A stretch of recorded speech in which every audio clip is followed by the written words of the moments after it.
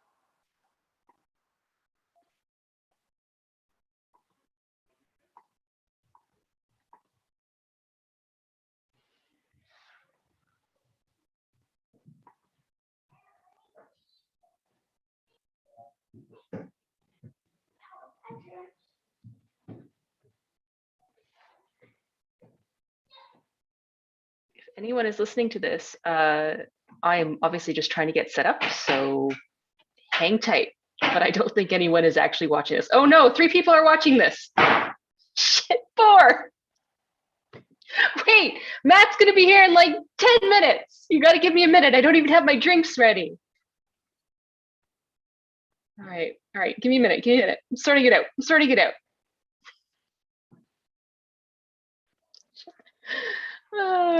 Okay. All right, here we go. All right, I'm sorting out. I'm going to create a post for subscribers with a link.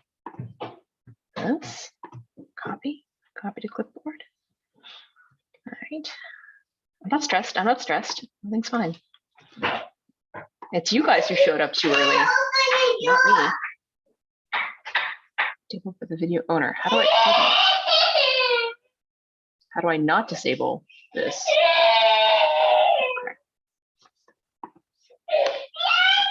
Okay. Very nice. Just by clicking here. Link.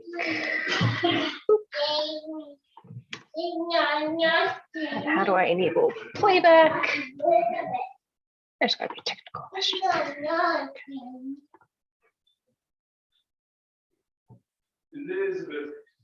Okay, if anybody is actually watching this and this counter is correct, please like put a comment in there somehow so I feel like I'm not feeling like an idiot right now. That would be highly appreciated.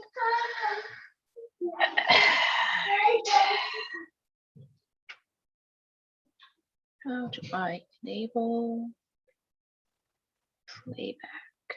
I'm sure this will be fine.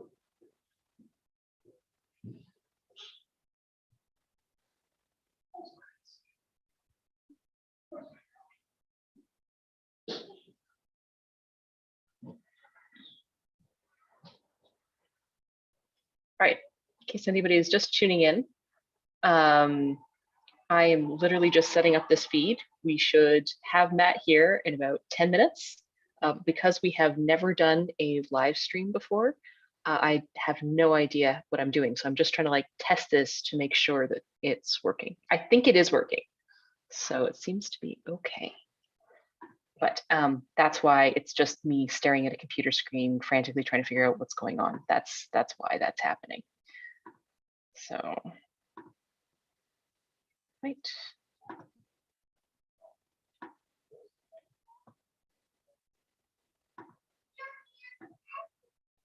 I'm just here. Okay, cool. I think that we are set up. So we've got our post all ready to go in the Substack so that when we are live, we're gonna have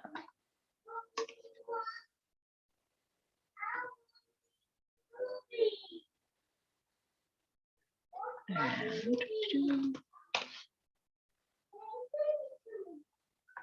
gonna send myself a test email to make sure that that works. And then I'm going to get myself a drink. Oh.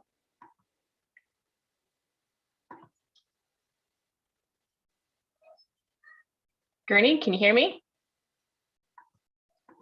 Gurney, you're muted here, bud. Oh.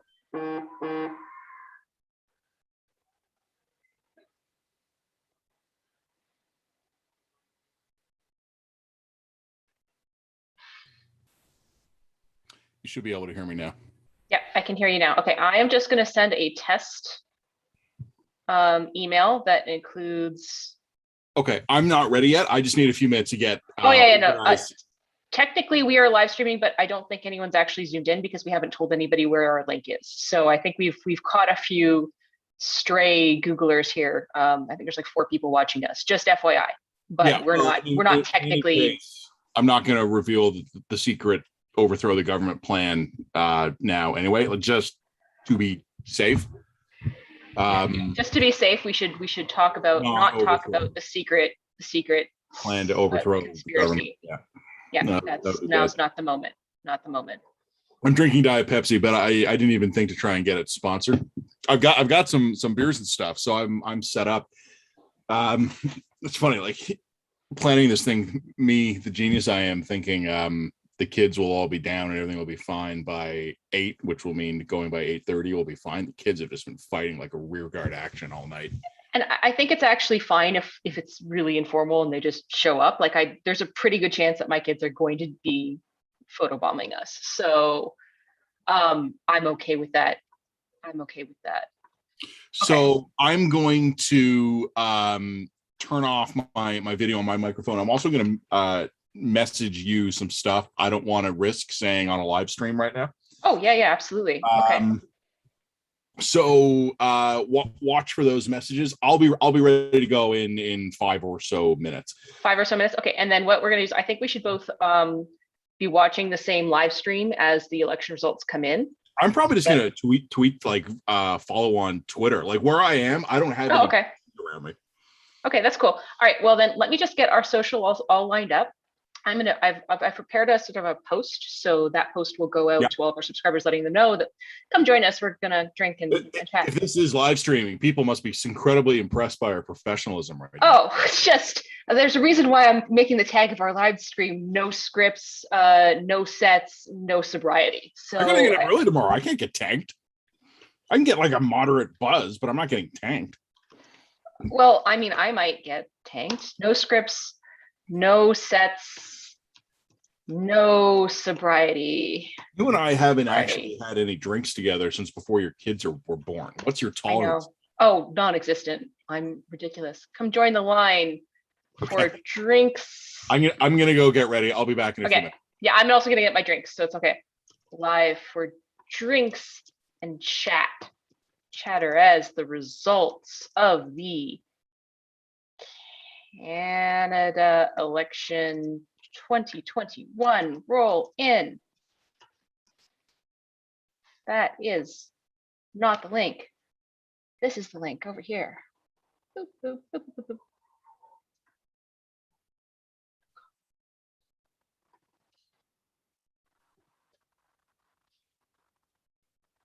Okay.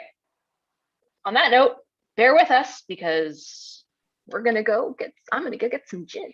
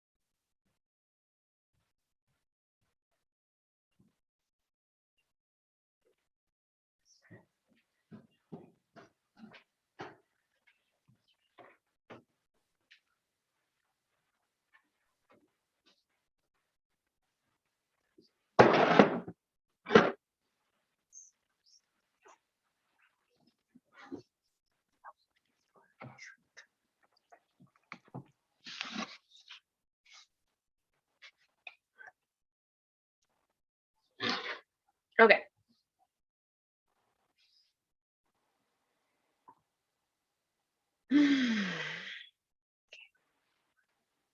Oh my God, there are 8 people watching now. You guys, you're early. What am I gonna do with you? This wasn't supposed to start until 6:30. It's 6:29 Mountain Standard Time. All right.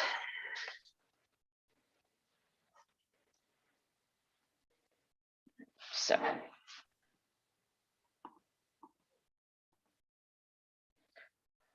right, Matt, I'm just going to go live right at 6:30. So in 1 minute. And then I will link this and send it all out.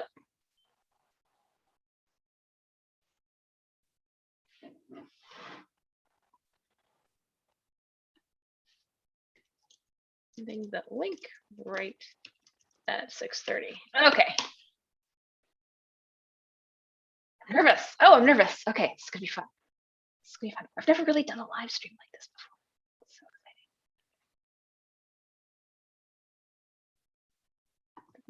exciting. My Zoom box is fine. True North, hi. Oh, hi. Thanks for not making me feel like a loser, True North. Appreciate that. Okay, so it is 6:30. That means we're officially on as of now, this exact moment. I'm going to send out the link. Okay, are you rehearsing or are we actually live? Oh no, we're actually live. Okay, that means I made it back. Like saying I'll be right back. I made it back with about 4 seconds to spare. Oh, perfect. Good timing. Okay, so I'm sending out the link right now. No scripts, no sets, no sobriety. Come join the line live for drinks and chatter as the results of the Canada election 2021 roll in. I have now sent the link out on our Twitter account, and I am about to send it out to our subscribers. So if you are one of our subscribers, look in your email box. You should be getting that. You know what, right Jen, now. what we did too? I think we have double posts going. Oh, do we? Yeah. Let's see. Oh. Did you start your own post as well? Oh, we're so professional, so organized. All right, where's your? Do you have like us in the stack? You've got your own post going. Oh, maybe. Hang on. See, I'm not. Here's the thing. I'm worried about. Ooh, you know what I can do? I know what I can do. Yeah. One of us should send one of these posts out right now. Is it you or is it me? No. I meant. I wonder if we have multiple YouTube posts. But you send it out. And if people are watching right now, behold, two professional journalists. Two professional journalists who are definitely really, really good at television. This is where we're meant to be. Okay, publish. We are live for the world to see. Send to everyone now. All right, let's hope that works. Well, I mean, we already have people watching us who've been. We already have people watching us. Oh, you're committed. Good fans. All right, Matt. Because we're starting. So Jen, let me ask you before. Sorry, and to everyone watching right now, let me ask Jen the all-important question here. I just stay in. You figured the tech of this out. I set up the YouTube channel, but you figured out this. So I just stay in the Zoom, right? Yeah, we stay in the Zoom. So basically, everything we chat in the Zoom automatically now gets broadcasted live on YouTube. So we can now invite other people into our Zoom, and it will then be live, which we're going to do. There's a couple of surprise guests that I have invited to our I don't know anyone other than you. So. No, that's fine. We all know that I'm way more pleasant and my world has gotten anyway. Small since COVID started. Are we, Jen? This is something again we could have rehearsed if we were moderately competent. Are we going to take any interaction in some form? Should we get a hashtag going or something? Or you know what? That's up to you. I don't really think about this. I'm just sending our link to our live stream to some people who I might wish to invite to join. So that's really great. So I think really apparently our static image on the line's feed, like it shows the live stream. It's just a photo of that door that you're currently blocking. So it must have done like a screen cap. All right, well, let's get started, I guess. Hi, ladies. Roll with it. Good evening. All right, we haven't even started drinking yet either. So just in case anybody was wondering about that. Okay, well now somebody warns us that one of us should get our preteens to run tech support, and I'm just gonna warn you all. Yeah, and also I'd like to all point out to all of you people that I wish we had preteens. Like, we are much younger than that. My eldest is 5. He's not going to be of use to us at this exact moment. My eldest is 8, and she probably would be, but she was a little evil tonight, so we put her down in bed early. All right, well, I mean, I guess it's just time to start actually pulling up some data here. Wait, but no, Matt, you're way ahead of yourself. Before we get into anything, we have to start talking about what we're drinking. Oh, You know what? I've got a few different beers. I'm going to start with the Beck's, which is German, I think. There used to be a restaurant in downtown Toronto. The only place I knew of it in Toronto where you could get this on tap. It didn't survive COVID, and I was just at the grocery store today. And we Ontarians, as incredible as this may seem, can buy beer in a grocery store right now. Like this is like just a quantum leap forward. And I saw amazing society hasn't collapsed. All right, we'll get a Beck's going. And because I'm not a barbarian, normally I would just swill from the can, but I actually have a proper dimple pint glass tonight, so I'll pour that out now. Well, I will. You pour, and I will take that opportunity to explain that my first beverage of choice is Confluence Gin. I'm a big fan of local gins, and we actually have some wonderful local gin distilleries here in Calgary. This is the Confluence Distilling Company of Calgary, Alberta. It got silver in the Canadian Artisan Spirit competition, and it, as you can see, is a very lovely and feminine shade of pink. So I'm going to start with that, and then I'm going to go into whatever the hell my husband brought home for me today. What do you guys have for dinner? Do you have pizza? Okay, so this is also another little thing. I ordered barbecue from the Prairie Dog Brewing Company, and it was supposed to arrive before I started this live stream, and it didn't. So you're going to be tearing into ribs as we entertain the people. Basically, well, I'm warning you that this could become an ASMR video real quick. I was explaining to my kids tonight, the reason we ordered pizza tonight is because typically under-resourced, cash-starved newsrooms have just relentlessly cut back on any frill that they provide the grunt workers. But one of the things I think there would be a revolt across the land would be election night pizza for those who work late in the newsroom, in the radio rooms, in the TV production areas. It would always be not great pizza either. It would never be like the really good local pizza place. It would just be something where you could order like 20 pizzas and get a bulk discount. My kids didn't care. Like they were just happy to get the pizza. But I don't work in a newsroom anymore. I did for a long time. I work with you. I host a radio show. I do it from home. But most journalists right now are cut off from their newsrooms because of COVID. So the pizza had to be at home these days. So Adam Clark is now asking us a very sensible question that we should have an answer to, and that is, where are we watching the live results? I think that we should all sort of try to tune in as much as possible to the same live result feed so we can be talking about the same things. What do you think about that, Matt? I guess I was thinking that I would watch results on Twitter, but if you have a live stream, the problem is we're going to have mic feedback if we have an actual audio stream going. So I'm thinking because I've got headphones, so I can listen to the live stream. It will come through my headphones. It won't go out through my microphone, so we shouldn't get feedback. I don't think we'll get feedback. All right, well, give me 10 seconds here. I'll get the headphones going. Oh, yeah, one of us can watch the live stream and not the other one. So Canada. Okay, so I think I'm going to start with CBC's live stream.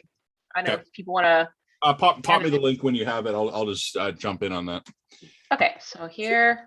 And while we're doing that, Jen, I will mention, and I don't say this to be dramatic at all. I was tweeting about this earlier. I don't know if you saw this. For the first time ever, I encountered difficulties voting today. Okay, so we will talk about that, because that actually could be a thing that is something we are going to have an impact. Okay, so I can hear the CBC live stream. Can you hear it? No, I can't. Okay, but I'll get that stuff. Okay, so that's perfect, because that means I'm getting a little bit of a feed here coming into my ear. Here, I'm posting it to the chat, so if anybody else wants to follow, they can just what chat? On the YouTube channel chat? Yeah, so global is better. Yeah, we'll probably be switching back and forth between global and CBC. So just start with CBC for now, and when it annoys me, I'll switch back to global, and when it annoys me again, I'll switch back to CBC.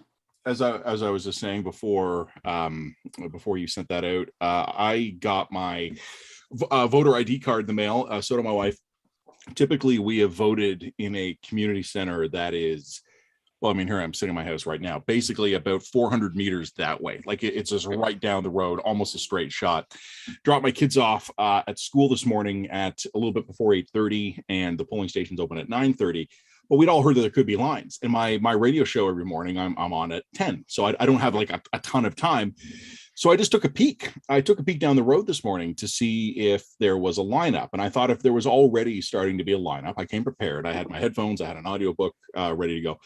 And I thought I would just take a look. And I looked down the road. Again, it's just a few hundred meters, totally empty, like not a soul in view. So I think to myself, well, all right, like they're not lining up already. So I went home. I took the dog for a little stroll, kind of killed time. Like election day for some journalists is actually quite boring. Nothing happens till about now. And then at like around Halloween on Buffy the Vampire Slayer. I'm sorry, I only deal in Star Trek pop cultural references. I'm sorry. That's fair. So around 9 o'clock, about half an hour before polling, again, I went over, I lined up, and I thought to myself, I'll just hang out. And there's a couple of befuddled Oh, Ken Bosenkohl's joined us. Ken, you gotta mute, buddy. Mute your microphone, buddy. Ken, can you hear us? Yeah, he can hear us now, but he's not. All right, I think he's waiting to be invited. Muted. So, what I did, there was just befuddled older citizens there, and I walk up, and they said there's a big sign on the door that says "No polling station here."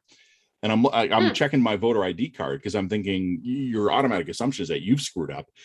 And I looked at it, and it's like, no, like the name of the community center was correct, the address was correct, but there's just this big sign taped to the window that says no polling station here. So me and a couple again of older residents around their senior years, I was the only one that had a smartphone, and I put in my postal code, and it said I was supposed to have I should have gone according to the website to the neighborhood library, which is not a huge deal, but it's a mile in the other direction. It's like a 20-minute walk. So I went, and I was able to vote, no problem. And I got back in time, but this is the first time in my life where I've encountered any difficulty voting in a Canadian federal election. I don't want to catastrophize this. Like, okay, so like I was mildly inconvenienced for about half an hour this morning. Who cares?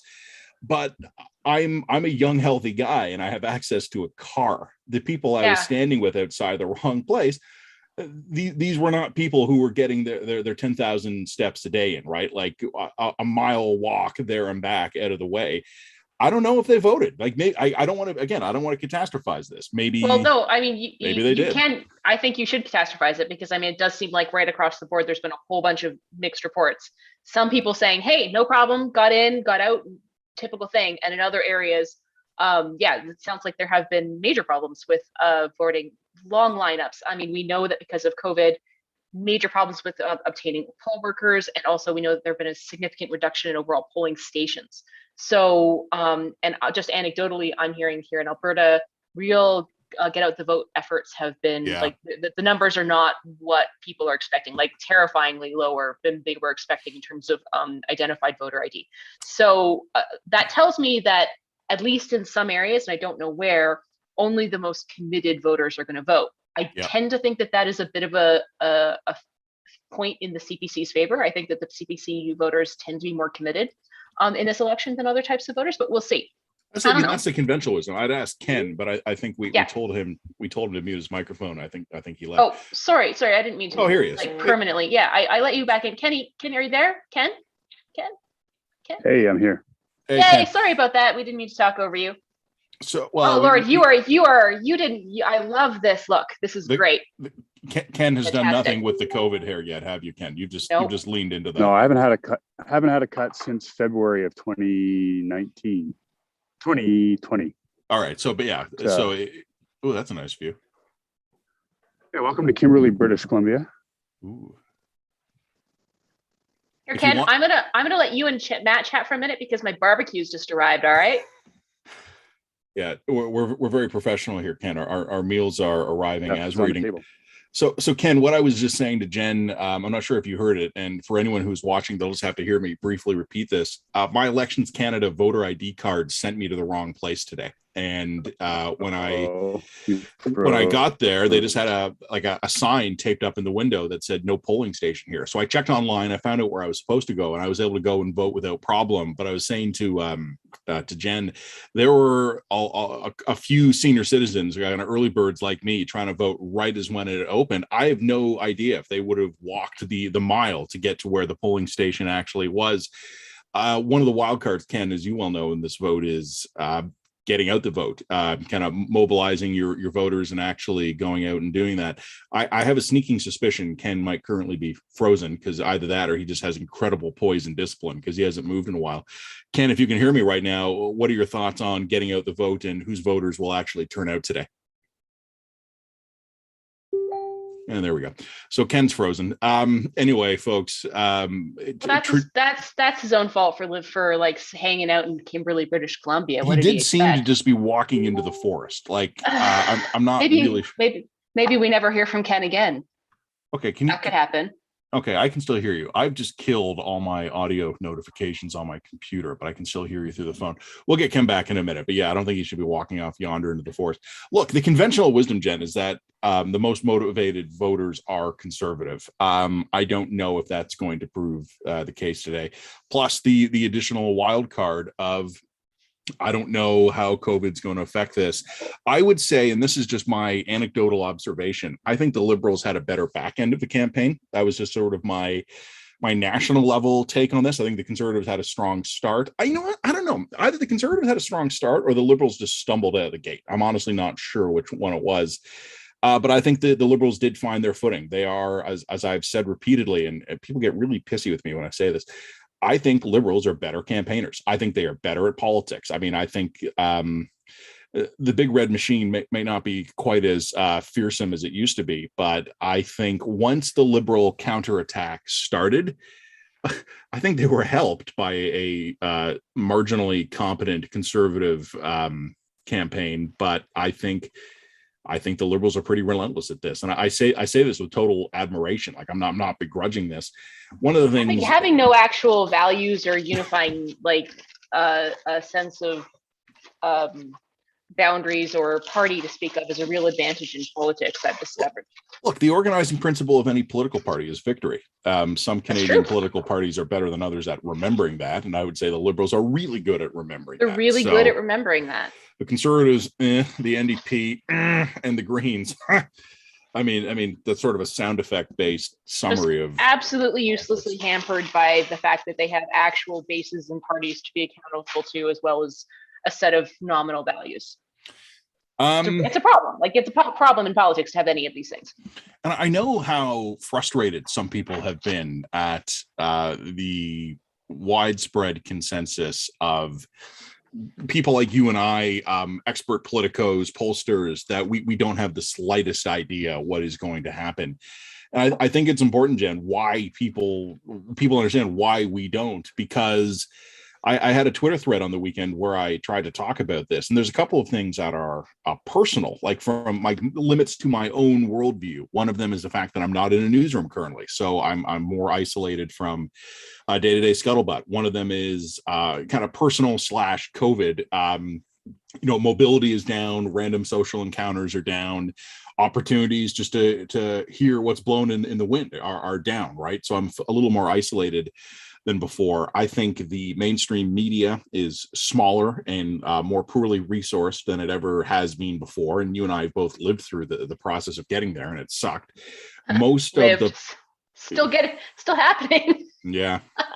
Most of the remaining kind of traditional media resources have been assigned to leadership campaigns or sort of top level national or local issues. Like, for instance, where I live in Toronto, your local Toronto stations for CBC, CTV, Global, et cetera, will cover local Toronto issues, right? But in terms of actually getting out there into the ridings, there's been efforts to do this, particularly in the GTA, because of how important the 905 is.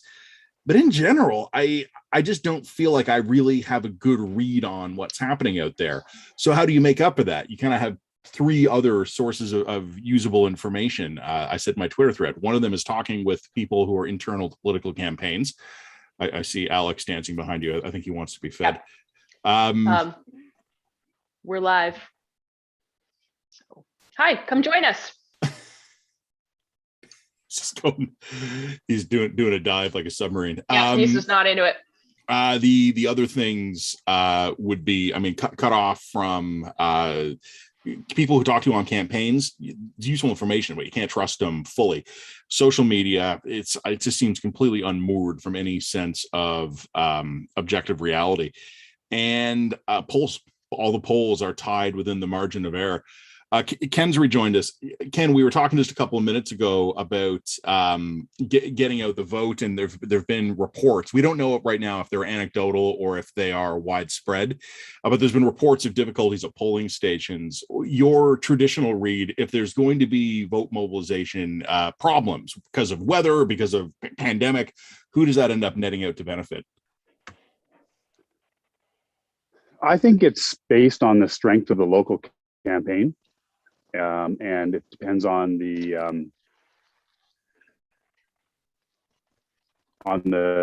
GOTV and the voter ID that's taken place thus far. I Conservative Party has done a few new things front this election. It looks like I'm frozen. Yep, you're kind of frozen, Ken. We're getting your voice, but we're having it. We're having your voice cut in and out, Ken. But we have this beautiful vista behind you, frozen, perhaps for all time. Technology is not Ken's friend today. Nope. How's your food though, Jen? Oh, it's fantastic. In fact, I was going to show this off to you, but like while you were chatting there, I was 100% asthmaing this video and shoving this beautiful tender rib into my face. Wait a minute. All I need to do is like show my feet, and this will become an OnlyFans video. It'll be great. Is it said asthma or is it ASMR? I'm not sure. I know exactly what you mean, but I just don't know. ASMR. All I know is that those videos really taught me. Okay, we should probably turn to some of the results and find out what's going on, eh? I actually haven't looked at a single result yet, so let's actually find out what's happening. Let's look at some results. Okay, where I am in Eastern time zone, it's 8:50, and Okay, so here's the thing. First thing I'm noticing, obviously we're running through the Atlantic provinces right now. 24 Lib seats and 9 Conservative. That's actually a pretty promising early showing for the Conservatives. If in order to get to a strong majority, I think that the Liberals would once again more or less need to sweep the Atlantic provinces, and doesn't look like that's gonna happen. Looks like we're also sort of inching into Quebec. Yeah, we'll only be getting the most Eastern returns right now. For anyone watching this, and this is me being a totally really professional, prepared journalist. Anyone who's watching this right now, want to pop me at Matt Gurney. If you have an online refreshable source for results, Jen is listening to results come in over audio. I could use something visual, guys. So if any of you watching right now, just pop me a tweet at Matt Gurney. Something where you're just refreshing either on a social platform or just a website that's going to bring in a lot of results. I've said this before, Jen, what Twitter needs is like a press pool, right? Like when you can, because right now I've got like 38 different journalists in my feed, each breathlessly tweeting about the same like 12 vote update to some rural Nova Scotia riding. Useful. So I don't care. No, it's just data overload. So yeah, the only thing that's interesting to me is hey Adam, sorry, my friend Adam just tweeted something nice about us. He had no useful information, but hey Adam. Hey Adam. Let's see if there's anybody in our feed who's got something interesting to say. Pretty sure it's ASMR, voting intention. People have to be motivated to vote. It's not asthma. Okay, so the consensus is that I totally screwed up on asthma there. That's a me thing. And thank you to Alex for sending me that live, refreshing thing. Thanks, buddy. Yeah. Oh, cool. CPC is showing a seat on the rock. Yeah, that's actually pretty impressive. I'm just saying, like, how many? I'm just looking at the updating feed now, though. I mean, are we talking about like three polls being in a riding of 400,000 people with 200 votes so far? Yeah, we're really early. We're early in the day. So, but yes, I am going to look for some. Did my husband send you a link? Yep. No, I got it. Okay, you got it. As always, I'm grateful to him for his links. Yeah, so am I. Oh, that sounded bad, Matt. God, he's listening. You better be careful. I meant like digital hyperlinks containing access to information on the World Wide Web. Got it. Can you send me that link as well? Because I would like to look at that as well as listening through the results coming in as Yeah, well. I'll send it to you in the chat window now. Okay, thank you. So what's actually interesting is that just for the audience here, we've never done one of these before. We wanted to see if we could actually practice one of these before, but nope, No, we you didn't can't have really time. practice this. Now, So we that being decided said, to YOLO this. I don't really think that there's ever been a problem for you and I to actually, how shall I say this, fill time, improvise. Yeah. Okay. Speaking with Jen, I'm sending you the link via the chat now. So Which chat? Our Zoom chat? Facebook chat? The Facebook chat. Facebook chat. All right. Too Yeah, much you is should get that. happening all at once. I'm overwhelmed. Well, this is what I was about to say. Like, if we had actually organized this better, I've never really understood people who have multiple computer monitors before, unless you're doing something very heavily graphics editing or audio editing, right? Because the ability to kind of drag stuff back and forth. But right now, it would be very useful if I had multiple screens going. So we do have these results coming in. You know, I'm so here I'm going to compound all the indecision that we were talking about before, how no one had any idea what was coming. And here, let me just completely add to the indecision. Not only do I have no idea what results are going to be tonight, like I just don't. I also don't know how much I trust any of these results, right? Because I don't know in any particular riding, and I'm not sure if we will actually have any information on this until later in the evening. I don't know how many outstanding ballots there's going to be per riding, whether it's advanced polls. My understanding is advanced polls will be counted very quickly, but the mail-in ballots might take longer. They might, but I'm looking at some of these Atlantic Canada leads, like Libs leading by 3,000 votes consistently. Like, those aren't close races, is what I'm seeing. So it's looking like the Conservatives are going to take a couple of seats in Atlantic Canada. That is actually a really promising early sign for them. If they had been totally wiped out of Atlantic Canada, that would be hard to recover from. Well, but you will both showing some promising move for them. Sorry, Jen, I didn't mean to speak over you there. I lost your audio for a second, then you came back. I was worried I had to throw myself into the void there. Ken, Jen, both of you guys will remember 2015. Ken, you're in the middle of eating. Give me a big nod. Were you active in 2015, or were you out of the federal game by then? So you were you were out. So you were just spectating it, like I guess I was. I was just sitting at home, and you were there. Okay, so you weren't involved, but you were present. Oh, we lost Ken again. In the war room in 2015. Oh, okay. So what I was going to say, I don't know what you guys were expecting, but I didn't really know what to expect in 2015. Like, I thought the Liberals were going to win, but I'm sitting at home and I had my pizza and my beer going, basically replicating the experience of tonight. And then the Liberals swept Atlantic Canada. And I went, whoa. Like, I mean, even though it wasn't a huge number of seats, the fact that the Atlantic provinces went solidly red and really quickly and decisively. And I didn't even think it was bad news necessarily for you guys, although it obviously wasn't great news. The NDP lost some really good, long-standing MPs when Atlantic Canada went solidly red in 2015 and did so decisively and quickly. Yeah, our internal polling then showed that we were in trouble at the beginning of the night. And when we saw the Atlantic numbers confirm our internal numbers, we knew it was over. The extent of how bad it was over, we weren't completely aware, but we knew it was over fairly early in the night.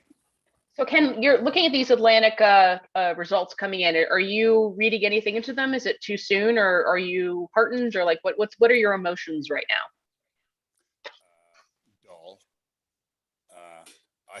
I don't read anything into these numbers quite yet. I would expect the Liberals to do well there, but I'd want to see. I mean, I think Quebec is going to tell the tale of the night more than anything else. And Atlantic Canada, I don't know if the Liberals aren't sweeping there.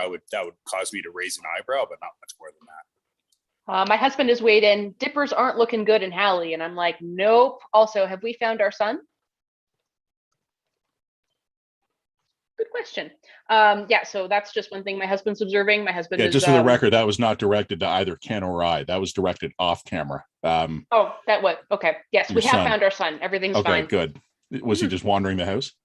Yeah, I think he was just wandering the house, and I was just like, my husband was like, "Do you know where our son is?" And I was like, "I'm half a glass into gin and doing a live stream simultaneously to watching the election. I have no idea where our son is. What did you cut that with? Because that was a hefty glass. Oh, a little bit of tonic. No, I'm not drinking straight gin. That would be a little much. That would be a little much. If you were, Ken, you and I were going to have to go. It's starting in about half an hour. It was going to be Ken and Matt carrying this thing all night long. Yeah, and me like on the with me with my head on the table, like crying and weeping and talking about my life problems. Like, just so you know, I get maudlin. Like, that's my drinking habit. I get maudlin 3 drinks in. So if I start to get really depressing, you'll know to cut me off. We have been joined by a special guest, Cave Giroux. Cave, you want to come say hi? Hello, how are you? Hello, very Hey, well. man. How are you? I'm doing well. The Oh, CBC you're- gets Jerry. The CBC gets Jerry Butts. You guys get me. I'm sorry about that. Oh, you're wearing a blazer and a shirt. That's you're adorable, man. I appreciate it. Thank you. Hey, I'll have you I'm know, I wearing the put on- shorts my wife has told me I'm no longer allowed to wear out of the house because they no longer provide all like the totality of necessary coverage. They're getting a little ratty in strategic areas. So, Kaveh, nice to have you on. The key question we're asking everybody is, what are you drinking? I'm a man of the people, so unlike Jen, who's drinking that fancy gin, I'm actually drinking some bourbon here. Yeah, I'm a classy bitch. What can I tell you? You are- You're a man of the people, but like a Classy bitch. man of the Southern American people. That's I had right, yeah. I had a bourbon phase, and then I realized a few months into my bourbon phase that I don't like bourbon at all. All right. Yeah, I get in on You're- the you're a drinking fool. thing because go for it, Yeah, bud. what are you drinking? yeah. So we are actually having a dinner with the parents of my oldest daughter, and we actually have a bottle of the wine that we served at their wedding. How many years ago now? 8, 9 years ago. So this That's is a cool. 2012 Burrowing Owl that we are enjoying this evening. Aren't you the because parents we of your are- oldest daughter? The parents of the husband of my oldest Right. daughter. Oh, there we go. Okay, thank you. So yeah, we're celebrating however many years it's been since they've been married, and of course they're not here, so that makes it even better to enjoy a really good bottle of wine because we don't have 100%. to You don't have to share. share. it with them. Ken, are you actually eating on this live stream? No, My dinner came late. I'm sorry. Wow, you told me it'd be not a very I thought- classy affair, but I we're- thought I was. Did I mislead you? it's like Kaveh, like we're going to be drinking and just like, I mean, I have an unopened bag of Fritos next to me. I mean, this is, see, you're going to hear it in a second. See, that's the cellophane of the unopened Fritos bag. No one can claim that they were sold a false bill of goods on this one. I got all dressed up for you, put on a jacket. I figured out how to live stream 3 hours ago. All right, and one of our commentators has already teased us for not having a pre-team to do tech support for us. All right, Yeah, I saw that. like it's no, I was supposed to order food like an hour and a half ago, and then I realized that I didn't actually press the button on DoorDash, so it arrived an hour later than I expected. Girls got to eat, and if I don't eat, I'm gonna be a mess by 9. Like, come on, Fair enough. give me some slack. All right, what's happening? Do we have any more results? I'm just looking at it now. The votes are coming. I mean, the Quebec numbers are very low. Not much coming out of Quebec yet. We're still looking mostly at the Atlantic. Liberals leading or elected in 24, Conservatives leading or elected in 9. But we're just getting those Quebec returns now, so that's coming out of Atlantic Canada. Vote tally. Not wildly off. Yeah, you know what? Jen, you'd mentioned your husband had chimed in. The New Democrat. I mean, I'm not an expert in Atlantic Canadian vote weighting, so I don't want to pretend I am. The New Democrats are way behind. And one of the numbers that I'm going to be watching, and Ken, you had tweeted about this a bit. I've been working with John Wright of Mayor Public Opinion recently to try and figure out what the hell is going on with the PPC, if anything is going on with the PPC. They're getting numbers here, but right now they're at about 1/10, slightly over 1/10, the Conservative number. Now, I don't know if that's going to be a foreshadowing of the night to come or if this is an Atlantic Canada effect. I'm honestly not sure. I mean, wait 2 hours. We'll find out. Yeah, I mean, the issue with the PPC here is because it's a party with almost no track record. I mean, the previous election, they only managed to generate about 300,000 votes and 1.6% of the total votes. And we've also seen an extraordinary upswing in their growth in the last really 4 weeks. So the problem is that it's almost impossible to try and figure out or to develop a workable voter model to understand how many of those people are actually going to, cast a ballot. Two things that are operating against them here is that, firstly, I think that the voting has been consistent on this point. We're talking about people who are, for the most part, not consistent sort of participants in the electoral system, people who don't vote regularly. Maybe they vote conservative, maybe they vote liberal on occasion, but they're not super clued into the political system. And then also they tend to skew younger. So people who don't vote reliably every election and people who skew younger don't tend to show up to vote on election day. So will their enthusiasm gap overwhelm that, or whether or not we're talking about another, 1-2% of the total votes that just massively underperforms their polling, I think is a really interesting question. So that is one of the things we're watching. I don't know. I'm not going to guess anything. No idea. I see Ken's taking the party up a notch. He's pouring himself a glass of milk. Oh, Jesus, making us look bad, Ken. Come on. Come on. I see. So when it comes to the People's Party, look, I've been trying to figure out the last couple of weeks who these people are, as Jen had said, kind of a demographic profile of a PPC supporter. Also trying to figure out who what they believe, kind of their attitudinal beliefs. And we're going to have, Jen, we're going to publish more articles about that, but I just need more time on it because those results are still coming in.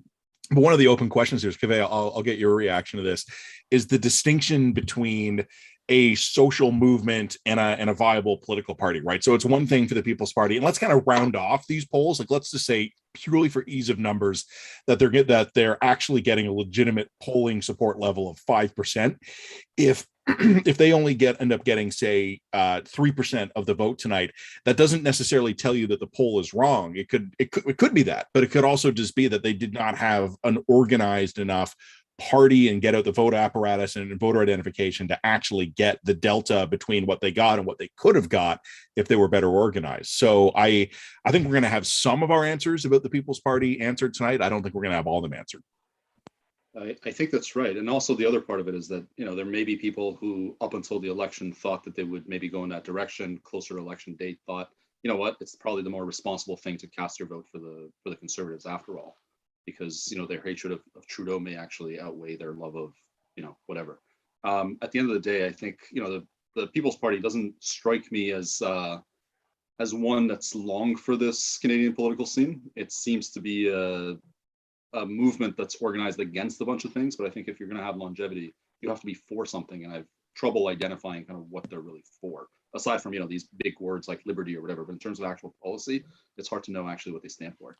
Yeah, I mean, Ken, as I'd written a column last week, it seems to be right now a party that is sort of had consistently been organized around not so much principles so much as slogans, or a very easy kind of, we described in one of our columns recently as kind of a pseudo libertarian blend of buzzwords and policy ideas, but not even as anything so much as a policy proposal.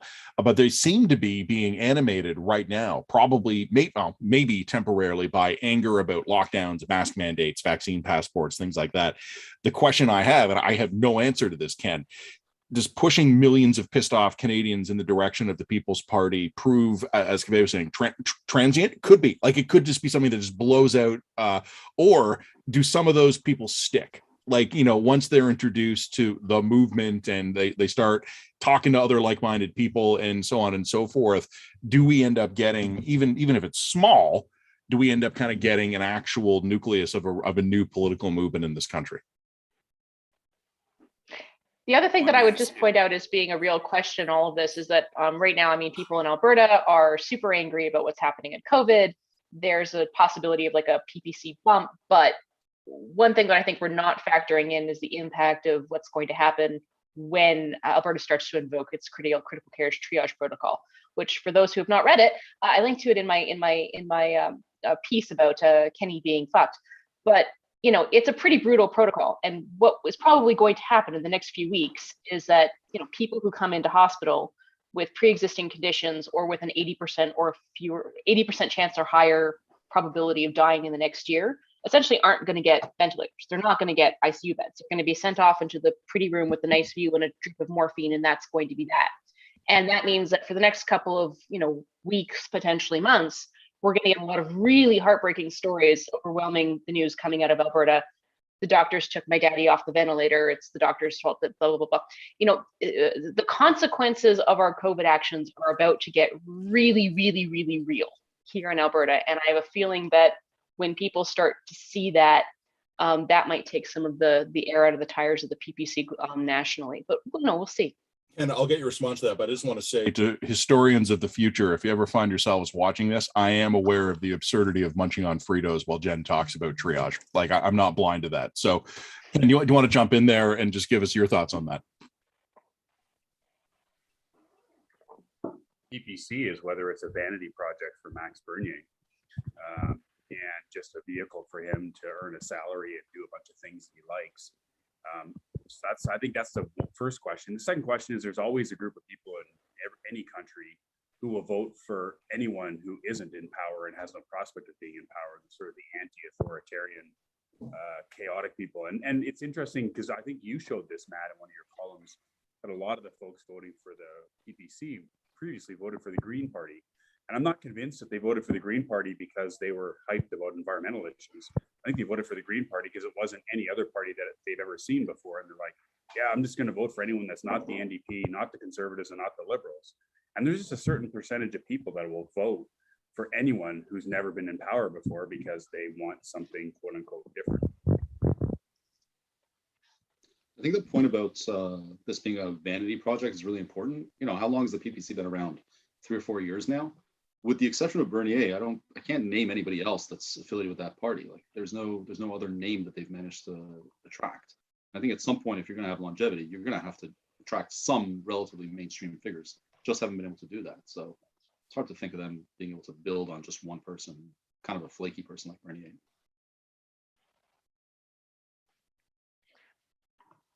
Sorry, we're gonna have to figure out our muted microphone situation here because we're seasoned broadcast professionals. Kevin, I mean, this is their second election, and obviously the genesis of the party had come before the 2019 election.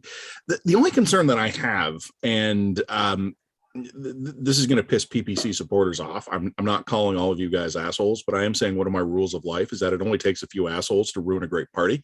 So just, the fact that they're numerically small and may not have much staying power, purely as vote spoilers, they could be complicated. I mean, the one thing I will keep stressing, though, and this is something I've hammered in my columns again and again and again, there is this lazy idea that the PPC is like the kookier adjunct of the Conservative Party.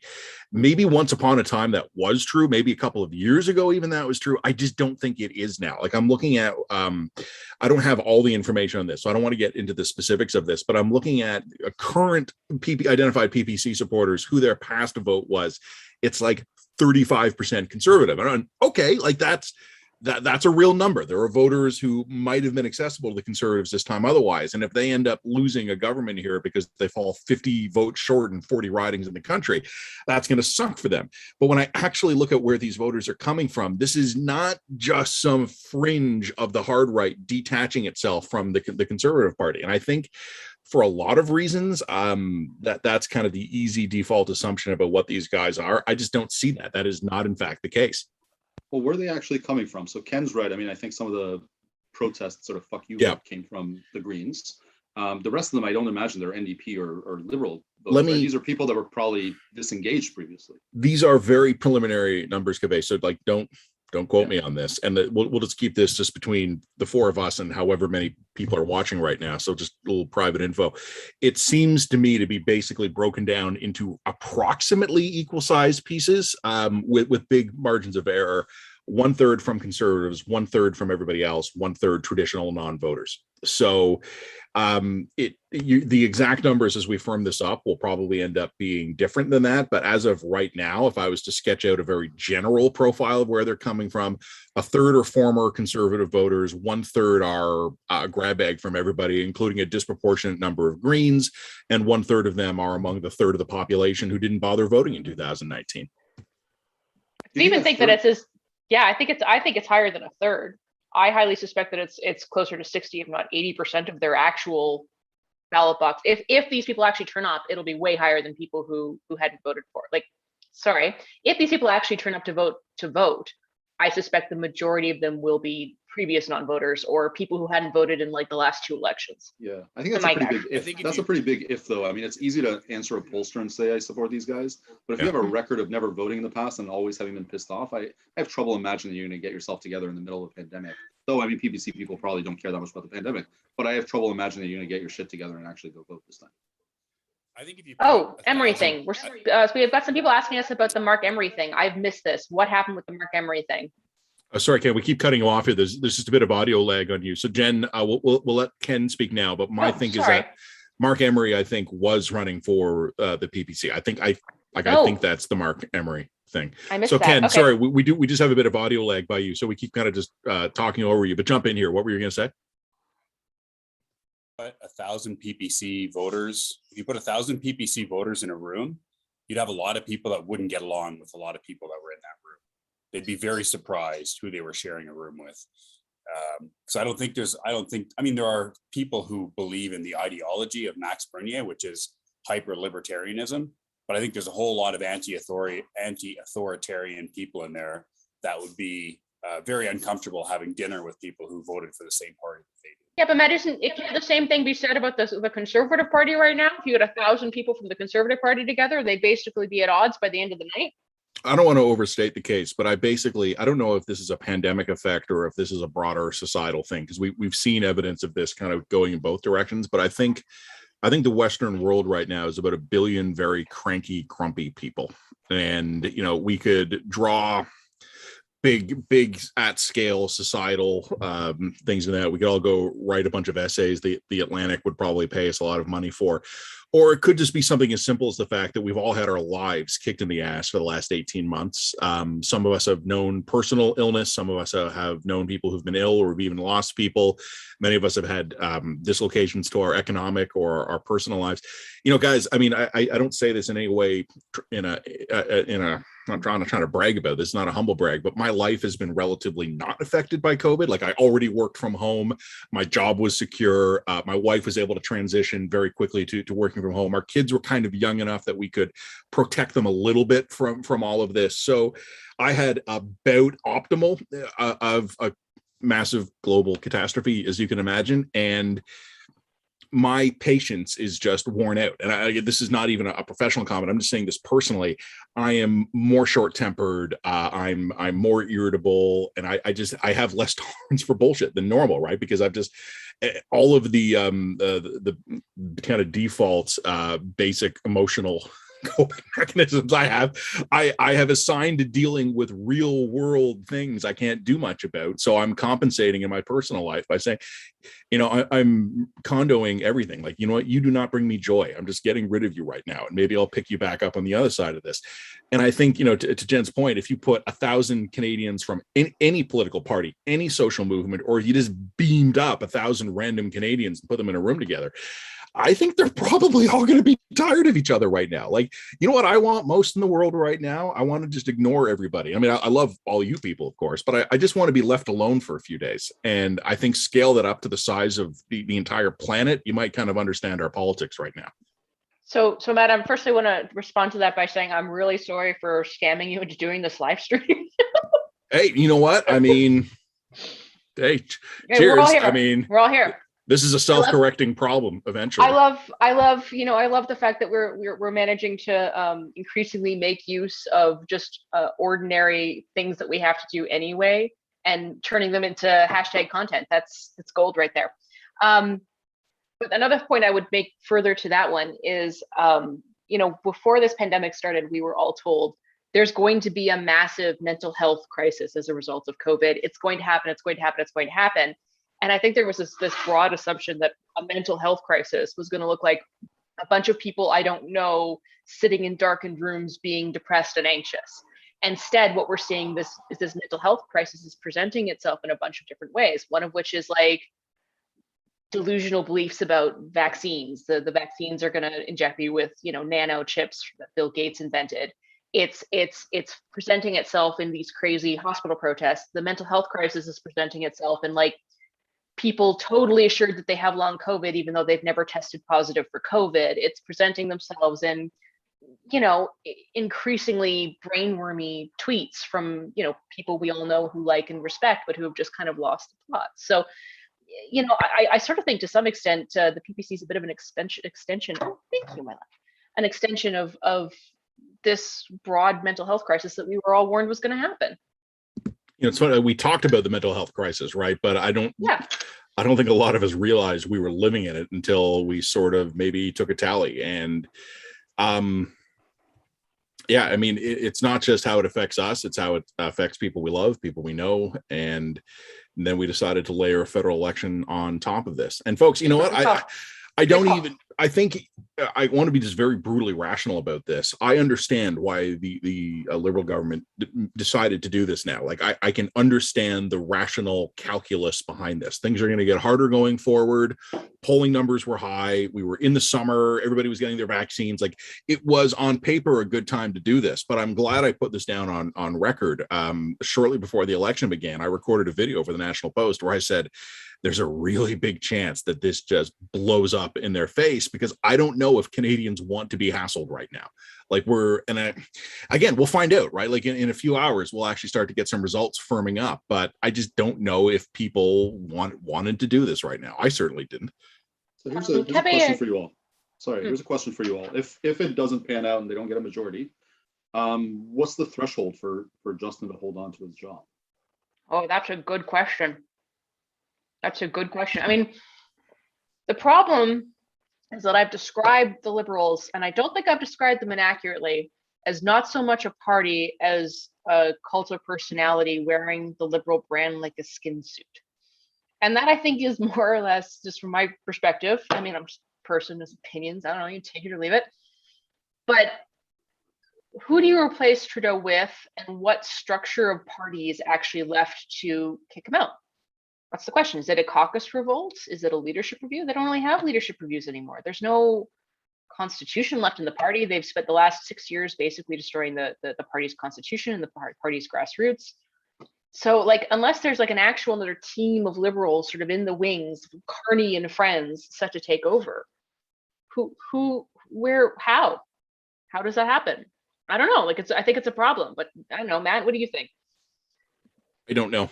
And these are the kind of incisive, declarative answers all you guys are here for. Why you're here.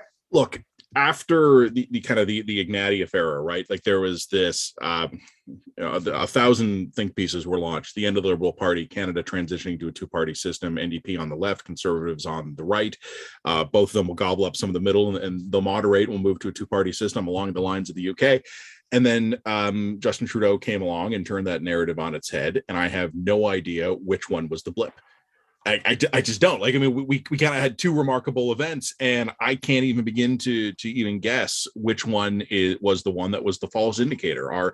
Were the Liberals never as badly off as they seemed, and all they needed was a shot in the arm of charisma and celebrity and star power to bring them back? I don't know, maybe.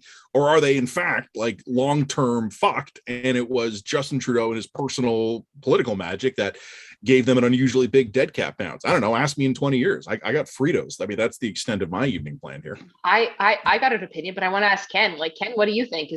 Are the Liberals in deeper shit than they appear to be at this moment? No, the Liberals are not, but Justin Trudeau is. Okay. He took a big gamble on this, and I think he actually will take a walk in the leaves because there will be snow when this is over. And he will take a long walk in the leaves, and he will decide whether he wants to continue with whatever minority comes out of this, whether it's a small minority for him, a small minority for the Bloc. That was a Freudian slip, and we can get into what I think is going to happen. But I think he's going to take a walk in the leaves, and only Justin Trudeau is going to decide when Justin Trudeau is going to leave. But I do think it's not beyond the realm of possibility that he will decide to leave, even if the Liberals form a weak minority. I think that they come back, they prorogue. He says he's going to resign. They have a short leadership race. Chrystia Freeland runs against Mark Carney and crushes him. And the Liberal Party goes forward with Chrystia Freeland as the leader in about 3 or 4 months. Yeah, Wild I card. mean, Sorry, Jen, if there Ken, I want to just an adjunct to that. Let's just game this one out. Let's say exactly that happens for the Liberals. Does Aaron O'Toole survive that for the Conservatives?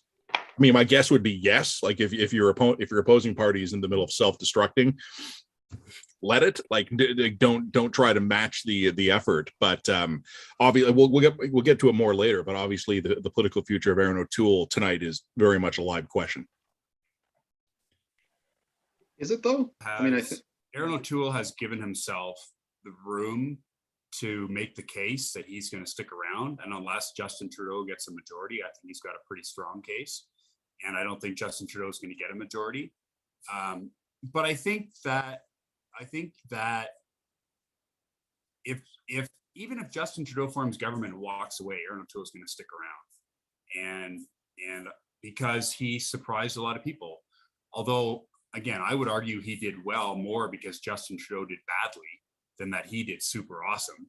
But still, you look at the results and you walk away and take those results, put them in your pocket, you make the case.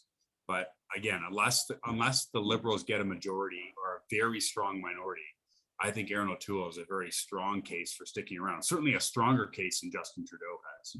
yeah, I think if you think about, what the world was like right before the writ dropped, I don't think it was a crazy gamble for Justin Trudeau to call this election. I mean, a majority was within reach.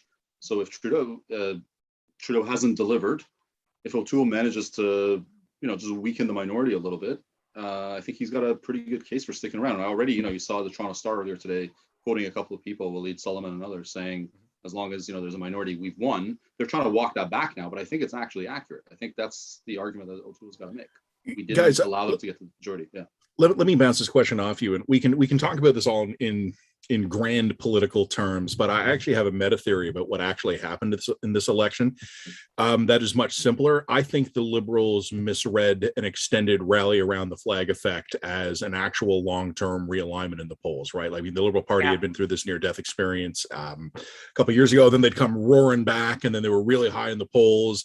The scandals of 2019 or earlier seem to be behind them.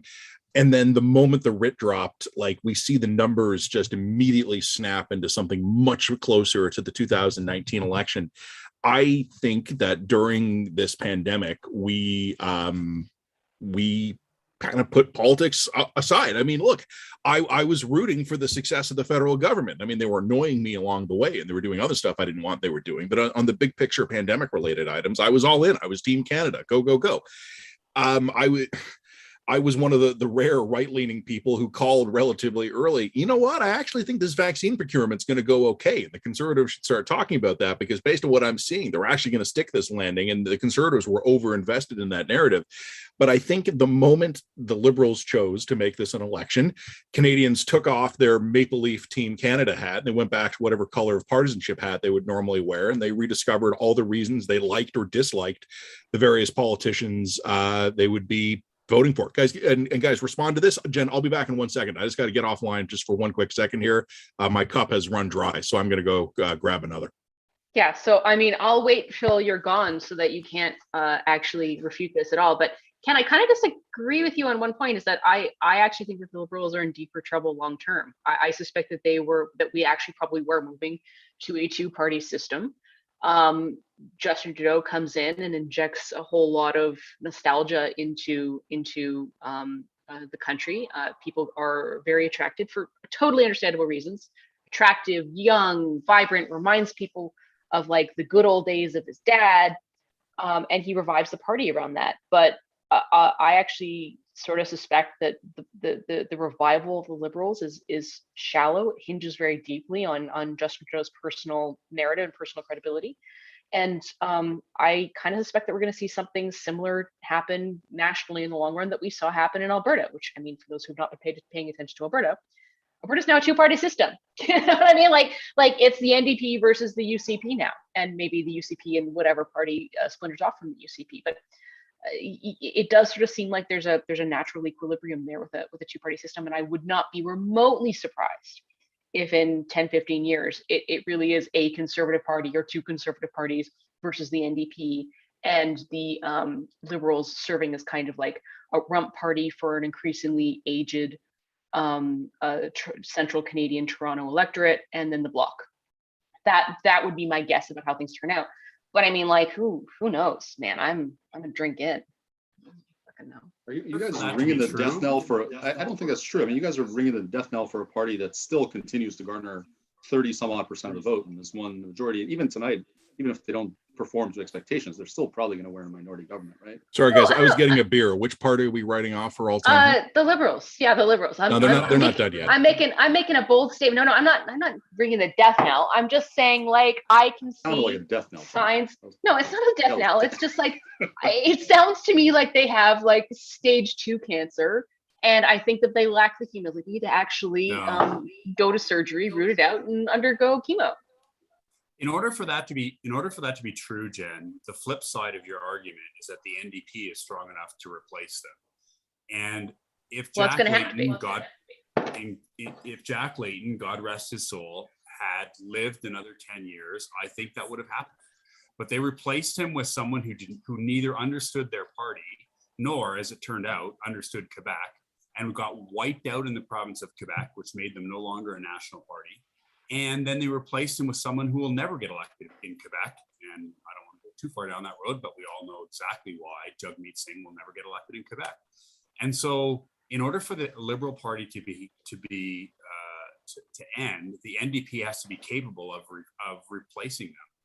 And I don't think they have shown themselves. They were on the path. They were on the path to replace the Liberals, but I don't think their leadership choices since then. And I would blame Mulcair for this. I would not blame Jagmeet for this, because he proved to be a decent politician, but he has other things that makes him unelectable in Quebec. And so I just don't see Liberals as being terminal, because I don't see the NDP as being able to replace. Can I circle back to something, and then I do have to jump off? Yeah, please jump in. Matt was saying something about rally around the flag and this and that. If that was actually the case, if that was the explanation for the numbers, would you not expect it to see the same at the provincial level? Like, would people not have rallied around Ford and Kenny and others? But that's actually not played out.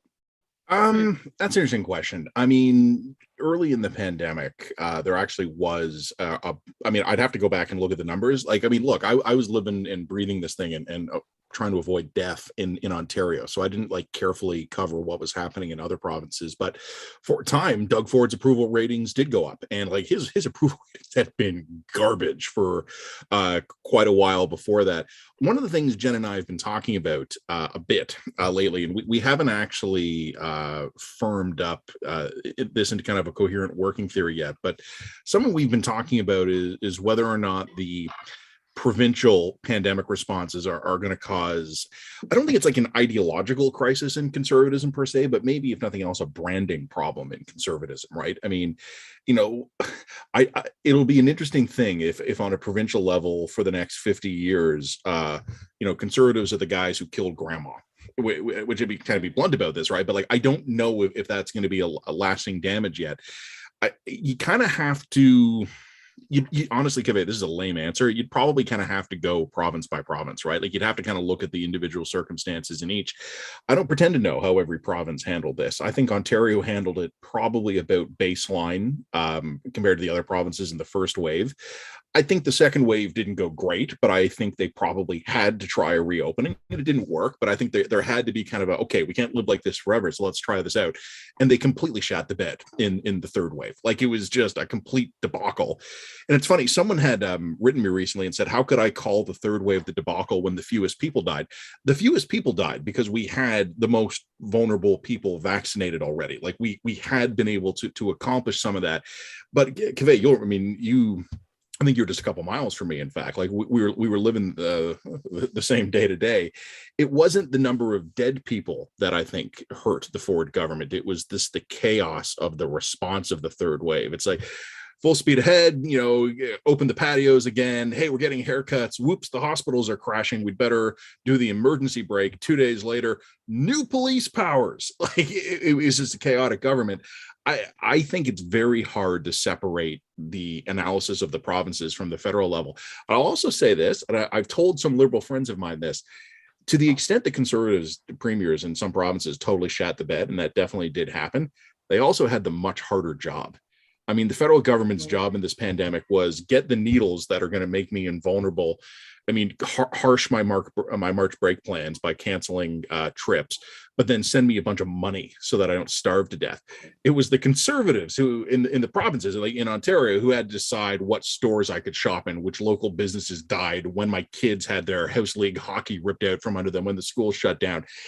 I think the federal government did okay within its sphere of influence. They had some real victories. They had some real defeats. I also think overall they had the much more palatable task. Fair point. And on You, that, you got a bail? You going to come back gotta- later after you have some more drinks? I don't know. We'll see. But Well, just What do you keep want to do? drinking and we'll just keep It's all inviting you. good. We'll just, All yeah, right. it's all good. It's all good. All right. cheers. Thanks, Quebec. Cheers, Thanks for coming everybody. on, man. all Cheers. right, bye-bye. Okay, so I'm out of mixer. This is an issue. I'm now straight gin, and I there was a time when I probably could have handled that, but I'm a 37-year-old mother of 2 now, so I think I need to get more mixer. Well, I mean, Ken, we've lost Cave, so we might have to grab one of those nice people sitting behind you and just throw them in as emergency pundit here. I don't know if they were expecting that, but I mean, we're just going to have to make do. So, guys, I just pulled up the latest numbers. These are again mostly Atlantic Canadian results. We're also starting to get some Manitoba, Ontario, and Quebec, so that's great. Really? What do you? Oh, okay, Yeah. yeah. Sorry, I was looking at the CBC. I'll go look at the. Oh yeah, there they are. Okay. Yeah, they're there. Okay, so Oh, there's not much out of Ontario. not much. yet. There's not much. It just means that they've started counting. That's all I'm noting here.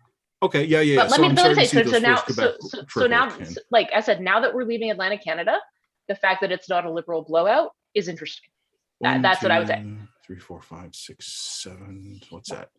3, 4, 5, 6. There's at least six votes, 1, 2, probably 7, maybe 8.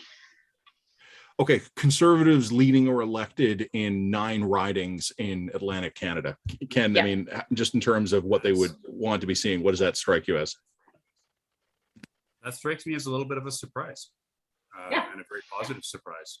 That I think that says the night's going to be more interesting than we expected, and yeah, that's a bit of a surprise.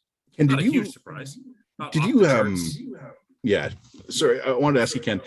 I have stressed to everyone who will listen to me, even people who won't listen to me and hit me with a court order, but I wasn't lying. Like I wasn't bullshitting people or trying to cover my butt when I was telling them the last few days publicly, in columns and videos on the radio, on Twitter. I was saying I have no idea what's going to happen. And if you asked me privately as well, I would look you dead in the eye and I'd grab you by the shoulders and I'd say, Ken, I have no idea what's going to happen. Like I wasn't feigning it at all. I had no gut feeling. I had no tickle at the back of my neck. I got nothing here. Where were you coming into this thing? I mean, did you even have a sense? I mean, I think you had tweeted some writing predictions, actually. I don't know if that was tongue in cheek or if that was actually your analysis. It wasn't a super tight analysis, but it was based on my sense that we're going to end the night with one party being able to decide who's the government, and that party is the Bloc Québécois. And I believe we're going to end the night with the Bloc having enough seats to either give the Liberals or the Conservatives the reins of government. And I think that will make life very interesting. And I think the gap between the Liberals and the Conservatives will tell a big story. I think the phone lines between the Premier of Quebec and the leader of the Bloc Québécois are going to be burning through the night and into tomorrow, depending on how long it takes to get results. But I think the Bloc Québécois are going to play an oversized role. And maybe it's because I came into politics in 1993 when I showed up in Ottawa with Preston Manning and we had 52 seats and the Bloc had something like 54 and they were the official opposition and it was a whole new crazy world. But I think we're going to be back. Now, of course, the Chrétien had a majority then, so it was different. But if the Bloc has enough seats to decide between the Liberals and the Conservatives, I think life gets very interesting for the next days and weeks. So that was basically my prediction. I predicted the Liberals and Conservatives would be tied and that the Bloc would have enough to put either party over the top and that the NDP, critically, the NDP wouldn't have enough seats to put either party over the top. And I think that it'll be a fun outcome, but I in my gut, that's what I think will happen. Guys, I just want to jump in here purely to say hi. We've been doing this for about an hour now. Jen Gerson, Matt Gurney, Ken Bosengool here. We're just this could not be a more relaxed way to spend your election eve. Jen has now transitioned fully to straight gin, so I'm okay, Jen. High risk, high reward, I guess. For the record, everyone just tuning in now, I've switched to Great Lakes Brewery. It's a local Toronto brewery. I've got the Canuck Pale Ale going, and I've only recently become aware, ladies and gentlemen, that we actually have comments coming in. So, Jen, do you have the actual YouTube interface up? Oh yeah, no, I can Okay, get that up for you. because you have that. Just to break the fourth wall here, folks. I think Ken's in the same boat. Jen has connected Zoom to our YouTube account, but I think Ken and I, correct me if I'm wrong on this, Ken, we're just using Zoom as an interface, right? So questions that are landing on YouTube, Okay, I actually don't see them. So I've pulled them up in my phone right now. So ladies and gentlemen, pardon me for neglecting you for an hour. I hope nothing unkind has been said about me, but welcome. We're going to stay with this for a few more hours. And now that I know that they exist, I will be watching for your comments, your questions, and we'll try to get some of them here on the air. Yeah, I mean, I would like to know, because my husband is commenting on this feed, and my husband and I are married, so he gets special privileges. He said, "I will die laughing if Justin Trudeau walks away from the unstable minority he created." Yes, I agree, husband. That would be hysterically funny. No offense to journalists, but hey, you can't really offend us. Nothing you can say possibly worse than every day of our lives. Yeah, no one who's left in this business is not dead inside already. So speak freely. No, I have no soul. Will Chrystia Freeland be the next Kim Campbell? Yes, I think that is the answer, because that is the funniest answer. Ken disagrees. Jumping. No, sorry, Ken. Ken, jump in there. Sorry, Ken was doing a panic, like no. So Ken, jump in. Okay, I'm sorry, Ken. Yeah, this is a longer, actually more interesting conversation, because if Aaron O'Toole survives tonight and we get, I mean, Aaron O'Toole's clearly done well for himself, but he's still, if you look up in the dictionary under middle-aged white guy, there's a picture of Aaron O'Toole. And Aaron O'Toole versus someone people are getting sick of, aka Justin Trudeau, is very different than Aaron O'Toole versus the first potential Prime Minister. And I think the Liberal Party, I mean, if they choose Mark Carney, Aaron O'Toole will crush him. But if they are smart, and the Liberals generally are smart, and choose Chrystia Freeland, I think we're going to have a very formidable politician on our hands. I've been in a room with Chrystia Freeland for an afternoon, and I found her very engaging and very impressive. And I think if she's the leader of the Liberal Party, she will be the opposite of Kim Campbell and do very well. And that's a big challenge for the Conservatives. And I want to ask you a question then, and this is me being cynical, which viewers of this live stream probably are familiar with if they've read me before. Part of me has wondered in recent years, I would say particularly during the Trump administration, but then also very much so during the Trudeau minority since 2019. We had a joke at the line once where there was just this website that was just like the Chrystia Freeland job generator, and it just kept throwing out new titles, and that she would just be immediately assigned to do them. And there were two possible reads on that. One of them was either total confidence in the abilities of Chrystia Freeland as being the most competent problem solver in the Liberal cabinet. The more cynical one was that Justin Trudeau saw her as a potential threat and rival and just wanted to load her up with so much work and so many potential grenades that could go off in her face that she would be limited in her ability to harm him. I actually have no particular insight into that. But in general, in my life, when I love something, I do not smother it to death with impossible tasks.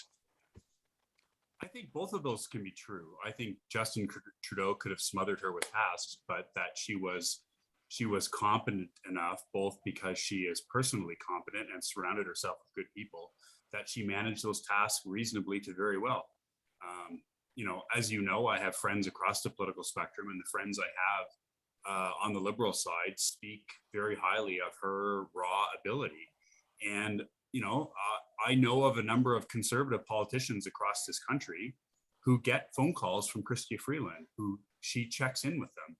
And they're not people you would expect. It's well known that Chrystia Freeland doesn't pretend, but she sort of has this aura of being from Edmonton. She was born there, but she does. If you ask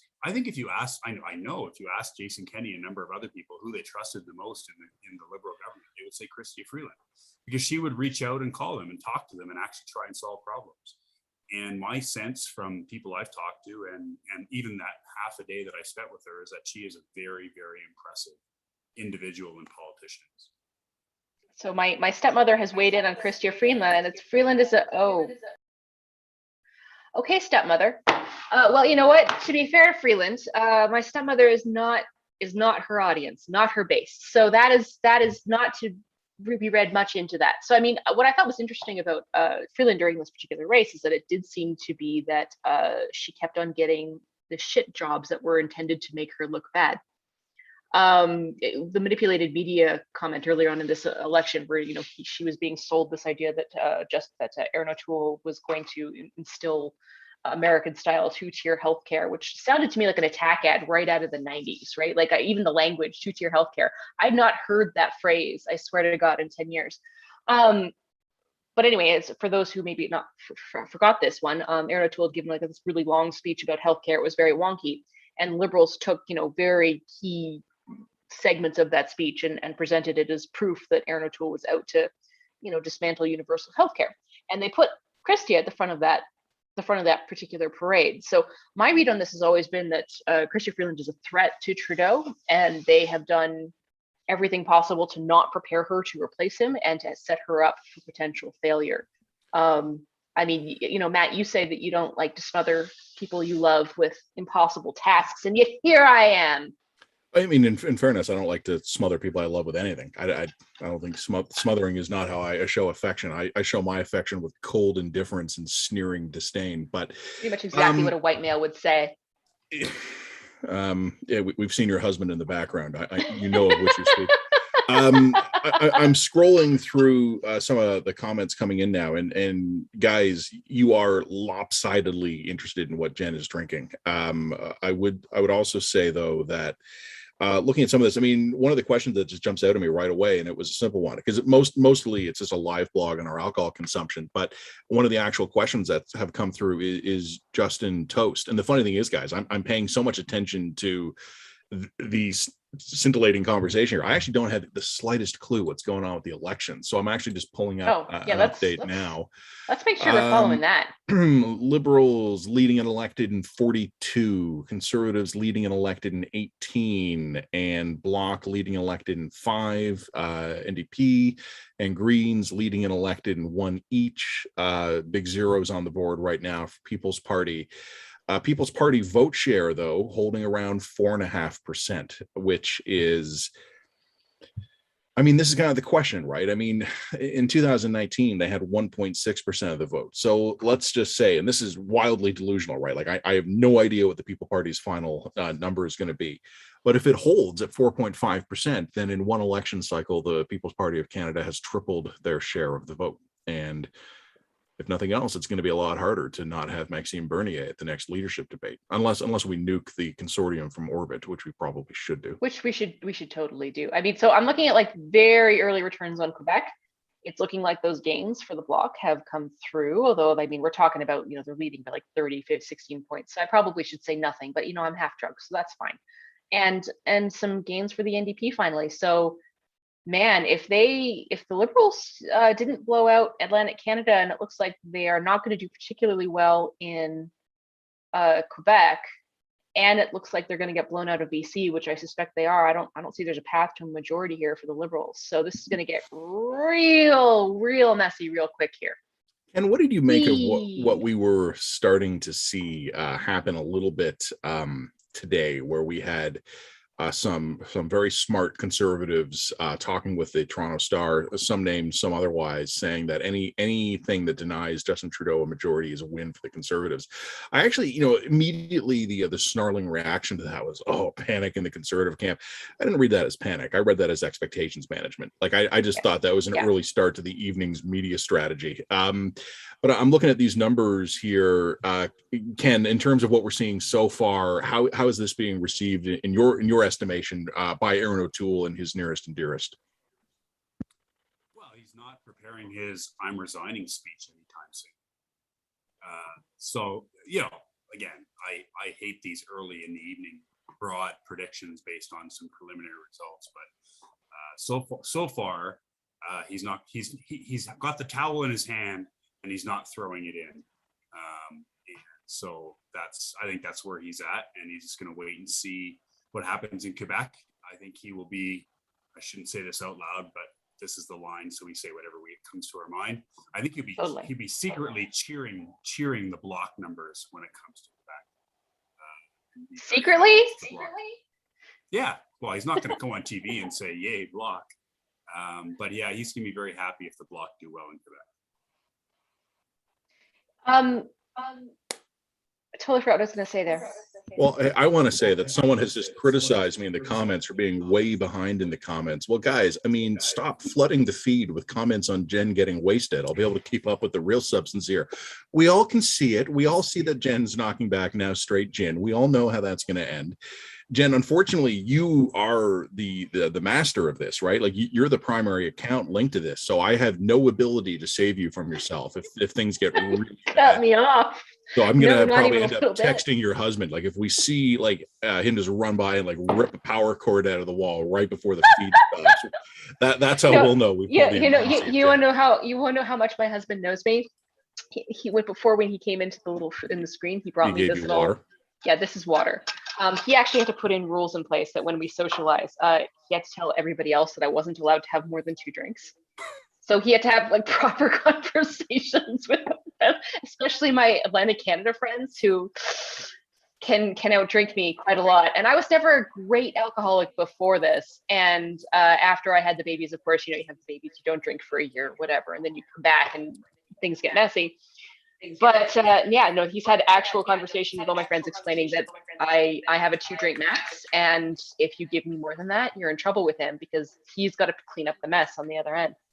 Michael in the chat, guys, had just asked about voter turnout, and I don't know. Like it's a great question. I just don't know yet. Like right now, we're still moving with moving numbers. Like they're all still going up. We don't know what the total number will be yet. And Michael was asking in the context of the People's Party. Michael, great question, man. I'll get back to you tomorrow when we actually have more of these things counted. Ken, you're going to drop off the feed for a couple of minutes, but you'll just rejoin us when you're ready. We know you got a dinner party going on in the background, so Ken will come back and join us in a couple of minutes. Jen and I will take it from here. Jen, you have been throwing surprise guests at me all evening. Because of our total and manifest lack of preparedness, I actually had no idea who we were having on. Do you have any other surprises, or is this going to be you and I for a bit, just chit chatting? I mean, I invited Miggy Champion to join us just because she's great and fun. But I mean, no, is there anybody else you want to invite? Is there anybody else who wants to come on who's interesting? I mean, who should we invite? Anyone can Twitter DM us, or if you know our emails, just pop us a line.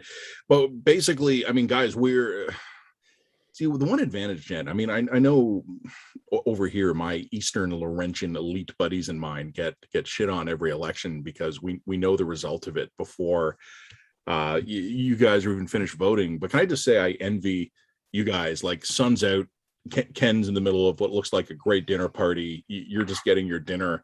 Like I'm not so lame that coming up on 10 o'clock, I'm already thinking of going to bed. But I mean, this might be, we keep talking about this could take days, right? Like it could take days. I don't know if it's going to take days, but it's probably not going to be an election where we have any real sense of how this evening is going until much, much later in the evening than normal. Although so far, I don't know. I don't want to overstate this because one of the things I'm wary about is the role the mail-in ballots are going to play. So I want to see how those get broken out on a riding level. And I think Elections Canada can do that, but I'm not sure if they can. I'm also not sure, even if they can, when we'll find that out. So let me just make a meta comment. I'm not seeing yet the makings of a strong Liberal victory, but I'm also not seeing some sort of surprise to the upside Conservative momentum. This might actually end up being kind of what everyone had been saying for a while, that this could end up looking like the generally similar or maybe reduced Liberal minority that a lot of us had been expecting. Yeah, I mean, that's the safest bet at this point. Although I would say something is that I have no trust of polling or pollsters whatsoever, which is a problem that is slightly hampered by the fact that I'm married to someone who works in that field. So you take that for what it's worth. But you know, I think so it's back in 2012 when I covered the election for Alberta. There was a lot of polling that suggested up to quite late, you know, that the Wildrose were going to take it. The Wildrose were going to take it. I remember an infamous Andrew Coyne column where they were like, unless the polls were terribly wrong, the Wildrose were going to be leading Alberta by the time you read this, kind of thing, right? And not only did the Wildrose not take it, but like the PCs just crushed them. And there was a lot of post hoc explanation of look, the pollsters really got it right. It's just like there was a last turn in the last 24 hours and nobody saw it coming and blah, blah, blah. And ever since then, I've been like, I think this entire industry is kind of full of shit. Essentially, it is and it isn't, but I think that the polling, particularly in Canada, suffers some specific drawbacks. One of which is just sheer lack of money. There's just nowhere near the same kind of money going into polling in Canada as goes into polling in the United States, and as a result, it's a much more uncertain game. And it just, I don't know, I just feel like I've been burned too many times by polls that were totally certain that we knew it was going to happen, and then they got it terribly wrong. And then there's always some post hoc justification about like, oh, this was within the margin of error, and blah, blah, blah. Now, the problem with this particular race too is like every outcome is technically within the margin of error. So, short of a strong conservative majority government, the pollsters can claim that they kind of got it right. And this is why increasingly as I get older, and I'm getting older, decrepit and haggard. That's just the gin, Jen. That's just well, no, it's not just the gin. Well, I mean, since the evening started, it's mainly since the evening. I've had one drink. Yeah, but it was like a water bottle full of straight gin. You're not even mixing it anymore. Yes, I actually did mix it with the water that my husband brought me. I'm sorry, I didn't mean to understate how classy you are when you start dumping the gin into the emergency water bottle. Yeah, there you go. What was I saying about polling? How I don't trust them? It doesn't matter. It doesn't matter. Look, Migi's arrived. Should we let her in? It would be a dick move to declare that she has arrived and not let her in. So yes, by all means, let her in. All right. Wonderful. Migi Champion, who's written for us for The Line, has arrived. Well, technically, I mean, she's available. The Zoom is loading now. Oh. Okay. I can sort of hear you, Migi, but you got to turn it up. Hey, Miggy, if you don't mind, you're listening to our feed somewhere. I think we're just picking up an echo. Can you kill whatever you're listening to it on? It's just we're picking that up and looping it through. Is that better? Yeah, that's totally better. How are you doing? I'm good. I'm just watching to see what happens with the NDP out here in BC. Excellent. So where exactly are you watching this election from? From Victoria, Lekwungen, and Saanich People's Territory. Cool. So what are your thoughts going into this? What are you looking for? I really don't want to see Justin Trudeau as Prime Minister anymore. Tell us why. Explain this to us. Well, I don't know if I mentioned I'm Indigenous, and I really feel like the Liberals have dropped the ball when it comes to water. Clean drinking water on reserves, and they're still fighting Cindy Blackstock's court case with Jordan's Principle. So, I feel like we're not, that Indigenous issues are only ever used as a political football to hurt the other people, and I'm tired of watching it. So, I voted NDP, and a lot of my relatives voted NDP too, especially after Jody Wilson-Raybould's book came out, and people got a glimpse of life behind the curtain there.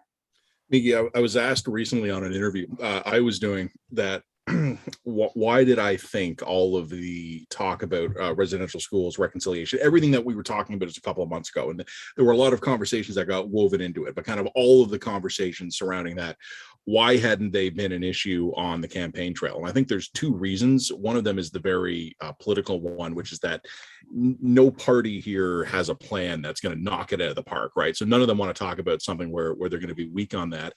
But I also think it was just part of it was because particularly for the incumbents, there is a degree of opportunism here where they talk about Indigenous issues, where there's an opportunity to look good, and they don't talk about it when there's not. And this is something where events outside of politics had forced it onto the national stage, totally appropriately as well. I was glad we were. But I didn't really expect it to have much staying power, which sucks. Like I wish I had something else to say here, but I'm just telling you kind of how I had seen this. I didn't really expect it to last as much as it did, partially because Canadians have a tendency of forgetting this stuff. It's partially because there's a whole hell of a lot happening in the world right now, right? I mean, this is competing with all the geopolitics and the pandemic. I can only imagine how frustrating that is for you, your friends, your family, your people. Yeah, well, I gave my vote to Jagmeet because I feel like he never drops the ball on our issues, and maybe it was a wasted vote, but that's the direction that I went.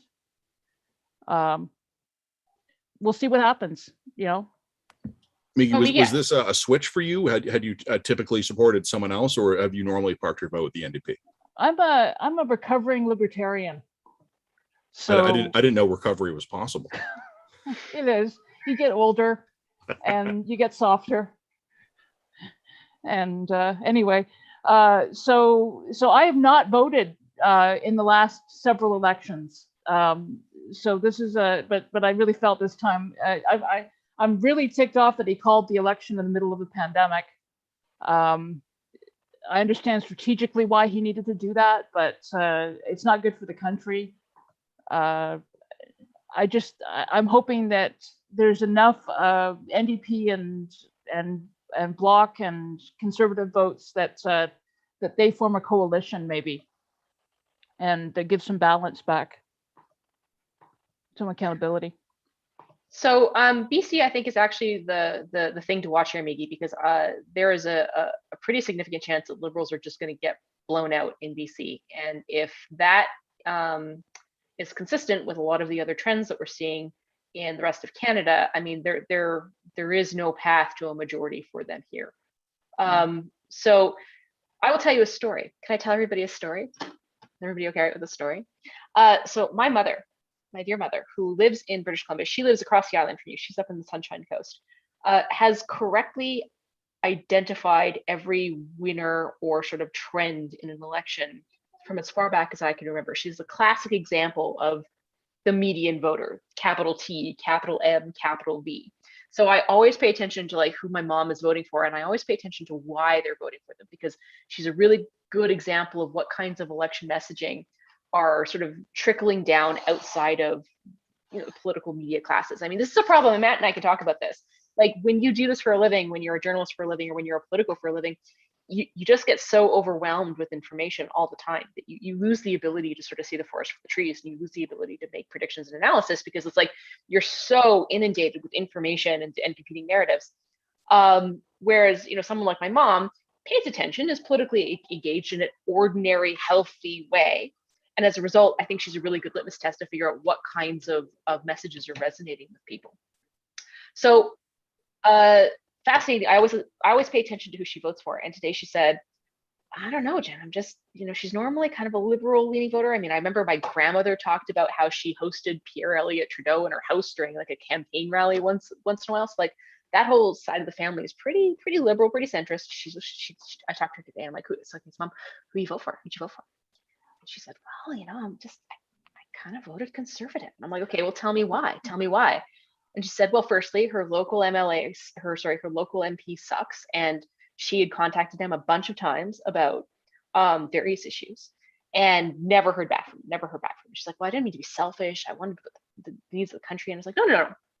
Bad MP is like fireable. Cut him out. And the other thing she said was she just thought that the Liberals and Trudeau were giving too much money away via CERB, and it was making it really, really hard for companies where she lived, which is a fairly rural area in British Columbia, to find people who will work for the fees that people can afford to pay them. So the end result was she decided to lean Conservative. She was nervous about the finances. She was nervous about that, and she just wasn't happy with her local her local MP. Sorry. So I thought that was just really fascinating. And to me, if that's indicative of where BC is going to go, and because she is the perfect example of the median Liberal voter, my totally unscientific mind thinks that it might very well be. I think BC could be for once the deal breaker in this election. And wouldn't that be nice for them?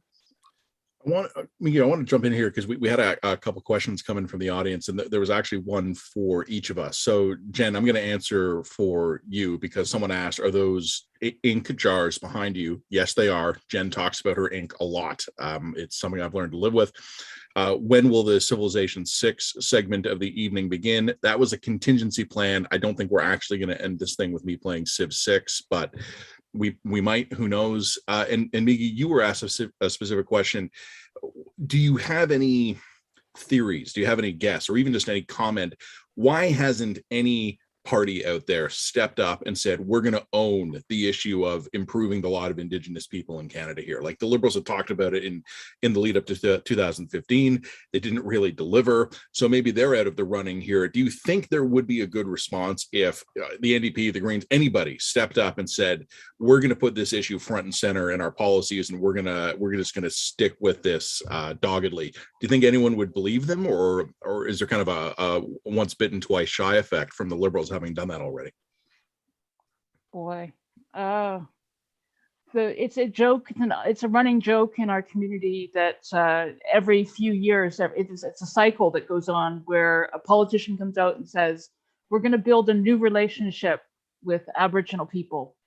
I've been paying attention to politics for 25 years, and I think it's now Paul Martin.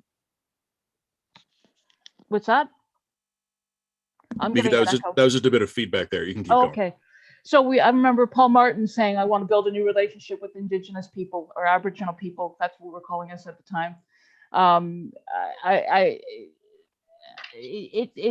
Coming from a non-Indigenous person, I don't think it would be believed. And I don't think anyone's got the knowledge or the connection with Indigenous people in Canada to step forward and make such a bold claim that they're going to solve the problem, the problems that we face together on this portfolio. So I don't know what the answer is. I really don't. It always puts me on the spot as an Indigenous person to come up with solutions for these things. I've come up with a few of them over the years, but I mean, it's such a huge the relationship is so complicated at this point. I don't know. I've been doom scrolling all day. I'm not in a good space mentally right now, actually. So that's okay. So Miggy, I want to just flag three things. Two of which my husband has just sent me two messages. One that I needed to turn on my light. So thank you, sweetie, I love you. Secondly, he sent me this note, this tweet by Daryl Bricker. The story in Atlantic voting is the collapse and redistribution of the Green Party vote. Parties benefiting, believe it or not, are the CPC and the PPC. If this holds up, the LPC now needs to make gains in places that are more difficult, Quebec, Ontario, and the West. And just looking at these results coming in, they do not appear to be making those gains. So, I mean, right now, again, we're talking about, according to the CBC site, 3-digit leads here. So like, this is too early, but there's a hell of a lot of NDP orange and block on this map and not very much red. So that's interesting. But again, I'm not going to comment on that just yet. Last thing is that, Miggy, to your point about Indigenous issues and reconciliation, one thing that I think is a problem when we talk about reconciliation and First Nations issues is that traditionally, the people who are like the ruling class of this country have been totally content to talk about these issues and to talk about only solutions that are symbolic. And it's never going to meet the mark. I mean, I'm not saying that gains can't be made in the current system as it stands, because I think that's clearly not true. But I think that if I'm listening to what a lot of First Nations people seem to be wanting, is like they want a real nation-to-nation conversation. They seem to want a real place at the table, like not just a back-end consultation, but a real veto conversation to give them power. It's real power. It's real resources. It's meaningful power, and it's land. These are the sorts of concessions that would require meaningful sacrifice on behalf of people who are not First Nations. And I think that if the challenge here is that if those sorts of concessions were to be made, it would create some real existential issues for Canada as a nation state. I don't know how you have a nation-to-nation conversation with the First Nations tribal organization and still have a Canada that makes sense or works the way it does today. So it goes to some profound structural issues. And if you're not willing to address some of those profound structural issues, it's all symbolic. Everything else is it's land acknowledgements, and we acknowledge that we're sitting on stolen land, but we're not willing to give it back, kind of level stuff. But I don't know. What do you think about that? Am I wrong? No, I think you've hit the nail on the head about the symbolic victories. We're always getting symbolic victories, like the flag not being flown at full mast now. That's a big fight. I don't know. It's symbolic that it's staying down. I haven't talked to any First Nations person that's been a driving issue for, but this is the narrative that's in the media. The other thing is, I think, especially in an election cycle, it's fraught with peril to say anything about First Nations issues at this point because of the politicization that exists, the polarization, and the fact that, quite frankly, you've got so many people on social media, like native Twitter, who will freak out about anything that you say. You just can't get off on the right foot. So maybe that's why it's been absent from the discussions as well. Well, Miggy, I guess we should always focus on the things that unite us. And I guess in that one way, Indigenous Twitter is just like the rest of Twitter, where everybody is freaking out all the time. Miggy, and look, thanks for coming on. Like, we don't mean to dump the responsibility for coming up with big answers and solutions onto this. We're more just interested in your perspective as a contributor to the line, as a friend of the line, and just as a smart person. We wanted to have you on here. And I think, as I was saying with Jen earlier before we went live, we knew we would be busy tonight. We were not busy during the day. So it was kind of, for me, I had to make the call early. Am I going to doom scroll all day? Or am I just going to plant my butt in the sofa and just watch like 7 TNG episodes, Star Trek Next Generation? I made the healthy call. So I am now really deep into a season 7 rewatch. Miggy, you can stick around as long as you like. You can bail if you want. Jen, I want you to just know, watch the lobby. I've asked John Wright from Mary Republic Opinion to pop on with us. He said he's just got to go get hooked up, get into his office. And Ken's rejoined us. Ken, I'm not sure if you've I didn't see exactly when you came back in here. While you were off, were you keeping up with the results? Do you really see what's happening out there? Well, I've got a tweet from my very good friend in British Columbia, Mike McDonald, who is a pollster, a data nerd, and a crazy detail-oriented guy who writes a really good blog every once in a while. And he just tweeted that the Conservatives are running 8 points ahead in the popular vote of the CBC aggregator in Atlantic Canada. The Liberals are running 2 points ahead, and the NDP are running 5 points below. And now I think mail-in ballots will correct some of that. If I had to guess, I'd say mail-in ballots tend to lean progressive as opposed to conservative. But again, 8 points ahead of a CBC aggregator poll, like that just suggests to me that the Conservatives, as I said earlier when I was on a worse feed and a worse headphone set, the Conservatives are not going to be unhappy with how they're coming out of Atlantic Canada. And so let me just retweet that if you want to try and find it. But anyway, I just found that an interesting analysis of the Atlantic Canada numbers. And I guess Ken, sorry, Jen, just like, Jen, go ahead. Well, I'm just saying the the polls have now closed and we're moving into Bad Country, also known as Prairie, my hometown. So it looks like we're now going to start to see some significant pickup for the Conservative seats as well. Man, this actually might come down to BC. That's interesting. Ken, I mean, just kind of look at the clock here. In Toronto, it's 10 after 10, 11 after 10 now, precise up to the minute updates on this live stream. Are we, I guess we are, Ken. Here I am answering my own question. I guess we're going to have to basically wait and see on this one. Like, this is not going to be an election where we can look at what happens in Ontario and Quebec and call it. I'm even looking at these ridings in Ontario so far, some very close races. I'm looking at, in particular, these 905 ridings that I know both the Liberals and the Conservatives were throwing a lot of resources at, and I'm not seeing big decisive margins anywhere here. So I guess we'll just have to wait and see. I mean, we're seeing some expected big lopsided wins in downtown Toronto, where you would expect to see them, big leads in downtown Toronto and Ottawa. But in the 905 right now, it still seems to be very, very competitive. I think there's two things that are fighting against each other. One is, I think that COVID would make progressive leaning voters more reluctant to go to the polls. We know that progressive voters tend to be more anxious about COVID than the other side of the spectrum, and you balance that against what's going to come in on the mail-in ballot. So I think it's going to be tough to call at the end of the night. I think there's going to be a lot of close races, and it's a question about whether the depressed vote today of people showing up to the polls, which I suspect is on the progressive side, is balanced out by a stronger progressive vote on the mail-in ballot, which is going to come in overnight. And so I made all my bold predictions before we started, and I'm going to hold off on bold predictions as we move through the night, because we could see some interesting stuff from those mail-in ballots. Let me just repeat the anecdote I was starting with at the start of the evening. And for anyone who has stuck around this long, that we've been doing this now over an hour and a half. And if you've stuck around for this long, you deserve to hear my stories over and over. This is penance for your sin.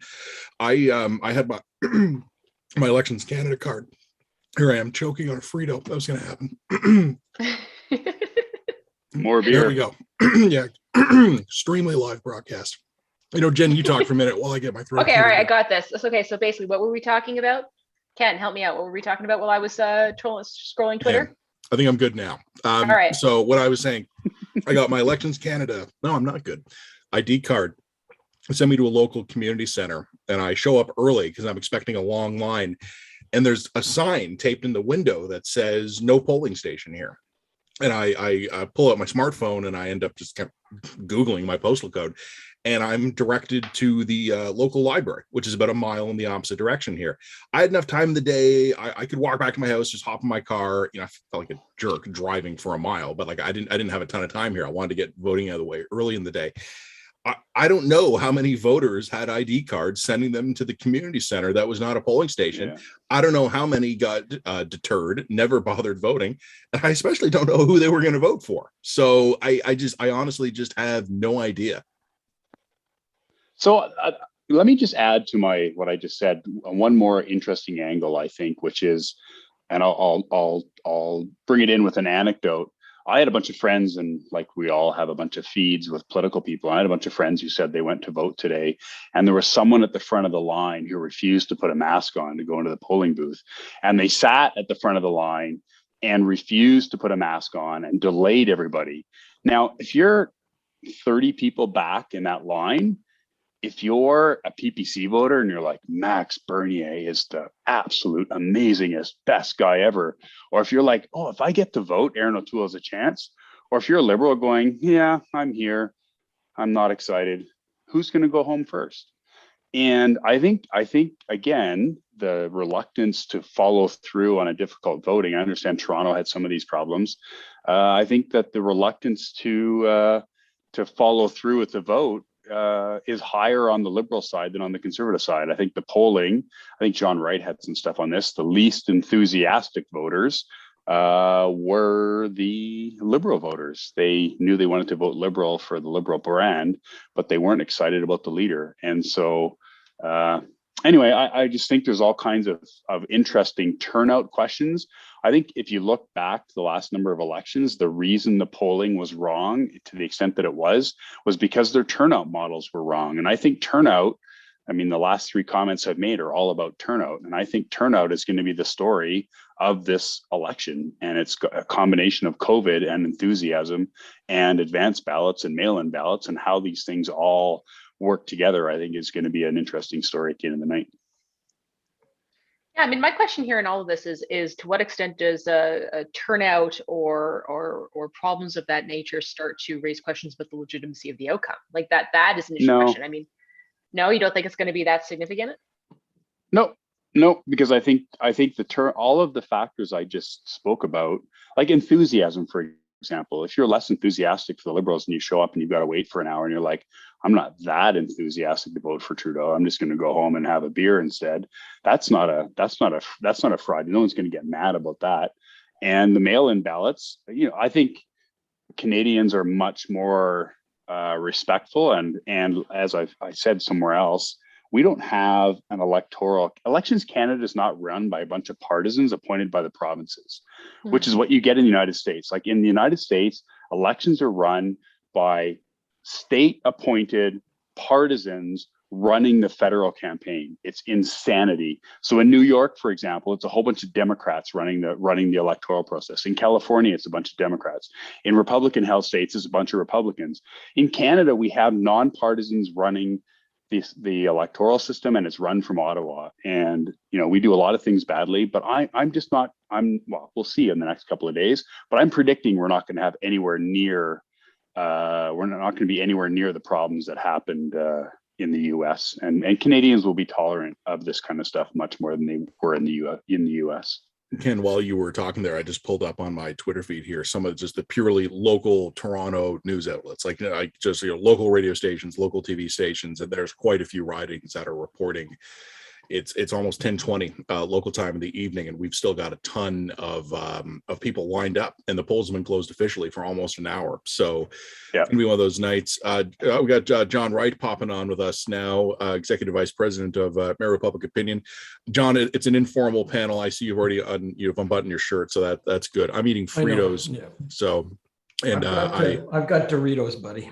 All right, well then I think everybody's prepared. We got Miki Champion here. She's a contributor to the line as well. Ken Bosencool, I think John, we'll welcome you to the conversation just by throwing a really easy question at you. What's your read of what you're seeing so far? Well, I think it means a minority for the Liberals so far. I think the one thing that the polls showed was that it was a tight race, but with that, the one thing that people didn't really focus on was what a lot of the pollsters were catching, and that is, let's think of Canada as a big playing field for two football teams. One football team comes on the field and 67% of them say, I'm ready to play. And the other team comes on the field and close to 80% say, I'm ready to play.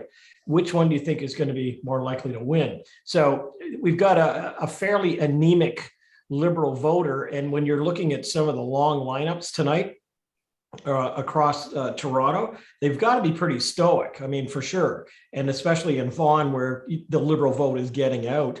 But I got to tell you, it's, I'm going to wait until it hits most of the outer lying parts of, Toronto, but then also in British Columbia. That's where I really want to see whether or not the Liberals live up to whether they're going to keep the seats that they've got there. John, just so you know, just before you joined us here, I was choking on a Frito. The dangers of live broadcasting, and one of our viewers has said he felt that Frito in his soul. Well, I would gladly trade you that problem because I was feeling it in my damn tonsils. So, John, in terms of how the vote is actually tracking, in terms of what we were expecting, are you seeing anyone high or low off what we were expecting in any particular region? It looks like the Conservatives seem to have done pretty well in Atlantic Canada. And interestingly, John, you and I had been talking just privately about maybe seeing the People's Party at around 5%. My last refresh of the numbers nationally had the People's Party at 4.5%. Yeah, and that's pretty good in terms of where they are because they're concentrated in different parts. The People's Party had only been clocking in the province of Quebec around 3 to 4%. It was places like Ontario where they were in 8% or more. So I think, again, we're going to watch and see how they go. I don't think they're going to have that big an impact, except, you got to think of a couple of ridings in areas in just outside of the Toronto area where they, near Kingston as well, where they may be a little more concentrated. But we also agreed, Matt, that this was a party for the future. I mean, Maxime Bernier, who I think people are nicknaming Vaccine Bernier tonight, is in Saskatchewan. He's not in Beauce. I mean, he's out with the kernels of that party. And given the fact that we're likely to see a minority parliament, and those parliaments only last until 18 months or so, he's probably got some planning to do and to put an infrastructure in place, because that infrastructure really has not existed. A reminder to those people who are listening to us: the People's Party of Canada did not exist on the radar until after the week of August the 10th.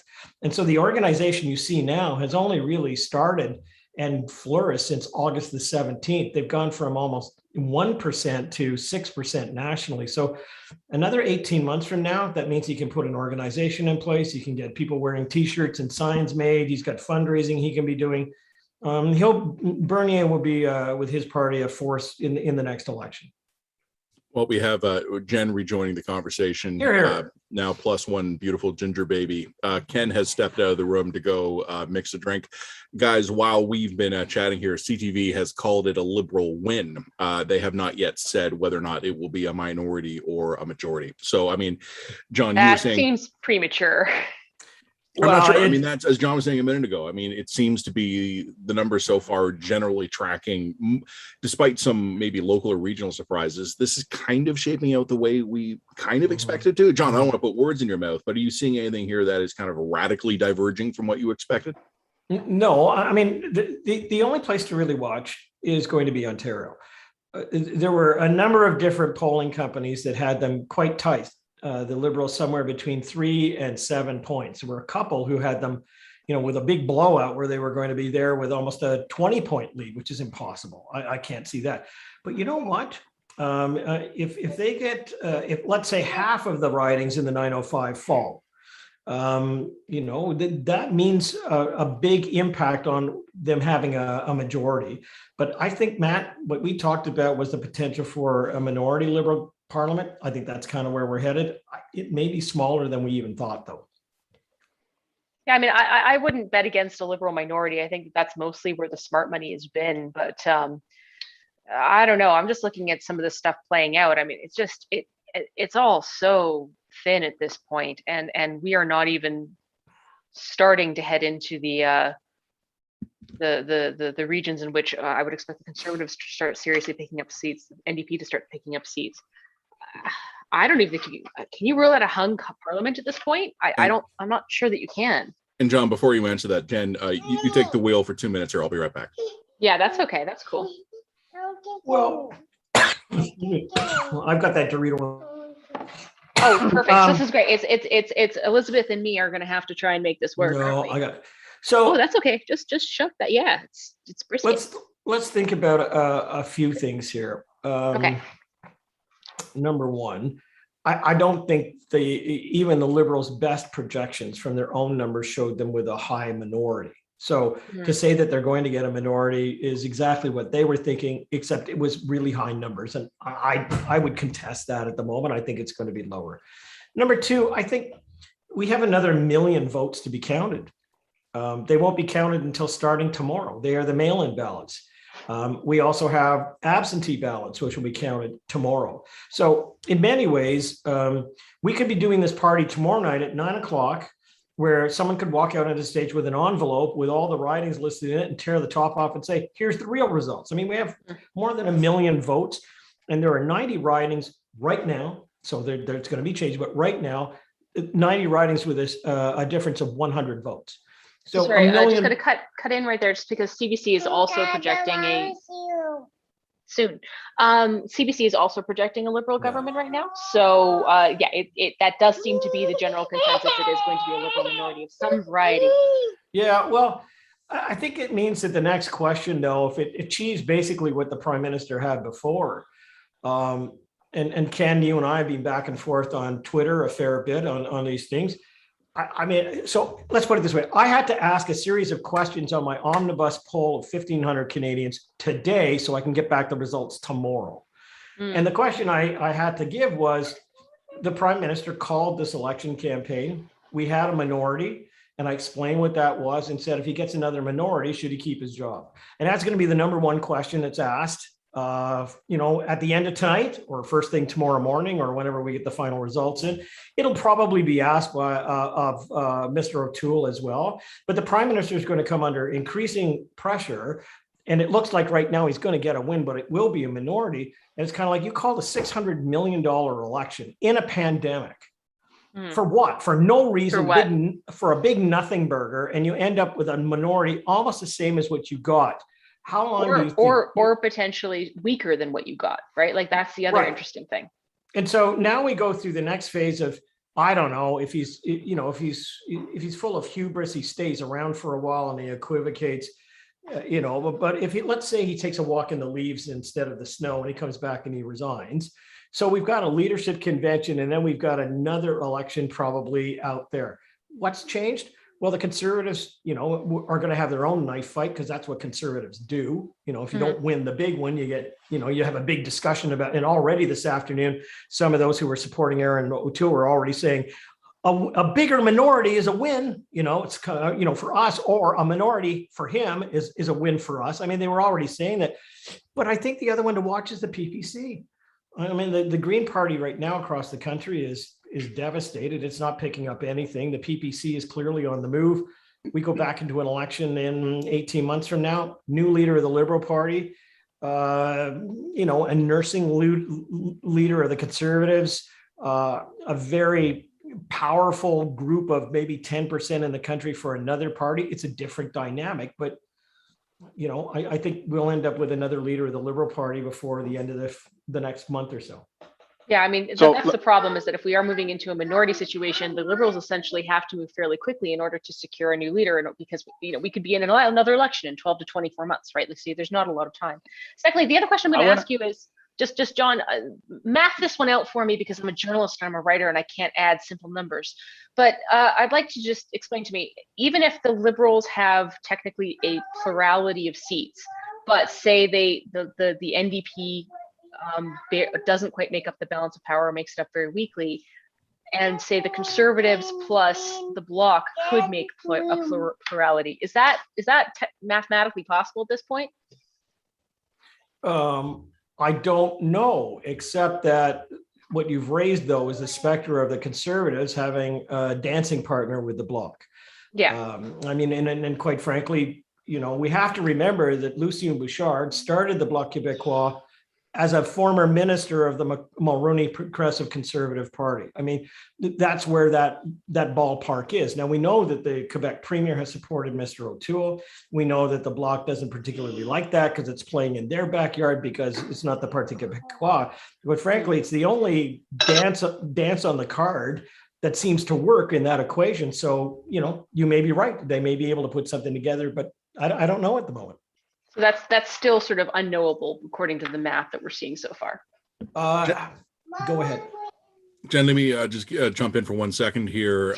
John, we're getting some requests for your Twitter handle at John Wright Live. That's popped up in the group chat. And okay. I just want to quickly back up what Jen said. Hold that thought. I think I'm gonna put this baby to bed. So give me 1 second. All right, go have fun. I just want to remind viewers and you all of a very bad moment in my political career when Christy Clark won the election but didn't form the government. And so I would just point out that it is possible to win the election and not form government. And it depends on two things. It depends on the gap between the Liberal and the Conservative outcome, and it depends on how many seats the Bloc has. And they ultimately, in that scenario, could choose who the government is. And they could choose to partner with the party that won fewer seats, as the Green Party did in the province of British Columbia. So just because, and I'm not predicting the Conservatives are going to form government, but just because the Liberals win the most seats doesn't automatically give them the keys to the kingdom.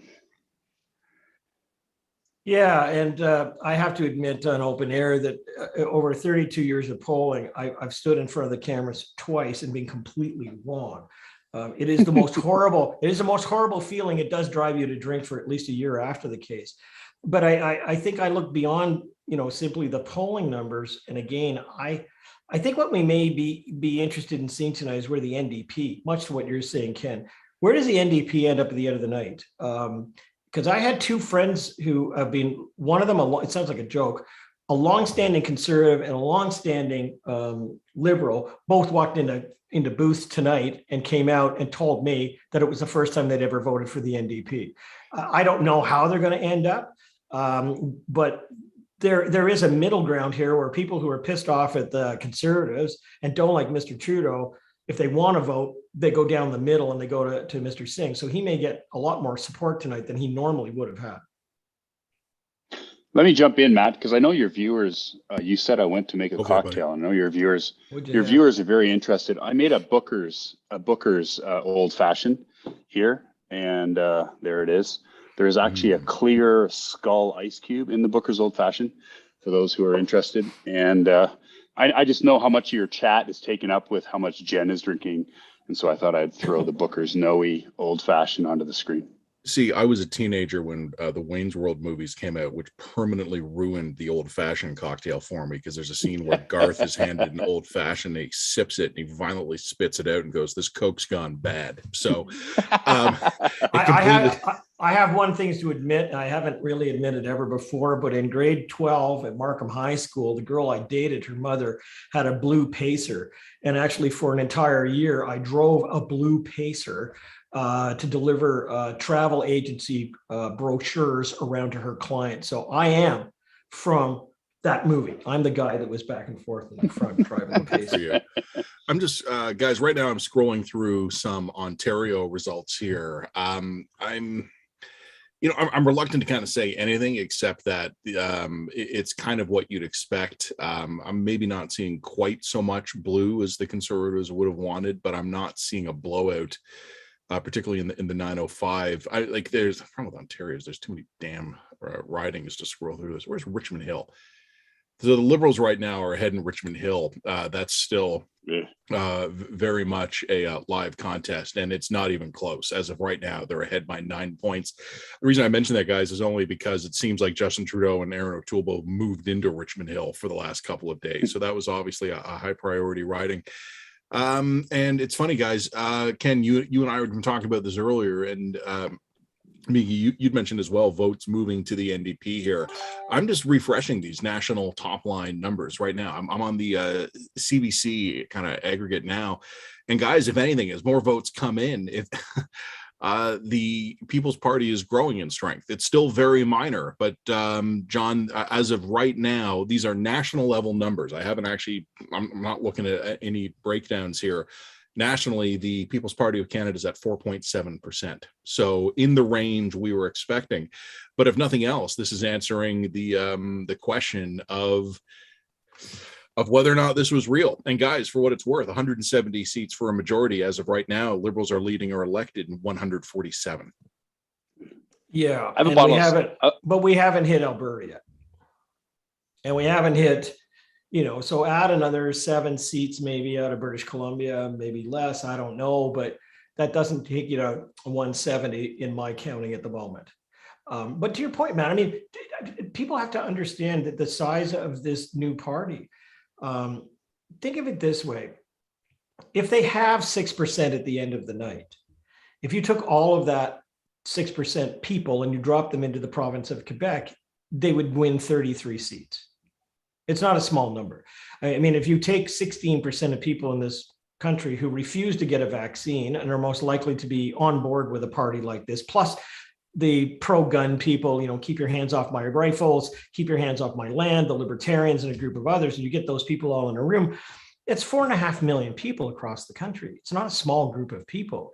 So this party does have, now that it's, moved off of where it was before in the last election campaign, is less above the board, anti-immigrant and some of the other things it was espousing, and more in line with the Liberty Party, which I think it will emerge from. It's got a bit of a headspace that it could move into about 10% across the country. I mean, that's kind of where it could be headed. An offshoot of the Libertarian Party, you think? The People's Party? Because the Well, Libertarians seem to be holding their own. They're not mixing it up with Max May's people, from what I've seen. No, but you see that the one thing is that has galvanized the party is the passport. The passport that has a series of conditions to it. And if you go back and watch, which I think some of us have gone back and watched his speeches, watched the commercials that he's running, he basically has said a few things. Number one is the passport makes you an alien in your own country, but more importantly, it comes with a series of conditions that governments put on you. There is an ad which they run that he tweeted out, which is essentially not an ad, but it's a program that I think CBS did, and it was about facial recognition in China. And it talked about that. Well, Australia yesterday has indicated that it's going to implement facial recognition to track people who have COVID and are, mucking about and running about. All he has to do then is turn to the camera and go, see? I mean, the next part is the Chinese itself, who say that through the QR code in their handhelds, they're given a quota that says that they have to have every month so many people that they identified as doing good deeds. And if you get good deeds, you can in fact, get more points with the party. That in a form of surveillance. And he also then says, well, see, the QR code can be used for that. So you've got a very different dynamic here. He's trading on a whole series of things that say the government should not be involved in doing this, and that the passport itself is an avenue to encroach on people's rights, and that it's his firm belief that this group is the vessel to push back on that. So that's when they don't talk about vaccines that much. They will talk primarily about liberty, and they're going to talk about the passport. That's the big thing. I was surprised here in Victoria to be confronted by PPC people. They weren't even at a protest. They just stood up by a very big intersection close to where I live. I didn't see any other party where there were people doing that with waving flags and signs and so on and campaigning. So we'll see what happens here in Victoria with the PPC and British Columbia. I think you'll. I've got a bet going with Matt Strauss on the People's Party vote, and he gets a bottle of scotch if it's above 5, and I get a bottle of scotch if it's below 5. So we may have to be going to the second decimal point the way things are looking here. And we are getting some questions. They'd like an update on what you're drinking. Jen, you hear me there? Ken? No, Jen. Wait, yeah. Oh, you're Jen, muted, Jen. What are you drinking? You're muted. Mute. Radler. Oh, sorry. You're right. I muted go. myself. Apologize. No, I've got to pace myself. So I switched over to the Radler. Elizabeth's been put to bed. And for the love of God, someone don't let me forget to take her the Soothies. If I forget to take her the Soothies, that is going to be a disaster. Oh, no. No, one thing I'm just quickly noticing here is zooming into Toronto. Man, the Conservatives have made headway.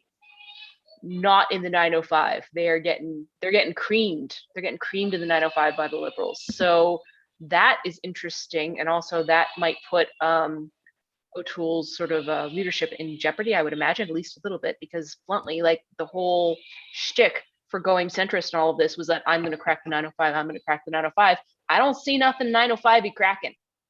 I was just texting with one conservative a few minutes ago, and they basically told me it looks we're going to repeat the status quo in the GTA, which for the Liberals that's bad news. For the Conservatives that's catastrophic news. Like I don't know what you do with that if you're a conservative and you go all in on the smiling, affable, moderate 905 guy and you repeat the status quo against, to be honest here, like I don't say this in a partisan way, against a prime minister with 6 years worth of baggage here. Like that's a question some conservatives are going to need to think long and hard about. Yeah, but you know what? I think let's say that we were the team that was going to give the second read of the platform book that the Conservatives put together. If we had received it a week in advance, I'm sure that the group of us here would have gone through with yellow sticky tabs and put 5 of them through the book and said, this gun thing, it's going to hurt you. Change it. This vaccine no candidates, it's going to hurt you. This abortion thing, like all the landmines that were there, and that the Trudeau campaign team took and wisely used it against it. So let's put it this way. 37% of the Liberal vote tonight, if they get 32, but 37% of the people voting for them are women aged 18 to 54. That's it. So, the anti-gun group, when you can move into them, it's talking about all the issues. The women in this country most likely to support vaccinations. Why? They got kids, and because that's where they are. I mean, in other words, it wasn't so much about Aaron O'Toole, who's a nice guy when you meet him, but the policies that were in the platform itself skewered him before he even got out of the gate. And it took 2 days for him to answer a couple of those questions. So no wonder it's not going well in the 905, because he wasn't left of center. He ended up being hooked and pulled back into the right of center stuff.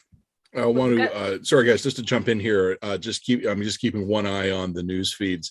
Whoever's begging for me to start playing Civ 6 must be either a really disappointed Green voter or conservative, we're not doing the Civ 6 thing. We'll do that some other time.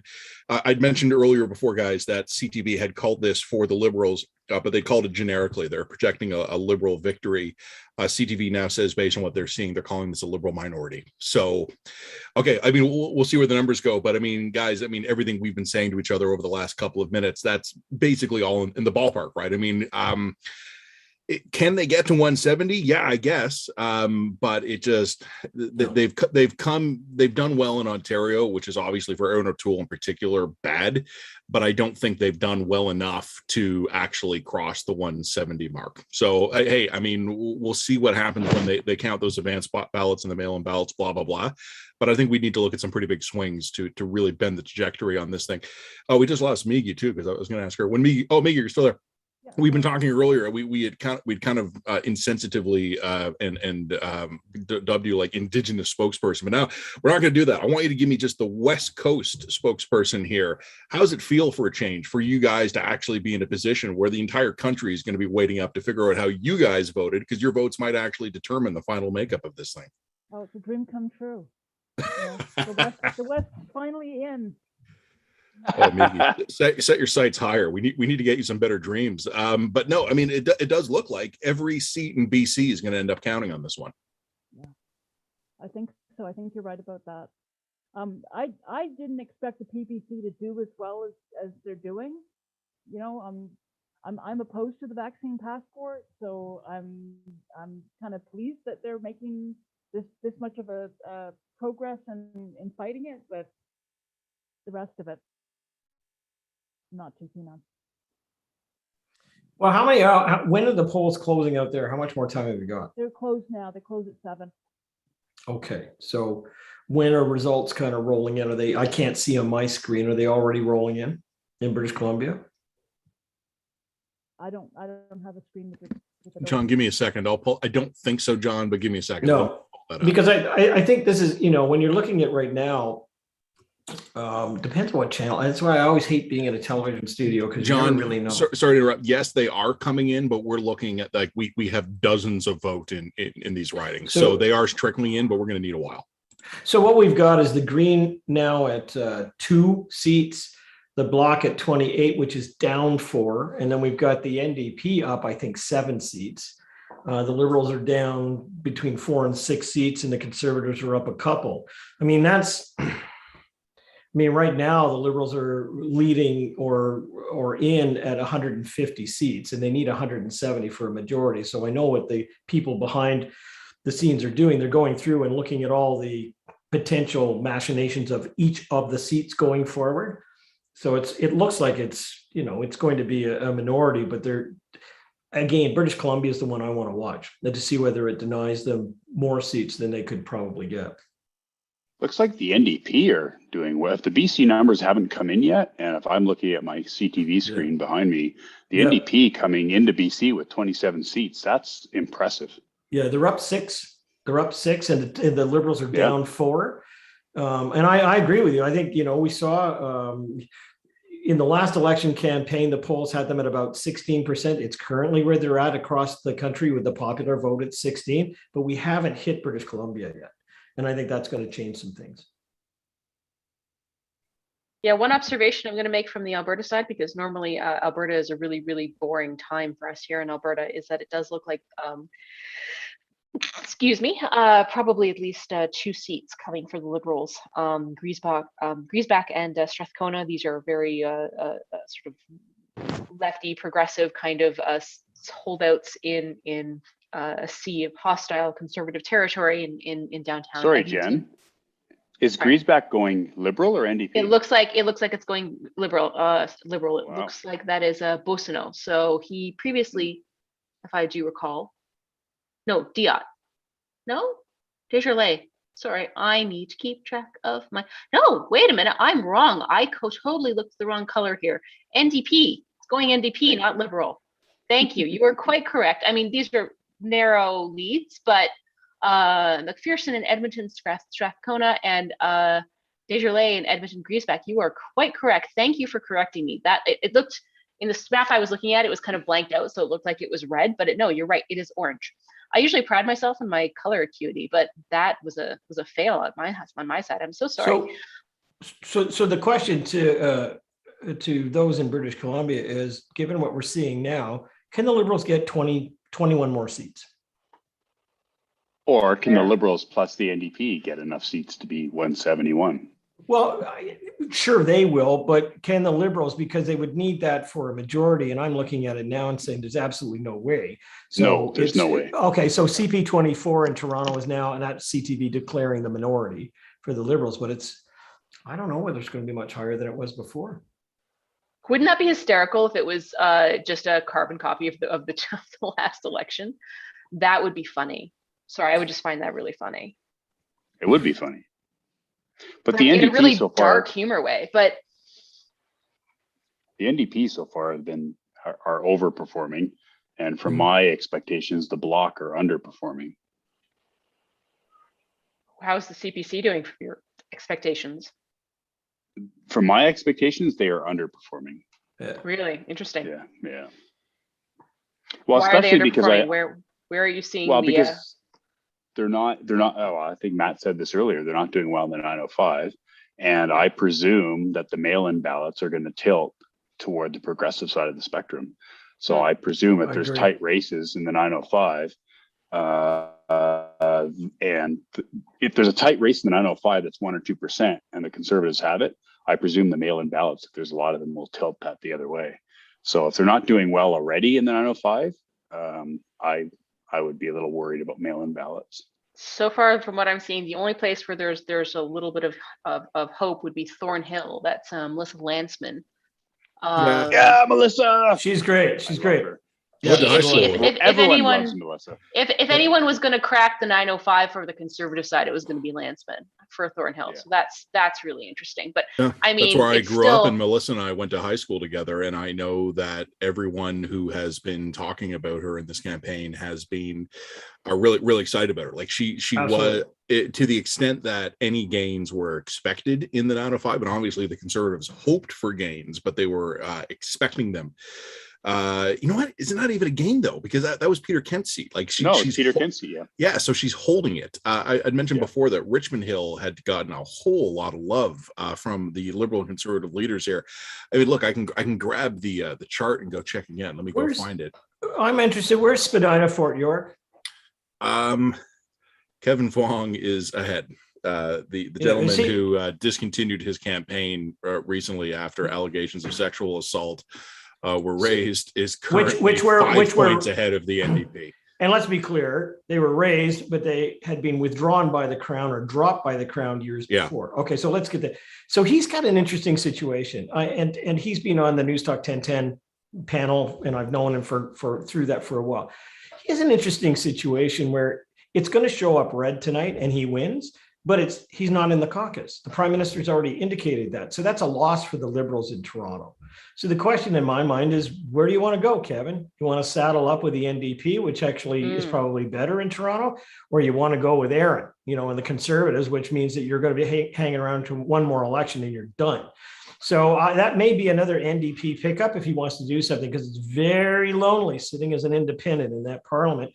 And he'd have a lot of support. In fact, let's also remember, there was an NDP in St. Paul's that Carolyn Bennett's riding, who made some unfortunate tweets 2 weekends ago about something about Israel taking vaccines and things like that, which were then identified by many who said this was anti-Semitic. And she, instead of shutting up, talked about it, and she was booted for the campaign. So in St. Paul's tonight, where I'm sitting, Carolyn Bennett, who probably could have had a run for her money about somebody if it was a protest vote, just got a free pass. On the other hand, Kevin Vaughan, I mean, he's down where Adam Vaughan used to be. That would be pretty good. I mean, it's got an underlying base for the NDP to go from the St. Paul's group over to him. You see what I mean? It's actually, it used to be Eric Hoskins' riding, which is now provincially owned by the NDP. So there's something there for him. So anyways, it's a long way of saying, if Kevin's going to go anywhere, it's another pickup probably for Jagmeet Singh as opposed to for the Conservatives. Guys, I'm just keeping an eye on excuse me, keeping an eye on some of these comments coming in, and if people are noting, John, to your speculation of where Kevin Vaughn might go. There's got to be a party willing to take him, because you are right that the sexual assault charges were withdrawn. He might actually right now be in more trouble because he's also a military reservist. He's an officer in the Royal Canadian Navy, and he apparently, this is just based on reporting, he apparently did not disclose the fact that he had been criminally charged to his command. So he might actually have a bit more radioactivity to clear out. But actually, guys, also mentioning in the Beauce, Maxime Bernier defeated. Gone. Yeah. Yeah. Yeah. Can I just go back to Kevin for 1 second? Wait. Yeah. Are the Conservatives ahead in the Beauce? Oh, let's see. I saw that on Twitter. John, why don't you jump in? Ken, I'll get that answer for you. Just give me I was just going to say that if I had a message to send to Kevin tonight, it's quite amazing where people who have had past problems, well enunciated in a campaign to get reelected. It's pretty easy to see that as an exoneration. I mean, look at our own prime minister, who's been accused of all kinds of things, wins an election, and it's like turning a page. So I don't discount the fact that as someone in the military reserve, there might be an issue there. On the other hand, if he blows through tonight and he wins, that in a way is a subject where his own party keeps him. But yeah, I can see the popular vote now starting to narrow. The Liberals were up quite a bit, and now it's starting to look more and more like the polls. And with British Columbia coming on board, I think that's where we're going to see the vote narrow a bit. But the Conservatives are up 3, the Bloc are down 4, the NDP are up 5, the Green are up 1, and the Liberals are down 5. Ken, following up on your question there, and John, this will interest you as well. The Conservatives are deemed elected in the Beauce, 48% of the vote, and they've called that one already. So we'll take a look. Sorry guys, I'm just scrolling through all the feed here. Definitely seeing some blue ridings. 1, 2, 3, 4, 5, 6, 7. So right now it looks like 7 Conservatives coming out of Quebec. I'm gonna have to get a count on Ontario. There's too many damned Ontario ridings. It's a complete pain in the ass to. Yeah, I totally agree, Matt. I completely agree. Too many Ontario goddamn ridings.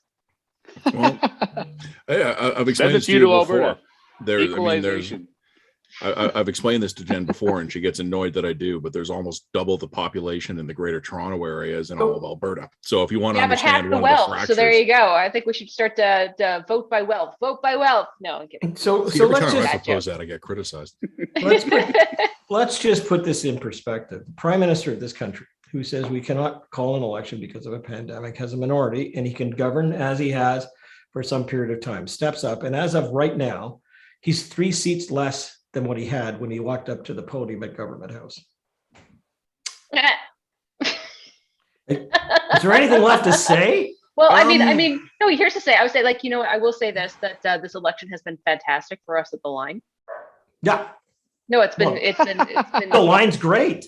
Astonishingly, it's been good. We should just do this every 3 months. And you know what? At this rate, we will, and it's going to work out great for us. So thank you very much, Mr. Trudeau. Scrolling through these 905 writings. Oh, this is an interesting one. I was speaking of tax by wealth, I have a cottage up north of Toronto, and it's quite close to Mariam Monsef's riding, and obviously she had a rough start to the campaign. She early in the night was way ahead in Peterborough Kawartha, which is kind of the closest major city. The Conservatives there are just running away with it. They are now up by 9 points, and it's still at the point where there's only about 30% of the polls in here, but Peterborough is bouncing all over the place. So that's going to be one I keep my eye on.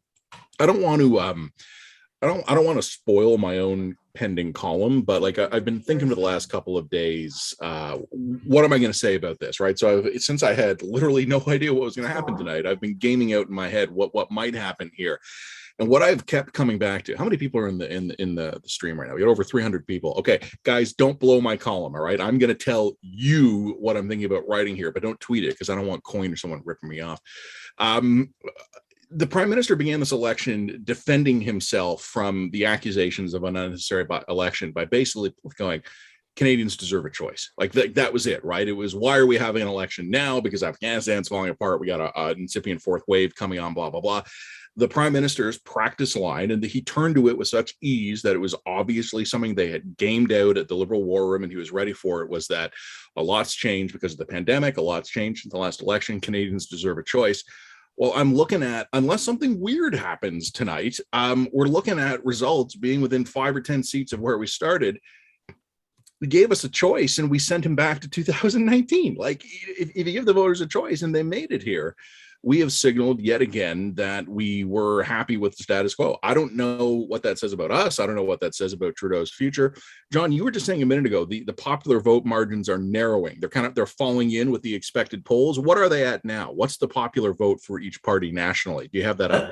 I have it as a 35 for the Liberals, 33 for the Conservatives. A Bloc are at 7. The NDP are at 16. The Green, I think, are at 3. I think that's, I don't see the People's Party, but it would be probably around 5, something like that. Hang on. Yeah, but anyways, I'm looking more at the seats. So the NDP, okay, so I've got now 2 for the Green, 16 for the NDP, 8 for the Bloc, which is above what they normally would have, 33 for the Conservatives, 34 now for the Liberals. It's gone up a point, but as we bleed into British Columbia, that will change. But also, we're now starting. I don't even think we've got the votes being counted in 2 or 3 ridings in Toronto. I mean, Vaughan King, which is a Liberal bastion, is still got lineups going, on and on and on for Bloc. So that'll be late. But right now, by seats, the Liberals are down 4 from where they were when we started this game. Normally I like to bring the cynicism because it's cheap and it's easy and it's nourishing. But let me just say, for all the people out there who are still lined up, like, we see you guys, we applaud that. Yeah. That's nice to see. It's really easy to be cynical about elections, particularly this election. But seeing all those people lined up out there, I'm not going to go for the heartstrings much during this live cast. I mean, I've already choked on a Frito once. It's kind of hard to recover from that. But I'll just say, when people are lining up to vote, it's a nice thing to see. And whoever you're voting for, what can I say? Like, we often take it for granted in this country. I'll say this. I did have my usual brief blip of human emotion in the ballot box today. I don't experience a lot of human emotion, but when I was ticking the box, the recent situation in Afghanistan, easy to take for granted how lucky we are to do this. And may we remain this lucky for many, many years to come. Looking at some of the questions coming in just in the chat, guys. Well, this is more of a comment than a question, but Ken, people really like your hair. So I just wanted to let you know that people are loving the hair. Some weird reason my hair is yet to draw any comments, but that's fine. And yeah, the PPC kind of bouncing around right now, 5%. Ken, you might need to trade in some of those golden flowing locks to afford a nice bottle of scotch to send to a doctor out here in Eastern Canada. As those Western votes come in, it wouldn't surprise me to see the People's Party break through 5%. I am literally texting Matt right now saying, here's my text to Matt. It's going to come down to decimal points because it's 4.95. So I was just sending Matt a direct message on Twitter saying we're going to be trading a bottle of scotch on decimal points here. But yeah, it looks like the People's Party, when they count Alberta, is going to be. Although I don't think they'll do well in BC. BC doesn't feel like the People's Party type of province. So, but yeah, they're doing better than I expected. Oh, guys, sorry, I just got a DM, someone showing me a breakdown. Here are seats and here is popular vote. I'm only going to look at the big 3 guys. No offense to the other ones, but just to do the snapshot of this. Liberals, 153 leading elected, Conservatives, 120 leading elected, and NDP, 27 leading elected. National popular vote right now, 34.5% Liberal, 33.5% Conservative. So the Liberals are the 1 point advantage over the Conservatives now, which will probably erode as those Western Canadian votes come in. 16.4 for the NDP. And in terms of raw votes, it is, yeah, we're still dealing with pretty small numbers here. We got 1,041,000 for the Liberals and 1,008,000 for the Conservatives. So we're going to see these numbers firm up as the night goes on. But John, as you were just saying minutes ago, these numbers are falling in line with all the overall margins of error of the polls we've been staring at for weeks. These are well within the ranges we would have expected based on what we've been seeing. Yeah, if you go back to the polling, and I've been doing this for 32 years now, the first poll that I ever put my name to that came out during an election campaign was the one in Ontario that elected Bob Rae. And that was my first out of the box. We were a very small company. We had 33 people. When I left that company 27 years later, we were 17,000 employees and our annual revenue was $1.8 billion. You don't make any money off of doing these kind of polls. The media don't even pay you to do these polls. You do it for two reasons. One is there's one group who do it mainly for the publicity and also think that it's a great contribution to democracy. And there's another group who do it primarily because it's a great contribution to democracy. If we didn't have these polls, you wouldn't be able to challenge the party leaders. And I remember those days when Marty Goldfarb used to influence every newspaper in this country by coming out and saying, you should see the numbers I've got in my pocket. Now, we do have polls, but there were two times when they went totally off the rails. And I can tell you what that was. When the internet became a thing, we used to be able to phone people and put them into panels. And what people didn't realize who were putting them into the panels, that the panels themselves began to have a personality. That's the problem. And it took 2 elections to figure that out. But it wasn't just in Canada, it was in Israel and Italy and the United States and a bunch of other places. They figured that out 3 elections ago. And since that time, the numbers in this country have been usually 1 or 2 points off. The one thing you really have to be careful about, though, is the actual turnout at the ground, because it doesn't reflect necessarily the seats. And I think what we're seeing tonight, again, is the top line that is going to end up being almost exactly. I mean, there'll be a contest in the morning between the polling firms who got closest to the pin. I mean, honestly, there'll be like a number out and people will say you still didn't get it. But I think, you know what, when you look at the individual regions and you look down at the ground, you're going to be able to see a very significant correlation between what the seat models even said. And those are aggregated where they take all of the different polls that are done, they weight them, and then they stick them in a machine that is tied down to the ridings across the country, and up pops a number. I think, Matt, we were, and Jen, the 3 of us were looking at seat models for the PPC and for others. The seat model, I mean, I saw one last night that said 164, I think, which I think was the most optimistic, but the rest of them were sitting around 152 if I saw that, and we're sitting at 154 at the moment. So, I mean, even the seat models themselves will end up being fairly accurate at the end of the night. So one thing we can take away from all of this is that this is not going to be a giant story where we can all say the pollster shat the bed. It's unfortunate. Those are fun stories. No, yeah, they are, except when you are one. It's not exactly as nice. But I think as well, it would be interesting to go around the table and find out from you guys what you think the headline is tomorrow. Because, I was speaking to my wife just a minute ago. She popped her head in and I said, yeah. I think, is Trudeau going to be gone? And she looked at me and says, not a chance. Yeah, I mean, I think Trudeau probably should be gone, but I don't think he will be. I mean, to me, the headline or the theme I'd be working with if I were coming up with tomorrow's day one would be like stasis, status quo, or waste of time. If I were a little bit more conservative, yawn. It would just be like, what was that for? Why did we spend what did we just do that for? What was the point? Pointless election. Like, I'd be brainstorming around those ideas would be kind of where my head would be at if I were coming up with A1s anymore. Well, then, yeah, Ken, sorry, John, let me just jump in here with Ken. So I agree with what Jen just said. If I were still laying out newspapers for a living, my headline tomorrow, my A1 would be status quo or, deja vu election or Groundhog Day election, blah, blah, blah. I get the feeling, though, that the newspapers might be more interesting places by the end of the week, because I think Trudeau, O'Toole, and Singh are all going to have some really tough conversations after this.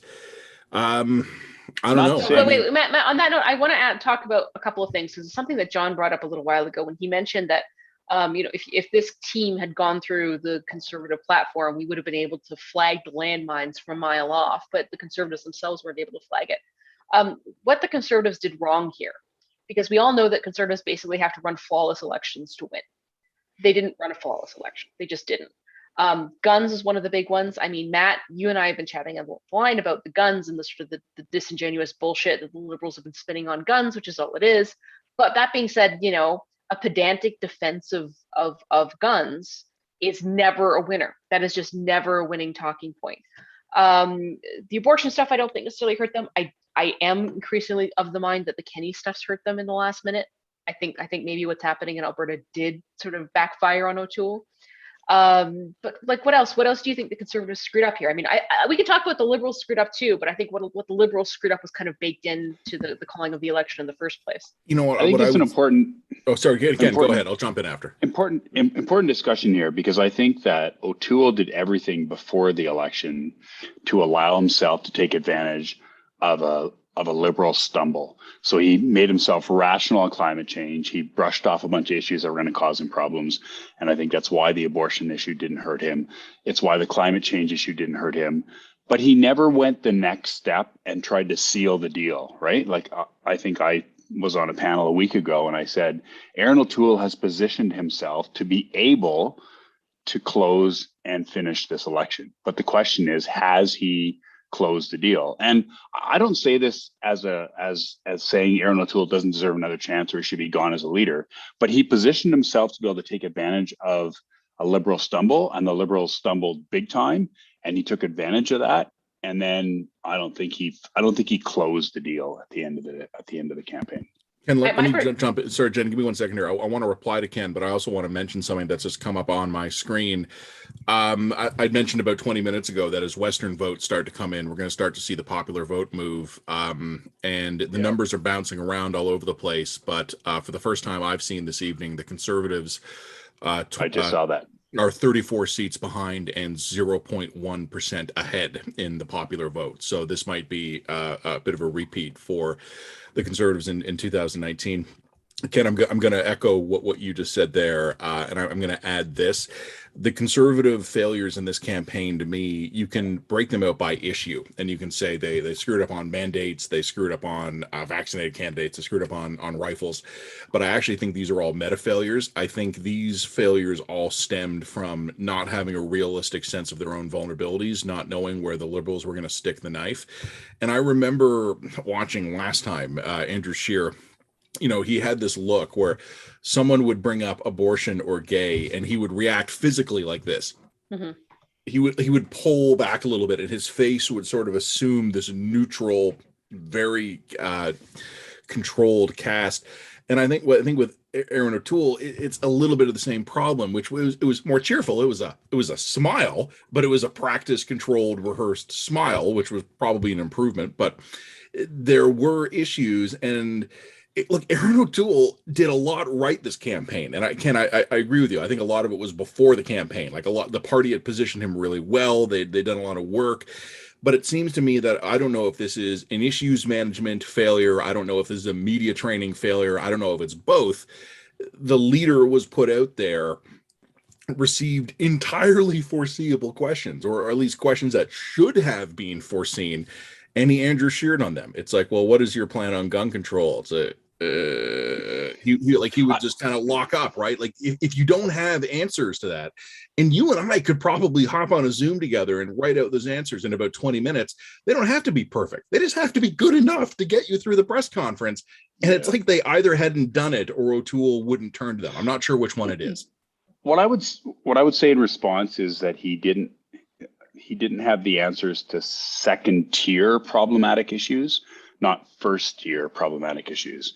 And the first tier problematic issues are abortion, gay rights, and all those things. And Andrew Scheer was physically, as you say, physically nervous and anxious. You could tell you could literally see what he was thinking, and what he said didn't reflect what he was thinking. And people are like, hey, he's insincere. And I think on those sets of issues, climate change and those issues, O'Toole was in the right space. But it was the second tier issues, the gun control and other things, that I think he was less prepared than he should have been on those second tier issues. But look, I in defense of Aaron O'Toole, I was very involved in 2004. And I like to say that in 2004, Stephen Harper made every mistake it was possible to make. It's very difficult running a national campaign and being a leader in your first election campaign. And usually leaders in their first campaigns make catastrophic mistakes. And Aaron O'Toole didn't. In fairness to Justin Trudeau, he didn't make catastrophic mistakes in his first campaign. He ran a freaking great campaign in 2015. But Aaron O'Toole was not was not Andrew Scheer in this election. He didn't stumble on the difficult issues. He stumbled on the second tier issues. And so I give him and his team a lot of credit for that campaign. And we'll see what the results are. So far, winning the popular vote and losing the number of seats is a reality when you're a conservative and get lots of vote in Alberta. I think that's exactly right. I mean, Matt and I talked about this previously, but we discussed a little bit about our tools that, yes, absolutely much stronger than Scheer. I do think that he could be the leader to take the Conservatives over the finish line in the next election, which we now know is coming soon. Yay for us. But I really do think their campaign started to go south after the guns issue. It did seem like it stumbled and they never really quite picked up the momentum after that. And also bluntly, like Matt and I have discussed this, he needs better media training. He just needs better media training. And that might just be something that comes with practice, but something that he seems to be is that he seems to be so over rehearsed, so over prepared that he goes into a space and he can't be nimble. It's like he's not really. It's not. Go it's watch not the like tape of Stephen Harper. Go watch the tape of Stephen Harper in 2004. He needed media training. Let me tell you. He needed media. And I'm not talking about like third tier sort of like friend of a friend media training. Like you need to call someone up from New York, and you need to get him into a room, and he needs a 6-week media training course, and he needs to learn how to be able to like go into a presser or a conference, take a question he wasn't expecting, think about it, and be like, let me think about that, or and actually respond on the spot. And also sometimes that also just comes with practice. Sometimes it also comes with the ability to say, I don't really know what the answer to that question is right now, but I'm going to get back to you on it. You need to give these people. Sorry. Yeah, go. Can I change the subject? How in the heck are the Green Party ahead in two seats after the catastrophic 3 months they've had? Where are they? Know which ridings? Let's see. I just see green 2 and I'm like, what? Green 2. I'm also seeing green 2. Where is the green? Where are they? Where are you, green seats? Sorry to throw a question that I don't have the answer to. British Columbia. I was going to throw it to John. Oh, there it is.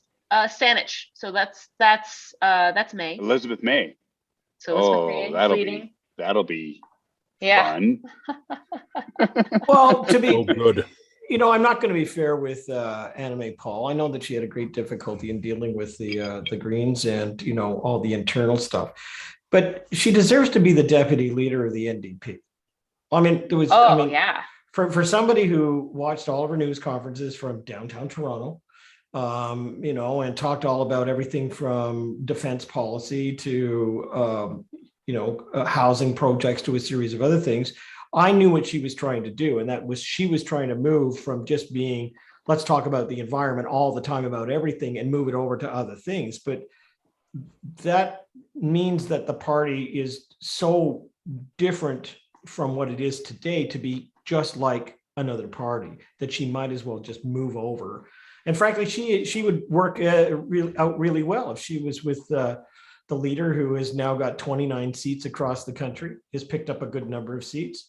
She'd do really well. But I think leading the Green Party, I mean, I don't know, the fighting is not over, is it? Oh, I found it. Kitchener Centre, Morris, leading by 333 votes, according to my... Kitchener Centre. I don't know if that's actually going to hold. I think that might be a Conservative seat. So we'll see. It may just be May. But that seems to be the other leading. I'm just surprised. I'm just surprised it's above zero after what they've been through. Well, I mean, even in Saanich Golf, I mean, she's only leading by like 400 votes, with David Bush coming up behind her. So that may not hold. We'll see. I mean, it wouldn't shock me if she lost her seat, but it also wouldn't shock me if she didn't lose her seat. She doesn't deserve to keep her seat. Because why don't you think she deserves? I'm going for beer 4 here, so I just want everyone to be in the loop on that. oh, good. So like Ken, why doesn't she deserve to lose? Just shit talk Elizabeth May. We're here. It's 9 o'clock. I'm only going to say this: politics is a team sport, and I've always said that one of the golden rules of politics is if you can't govern yourself, you don't deserve to govern anything else. And I think Elizabeth May has been a sore loser, a sore transition. She's been, if I can say so, when Stockwell Day, who I was close to for a while, when Stockwell Day took over the Reform Party, Preston Manning and his people never forgave him, and they brought him down. And I see the same thing here. And so I just think that shows an utter inability to understand politics and a self-centeredness that is unhelpful to political reality. So I just have no time for people who go into politics. This is what Bernier too. Bernier is, this is a vanity project for him. And that's why, contrary to John, I don't think this thing's going to last, because he won't let the next leader take it to the next level. And Elizabeth May didn't let Anna May Paul take this party to the next level. And I think, because I believe in political parties and I think political parties are important, I think that's contemptible behavior to not let the next leader take over the party that you may or may not have started. Guys, I'm sorry, Jen, I'm just pulling up numbers here. Just to keep everybody in the loop on this, Jen, I'll shut up after this. But I'd mentioned before the Conservatives had a 0.1% popular vote lead. These Western ridings are coming in. The Conservative popular vote leads up to 1%, and I don't think it's going to get smaller. Like, I think as the night goes on, we're going to see the Conservative popular vote lead keep going up. Right now in seats, 155 Liberal, 123 Conservative leading or elected. Matt, that is a lie. You are not going to shut up. That's not even. I'm going to talk later, but I'm done for now. I'm going to go. I've switched back to the German Doritos. And I was just going to make a self-deprecating joke where I just pointed out that, if these people wanted to make their lives all about themselves and their own self-indulgent, being glorious sort of ambitions, they should have been journalists and not politicians. That's where we belong. That's where the assholes of the world ought to be. Job description. There you go. It's fine. Everybody's got a place. You know what I mean? Everybody's got a place in the world. I don't know. What else do we have to say about any of this election? What does BC look like? Does anyone have a BC chart? Yeah, Ken, I was about to say that. Let me see. I got like 15 tabs. Yeah, no, I got BC. Here we go. Right, Here we go. BC. Okay, so just high level. Everything rural is blue. Rural actual on the coast is orange. And then I'm just leaning into Vancouver. There are some, a lot of Vancouver's red. So, okay, I'm looking for Granville looks like it's leaning red, but not by a lot. Vancouver East leaning red by a lot. So the only really, and then there's quite a I have up purple. Sorry, you got purple. Has the Liberals now, so all of the seats across Canada are in these latest national projections. So the Liberals at 0, in other words, they are ending or leading in as many ridings as they had when they started. Conservatives up 6, Bloc down 3. That's bad for my projections. And NDP only up 3. So that suggests the NDP aren't doing as well in BC as we thought. No, there's now keep on, we're very early here, and all of it looks like with the exception of Vancouver East, which the NDP is leading Lib by 2,500 votes. But these are thin leads. These are thin Liberal leads, but it does look like the Liberals are not going to get totally blown out of BC, at least in sort of the central Vancouver area. So that is of note. But it does look like the NDP are gonna make some gains here. So this is good for them. Well, I hate to interrupt and suggest that 1 million votes may make a difference, because they might. I mean, especially in BC, yeah. Yeah, so we may be looking at that, but at the end of the day, to be almost exactly back where we were, $600 million could have been used for a whole lot of other stuff. I mean, the Liberals, there's another situation where they've lost the plot. If you go back to Ontario, you would have found with Dalton McGuinty, who was the former premier, then followed by Kathleen Wynne, who was completely destroyed at the polls, okay? But there was a tactical view in the office, and it was held by the campaign manager and by the principal secretary. And that was, if we outflank the NDP will come to us. Secondly, if we continue to spend GDP ratio, everything will be fine. And when Kathleen Wynne was defeated, Dalton McGuinty had gone before her, that team went one place. Where did it go? They went to Ottawa. Jerry Butts, Katie Telford, group of people. They all went there. Ben Chin there. And again, what did we see? We saw the same approach. It was, let's outflank the NDP. Let us spend whatever money we want, because at some point, everything will come back and we'll all be okay. There's so they played the card and it hasn't worked. In fact, the NDP are up. The only thing Exactly. yeah. So the only thing then is this. If you are an optimist, you're going to say, thank goodness that Aaron O'Toole did not win tonight. And the reason is because somebody's going to look at the budget books and look at what's going on in Ottawa with the money, and he's going to have to clean it up, or somebody else is, because it's bad. I mean, they've been spending almost $1 trillion of where we are right now with the amount of money that's been spent. Who knows where the money has gone actually, but at some point in time, somebody's going to have to deal with that. And maybe it's not time for Aaron O'Toole to deal with it, because it would certainly, cause some difficulties. I just think politically it'd be really difficult. John, do you want to get dark? Jen, before we get dark here, because we'll go long on the dark, let me just interrupt. CBC now calling Liberal minority, so joining CTV in that earlier call. And People's Party at 5.2. You're gonna lose that bet. I think this is a very interesting storyline that John just outlined, because in Ontario, what happened when the Liberals played to the left is that the NDP didn't do well, but here the Liberals played to the left. And I think the disappointment that they didn't deliver on the left-wing rhetoric that they posed in the last two elections has delivered this NDP, which I'm currently showing as +4 across the country. Whereas in Ontario, it was an utter collapse and a massive win for, they could have run a dead dock in Ontario. I was involved with Patrick Brown, some anyone could have won that election and they were gone. But it's interesting that federally, a shift to the left by the Liberals has been an opening for the NDP to do well, which I think is a different storyline than we saw in Ontario. So I would just like to point out that my husband is now pouring me the hard stuff. So he's got confidence and faith in me and my ability to drink for once in history. Right. My dear husband, do you have something to say about any of this? Yeah, join in. Just jump in there, darling. To the perpetual campaign. No, Alex. Welcome to America, hey, buddy. everybody. Welcome to America. Oh gosh. No, I mean, okay, Alex took the headphones off. Jen, tell your husband he's probably right. I mean, you're probably right. I mean, because not only, Also, the real question is, can we stop Jenny Byrne from knifing O'Toole for Monday morning? Okay, I don't know if you want to say that on a live stream, but there you go. No, that was definitely audible too. Yeah. Without repeating what Alex just said and may not have realized would be so easily picked up.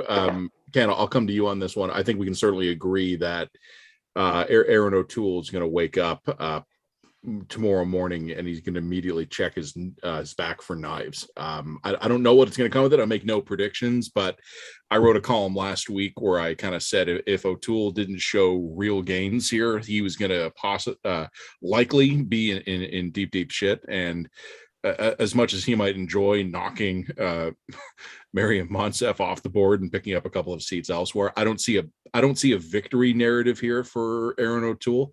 I'm looking at I just zoomed out on one of my tabs, looking at a national level map, and I'm glancing back and forth between 2019 and 2021. And you see in this the coast to coast to coast, sea to shining sea, right? This big land of ours.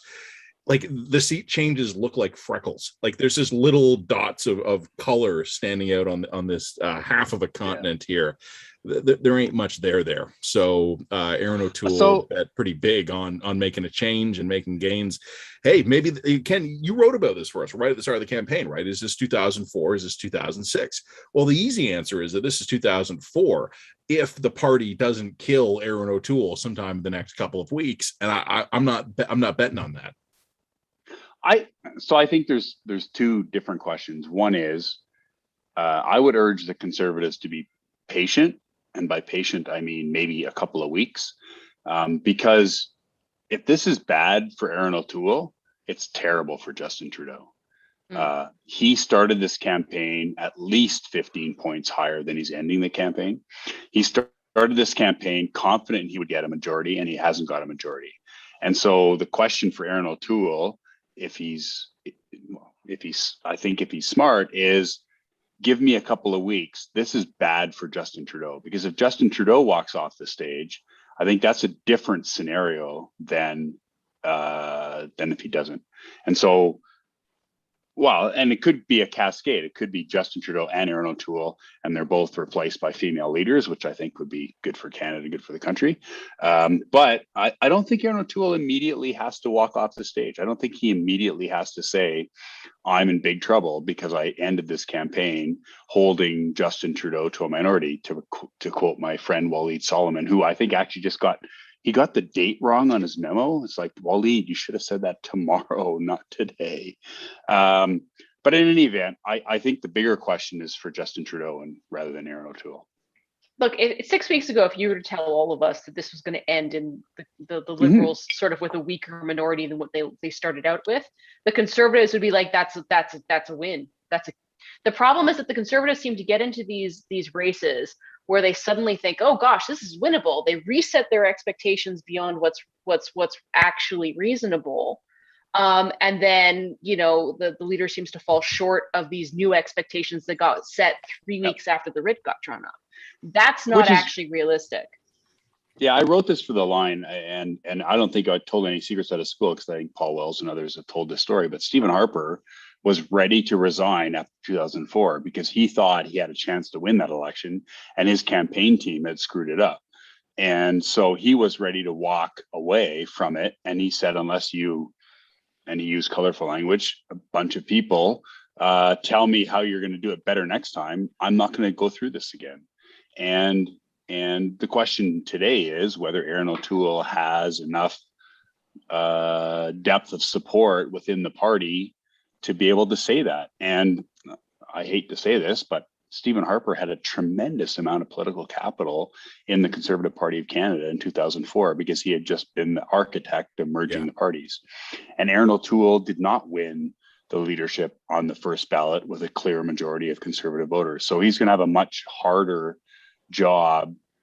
I think everybody in 2004 said, if Stephen Harper wants to stay, he can stay. If Stephen Harper wants to leave, he can leave. They left that decision entirely up to him. I'm not sure that Aaron O'Toole will have the same luxury. Guys, but just pulling in some of, oh, sorry, Ken, go ahead. Didn't mean to cut you off. If Trudeau steps down first, that'll be a different question. I just wanted to pull in a couple of numbers here. This one from my TVO colleague, Steve Pakin, who we've been talking throughout the evening about voting challenges in different parts of the country. Elections Canada has extended voting time in Kingston, Ontario until 1 o'clock in the morning local time, like another 90 minutes from now. So obviously that gives you a sense of some of the challenges we've been facing here. And I'm just trying to pull up some new national numbers, guys, just on the Globe Mail website. Oh, go for it. What's the popular vote looking like? Liberals 32 and a half, Conservatives 34. So they're a point and a half ahead. That shows no sign of abating. Yeah. And it's 157 Liberal, 121 Conservative. Again, 29 NDP and 29 Bloc. I continue to be surprised that the Bloc didn't do better. John? I'm just I do more than just looking at political polling, and I'm looking at the numbers tonight right in front of me on the screen. And I have to say that we're going to be dealing 48 hours from now with a very different reaction. So we're all sitting here looking at the political numbers and counting seats and all that sort of stuff. And, when I look at this, it's almost identical to where we started from. To have another election campaign 18 months from now, whoever is going to run it, we will have spent $1.3 billion on 2 election campaigns. $1.3 billion on election campaigns. There is a reservoir of anger in this country already there as a result of being embedded in our homes and our businesses and the COVID for 18 months. I got to tell you, in the next 48 hours, there are going to be a lot of very angry people in this country who are going to look and say, what the fuck did we do? What has this done? We're going to end up with a more divided country. It used to be in my days. I mean, I go all the way back to the 1980s. I was an observer at Joe Clark's resignation. I was in Winnipeg in the room that day. So I've seen my fair share of these whole things. And I remember a time when, in fact, you actually would reach into other provinces at the prime minister of this country and say, you know what, you didn't vote for me, but I think it's important. Now, there was capital to be spent there to build. But this is a prime minister who basically said from the get-go, Alberta, you didn't vote for me, so screw you. In fact, I'll buy your pipeline and you can't use it. And I won't come there and say, I'm going to make you the capital of the world for energy. I mean, what we've witnessed in the last 6 weeks has been virtually the same thing. It's been not bringing anybody together. It's basically said guns, abortion, a bunch of other stuff, and tried to wedge it in that way. So let's all gather 6 months from now and see whether, what we've got left. So there's the political world, but the public world is going to be different. I think there's going to be a group of people out there that are going to, I can just see Maclean's magazine running their articles and a bunch of other people in highfalutin places talking about the machinery of democracy.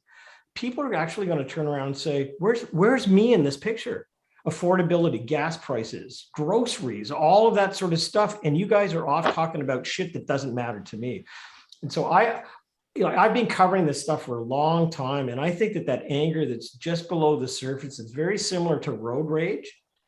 I think there's the potential for that top to come off. I don't know how it's going to express itself, but the mere fact that I'm looking at virtually identical numbers and you just put me through this in the country, boy, oh boy, I think there's going to be a lot of angry people over the next few weeks. Are we late enough are we late enough in the night for me to get dark? Are we ready to get Jen, I started it. In fact, I'm getting specific requests in the chat, Jen, that it has been explicitly requested that not only did you offer dark, that you promised dark. So go for it. Okay, so and Miggy, this is going to be doom scrolling level shit here. We need to tap out. So when my husband and I were kind of like going over what we thought was going to happen, generally speaking, we weren't because my husband and I are one person, so that's just how that works. You were talking about how it's probably going to be a liberal minority, and he looked at me and he said, "Good." I'm like, "What do you mean good?" He's like, because that means they're going to have to eat every little bit of shit that's about to come down the goddamn pipe. We're going to have inflation. We're going to have a radical readjustment to the new of geopolitical order. We're going to have pandemic, whatever the fuck comes next in this, slow motion ground, kind of like we're all trapped in that movie Groundhog Day at the moment when we realize it's not a comedy, it's a horror. So that's coming down the pipe. And who knows what the fuck else, it's going to be one crisis and one disaster after the next, after the next, after the next, after the next. And that's before we get into the domestic crisis. I mean, what's going to happen when Parliament reforms and all of a sudden the Liberals have to try and sue the Speaker again to try and suppress information about what was going on at the Winnipeg lab. I mean, the Liberals are now going to have to eat it all. It's all on them, baby. The deficits on them, the cutting off the CREBs on them, the inflationary pressures are on them. The Liberals are going to have to eat everything that comes next in the post-COVID world order, and nothing about that looks fun. So if they have to clear the way for a space for the Conservatives to come in and basically fix it, that's not fair on the Conservatives. But bluntly, the Liberals are going to deserve every single one of the 18 to 24 hell months that they have signed up for. Miggy, Jen, I want to pull in Miggy here. She wanted to say something, but I wanted to say to the whole audience here, obviously, we're just hitting our third hour. Thanks for being here. We've got Jen Gerson and myself, Matt Gurney, Miggy Champions here. She's one of our writers at the line, as is Ken Bosencool, old warhorse for the Conservatives, John Wright of Mayor Republic Opinion here with us as well. So I just wanted to re-rack that a bit.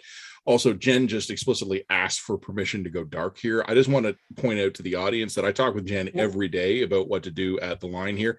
And every time she says, I want to go dark, she actually gets this weird gleeful thing going on, which I find very unsettling. And I'm glad that 300 some odd people just were able to share in that moment with me. Miggy, you wanted to jump in though when Jen was talking there. Go for it. Jump in. Well, the problem with this prime minister and with the way they handle anything that happens is they never take responsibility for anything. We're all going to experience this reality differently than Justin Trudeau did. And so I agree with you. Your analysis is spot on about what's coming down the pike. I'm just really worried about how they're going to handle all of this. Like I said, I've been doom scrolling, They're and I'm going to fuck it up at every single level. No.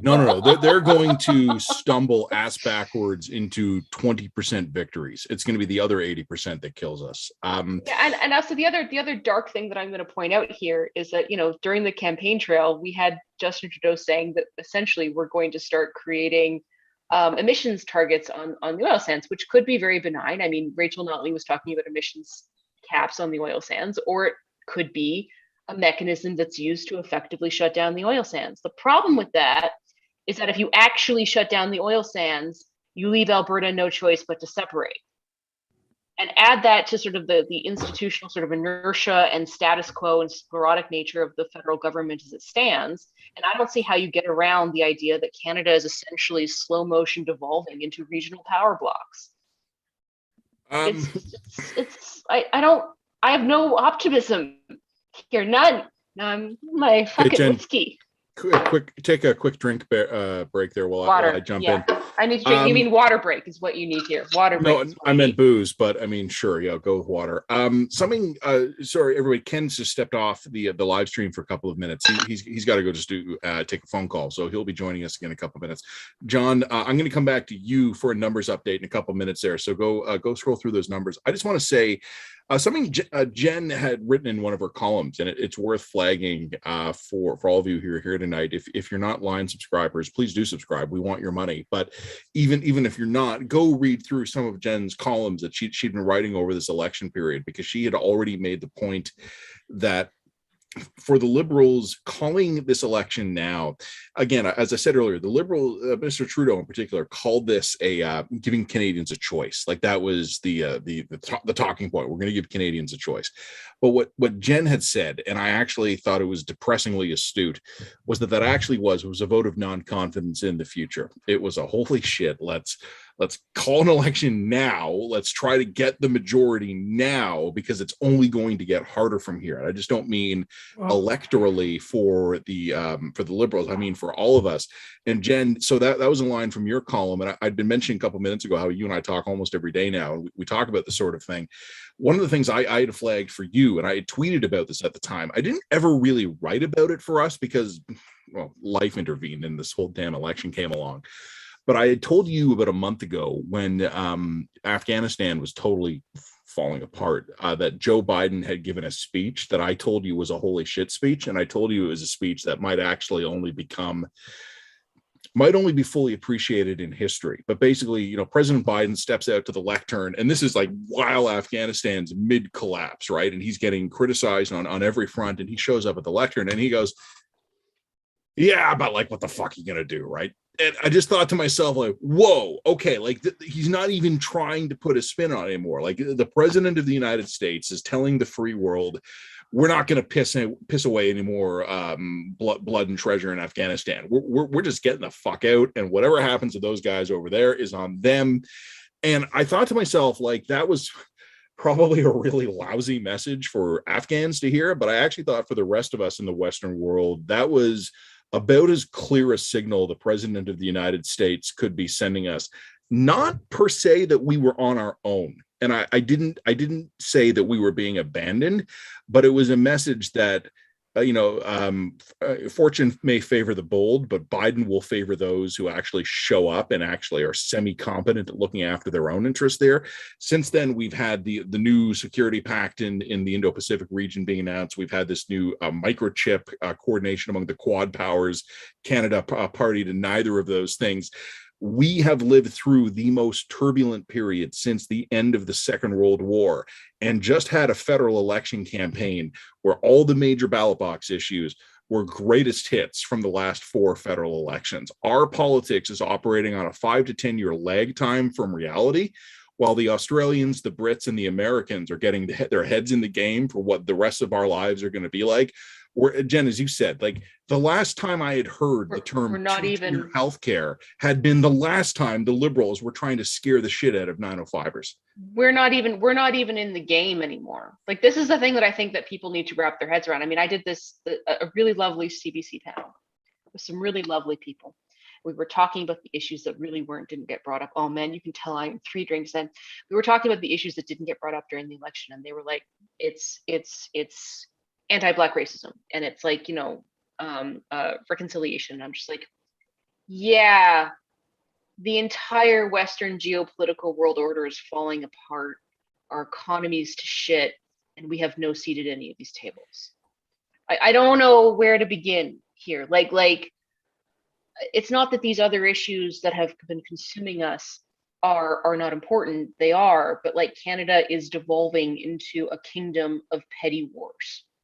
And it's not in the big picture shit. We're not even there. Like, it's not even that we're not even thinking there. We're not even in there. We're not even in the room. Like, it's just, we are reducing ourselves into an American vassal state with none of the privileges of American citizenship or participation. That's effectively what's happening. China's vassal state. We're shut out of America now. No, I mean, we're shut out at any kind of decision-making capacity in America, but I mean, just sheer, well, and intelligence, that's right. But our sheer geography sort of ties us to America, whether we like it or not. So like, we don't even get it. We're not even going to get a say in that. But we live in a virtual world in this country. I remember when Justin Trudeau went to Davos for the very first time, and he was with Jerry Butts, and someone very senior came over and started talking to him about how we should deal with, setting the strategic imperative forward for trade negotiations and things like that. Absolutely true story. And Jerry turned to the Prime Minister and he goes, we don't want to talk about that because it doesn't play well at home. And the whole issue here is it's all a facade. I mean, we have, again, I have on my front door in downtown Toronto an orange T-shirt with the inscription on it about every child matters, because my daughter's taking Indigenous studies at Queen's University. It's something that's really important in this house. And I'll be the first one to say that the symbolism of a flag flying at half-mast at every embassy around the world has nothing to do with the rest of the world, and has a lot of people in this country saying, well, why don't we just get to work and solve the problem rather than the symbolism of it? We have a prime minister who effectively, on almost every issue in this country, has turned it into issues which don't matter. Much to your point, Jen. I mean, we just had a national consultation on a whole series of things that don't matter. Okay, so I mean, even the prime minister said to everybody in Toronto and then the rest of the country, my goodness, if you keep blocking your hospitals, I'll make a federal law about it. Well, the law already exists. It's right here in Toronto. It's downtown. I mean, all of these other things, we're going to get on that handgun thing. Nothing. Like, they've done nothing about it. And it's just, or we're going to ban assault rifles that have already been banned since 1970, but we're just going to add the AR-15 in the list because we know that the AR-15 is a scary gun that people who don't understand anything about guns think is scary. Like, that's literally the level of policy bullshit we're dealing with right now. So this goes back to what you said. First of all, I disagree that you were getting dark. It's going to take a hell of a lot more drinks to get dark. I mean, you're just being realistic. Number two, I think we're celebrating the fact that, well, not celebrating, but we're recognizing the fact that Aaron O'Toole isn't the dog that caught the wheel tonight. Thank goodness he's got another day to live, because I believe you're right. The Liberals and Justin Trudeau are going to have to eat every bit of this stuff going forward. You can't escape it. You made it. You wanted it. There you go. But I think, again, the other part of this is that we have yet to have a serious discussion in this country about the things that matter. And there's lots of big things that matter. And maybe Kim Campbell was right. It's not the time to discuss it during an election campaign, but we sure got a lot of big things heading down the pipe here. And I don't think Justin Trudeau and the group of people in Ottawa, I see that Anne-May Paul lost her seat or didn't win tonight. Oh, God. I mean, John, I was but literally Krista just Freeland looking at did. those ridings. I was looking at Anna May Paul's numbers. She has half the vote of the Conservative. I mean, whoa. Right now in Toronto Center, it's 50% Marcy Ian, 24% for Brian Chang, the NDP candidate, 14% for Ryan Lesser, the Conservative, and Anna May Paul has 8%. You're the leader of the Green Party and you're getting half the vote of a Right. Tory in Toronto Center. Like, you talk about getting dark. Like, Jen, you and I could go full into our concerns about the stability of our food supply right now. It would still be not Hey, as man, dark like- as any reflection we could give on Anime Paul's political career. Yeah, I mean, and I was the sort of person who decided to buy a bunch of like potato sacks on Amazon and grow my own potatoes in my backyard. So that's saying something. John, It's not Ken's rejoining us. Ken, just give us 1 second here. Ken had to go take a call. John, can you give us just a quick walkthrough of where we stand here? How are the numbers firming up? The numbers, Liberal 158, Conservative 121, Bloc 29, NDP 28, Green 2, PPC 0. In terms of the popular vote, it's basically the same, slightly a little higher right now for the Conservative by about a point, but everything else across the board, a little bit more for the NDP. It's pretty much the same as we had in the last election campaign. You know, when you look at numbers like this and you look at the polling numbers, they're almost identical. I mean, if you had 6 polling companies out in the last 48 hours, you would have seen 3 with the Liberals slightly ahead by a point. You would have seen 3 with the Conservatives slightly ahead by a point. It's like Canadians got into a room and literally said, why did we do this? And let's all get together and figure out a way to send exactly the same number of people back to prove that we didn't want this election. Yeah, that's a good point.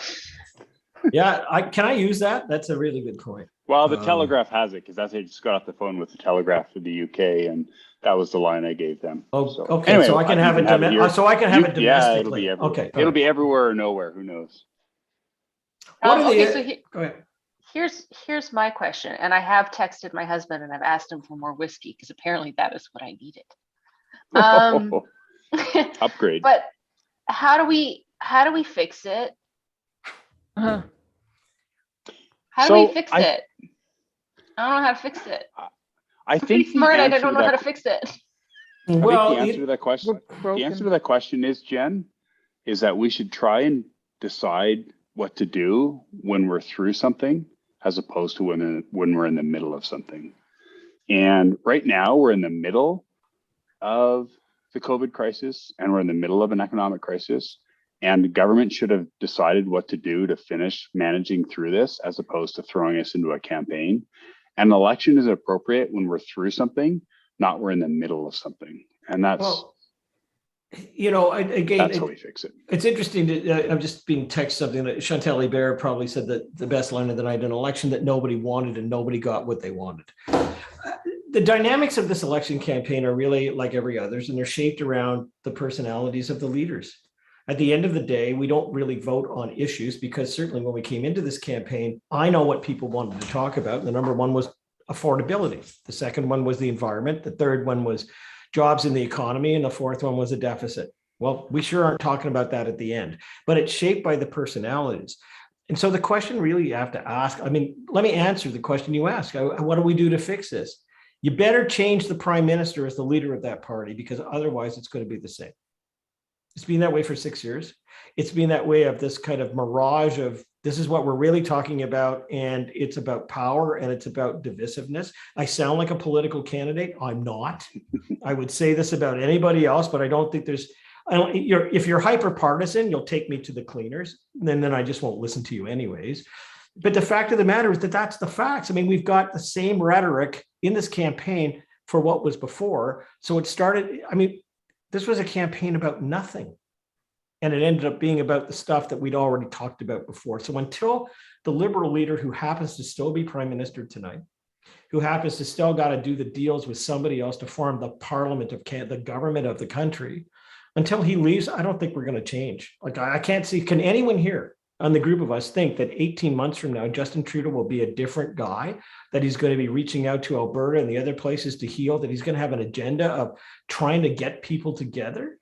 No, he's an absolute liability for the party, but the party lacks the self-awareness to see the problem that he actually is. Well, I think it's an opportunity now for a whole bunch of other people who are Liberals who see this reality to do something about it.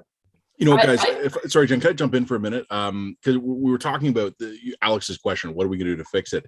Jen, I've told you this, so you've heard this before. Miggy, Ken, John, I'll put this to you and to the 300 people watching this. You want dark? I'll give you fucking dark. So a couple of years ago, I was having a conversation.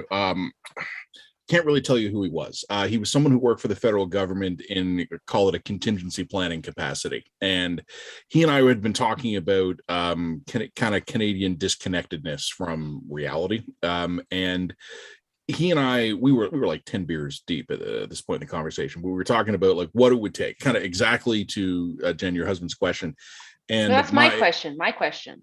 My bad. I'm asking how Sorry. we fix it. I'm sorry. All right. So to your question, and I put that to my buddy who thinks along the same lines we do, except he actually has access to the documents. And he had said to me, it's going to take one of two things to knock Canada back into reality. He says one of them will be a pandemic, possibly a massive global pandemic. The other one is going to be losing a war. And we tried the pandemic and I'm not sure it worked. So I guess we have one option left available to us. But here's the thing. I mean, we've already been kind of cut out of the loop by the Americans. Didn't we lose America? Didn't we lose Afghanistan? Didn't we lose a pandemic and Afghanistan like literally in the same week? With all respect to everyone who served in Afghanistan, when I talk about losing a war, I don't mean intervention abroad ends badly. I mean something we actually care about is taken from us. And I you know, a question came through. It was Mark Hill in the chat who posted this. And Mark, I think you had this absolutely bang on. Mark said, the problem is we often talk about these things through a political lens. You know, why are the Liberals doing this? Or why are the Conservatives doing that? There is no constituency in Canada for spending $20 billion a year more on the armed forces. There is no constituency in Canada to building out foreign affairs by the billions of dollars a year it would take to have properly staffed embassies in every country in the world here. I mean, we do exist in the shadow of the preeminent global power, and we like it. You know, I've written whole columns about this, particularly about the climate change issue in particular. You poll Canadians and you find that super majorities of Canadians agree that climate change is an existential threat to the future of mankind. And then you, in that poll, you include a question about, well, what do you want to do about it? And the answer is nothing. Like, you know, like more than 70% of Canadians believe that climate change is literally a threat to human civilization. More than 70% of Canadians is unwilling to spend any more than $200 a year to do anything about it. When you actually divide that out, it's about $16 a month. I spend that on parking. Like in Toronto, I go out for lunch and I spend $20 on parking. And we're not willing to do that on climate change. And I'm not picking on anyone here, but it just kind of gets to the root of the unseriousness here. You know, when I look at the NDP plan, I actually think the NDP plan, in a weird way, actually kind of captures the national zeitgeist here, which is we want all the good things and we want someone else to pay for it. I mean, that's kind of Canadian public policy in a nutshell. Yeah, I mean, I would sort of push back a tiny bit on climate change by noting, like, ultimately, at the end of the day, if we're going to be really ruthless about this, Canada accounts for 1.6% of global emissions. That includes all of the oil sands emissions. Obviously not the oil sands emission once you burn them, but the emissions involved of pulling them out of the ground. You know, it's totally important and good for us to show moral leadership on the climate change file by implementing a carbon tax and those sorts of things. But if we're talking about climate change and the impacts of climate change in a real serious way, I want to know about things like disaster mitigation. I want to know about things like agricultural impacts of food security. I want to know about things like refugee flows. I want to know about things like national security. Nobody's got the balls to talk about that right now. Instead, it's Jen, like, hey. No, I'm sorry, Jen. We need to, I want to cut in there because I hear what you're saying here, and I will never apologize for standing up for a woman's right to choose. That's the caliber of our leadership, right? Like, any issue comes up and it's like, oh yeah, okay, well, what were you asking about supply chains? Well, I will defend the rights of LGBTQ Canadians. Like, this is how we do elections here. And the thing is, I mean, sorry, John, do you have, I mean, I can see some numbers here. What give me the snapshot here. What is the current national vote tally here?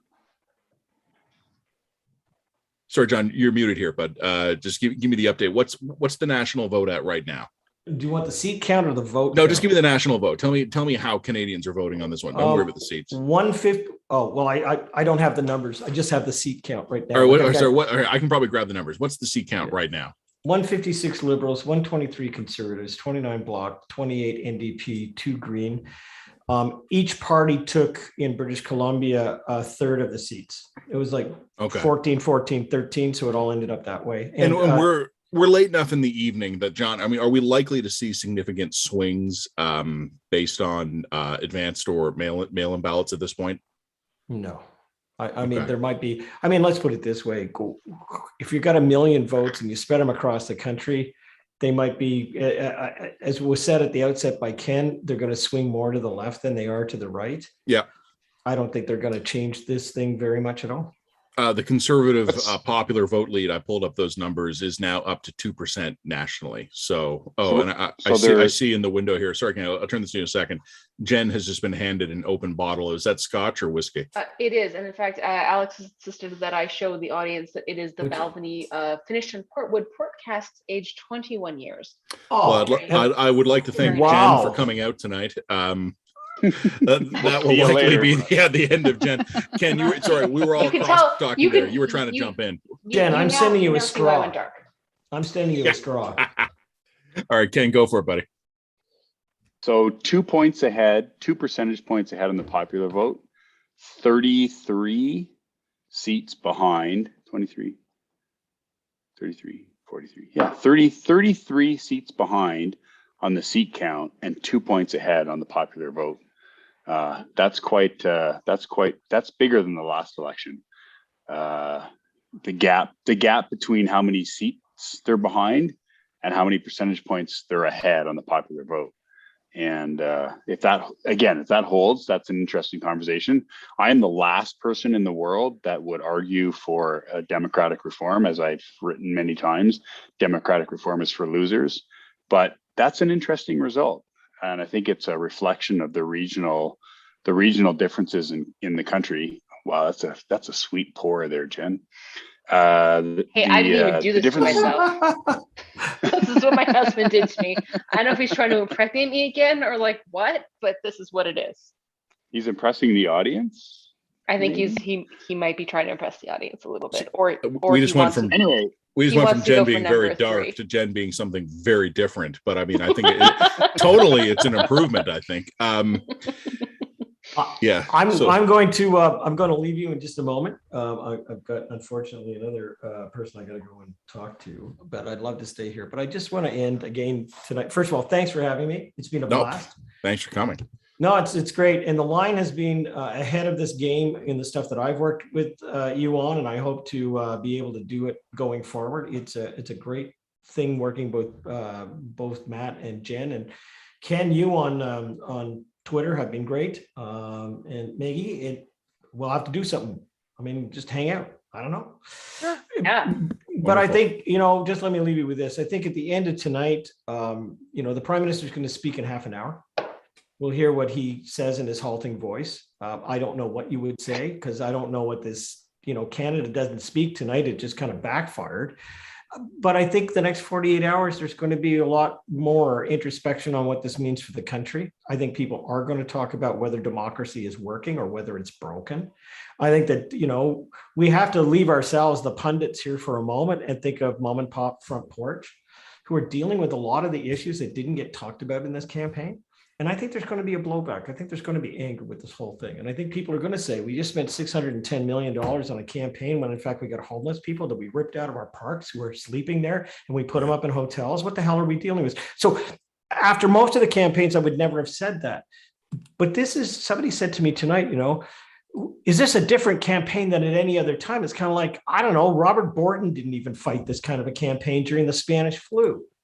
But this is a different time. And I think there is a pent up anger, and I think there is going to be a reaction to it. And I think by the weekend, we're going to have a lot of blowback from a lot of different places.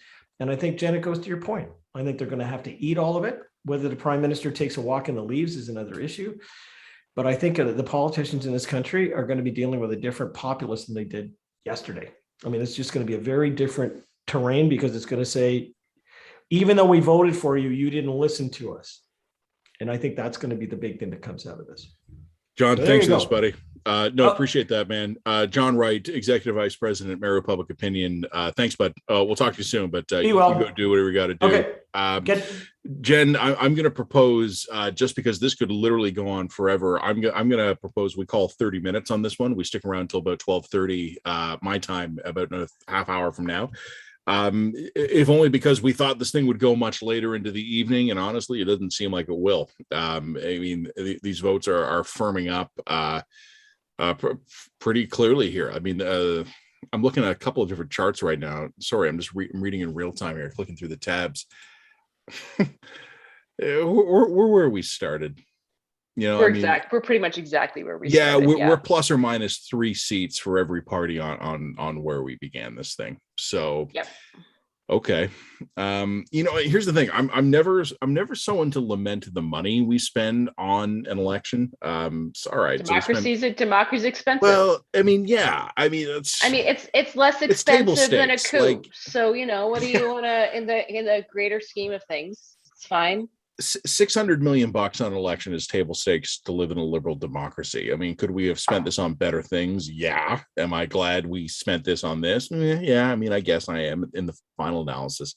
The one thing I will say, though, is that tabulating election costs entirely using money kind of misses the point. I mean, we have pissed away an entire election campaign where we could have been talking about real issues, but again, instead we were rehashing slogans from 3 elections ago.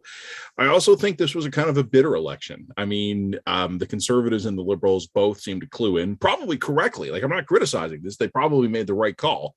They both seem to clue in pretty quickly that the way to try and make progress here was to really hammer their opponents on this one. These things come at a cost of polarization, of division, of frustration, and I don't know. I mean, I'll just say this, and this is not just the whiskey talking, but it's 50% the whiskey. It's 50% the whiskey, so I'll disavow it all later if I need to. But like, I've never been more pessimistic about Canada's future than I am today. And that's not because somebody won or somebody didn't win or whatever. It's that, you know, I'm just looking at this map. Go look at the actual map of the results. Oh, I know. Tell me who has a mandate to govern here. How do you look at this map and say, yep, the Liberals just took it away. Like we're real confident that the Liberals have the word of Canada. Like you see a big chunk of Conservative in the middle. So like, yeah, I think that the Conservatives have really won a mandate for the prairies, you know, and the rest of it South is Central Ontario, just not Toronto area.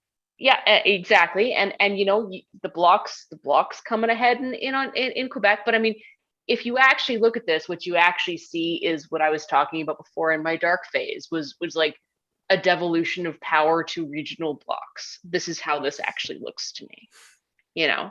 And I cannot come away from 2 elections like this and feel real good about where Canada's heading right now. I just think there's just a maybe insurmountable amount of division here, and I don't see how we come back together after this in a meaningful way. You know, despite it all, I'm weirdly hardwired to a degree of optimism where Since when? Not yesterday. You weren't.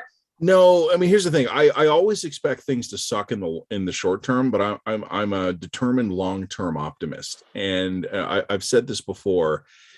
I don't think you can have kids when you are all in on long-term pessimism, right? I mean, I genuinely want to believe, even if I'm lying to myself, 2 little ones who are asleep about 20 feet over my head right now have a better world to look forward to, and or at least a reasonably good world to look forward to.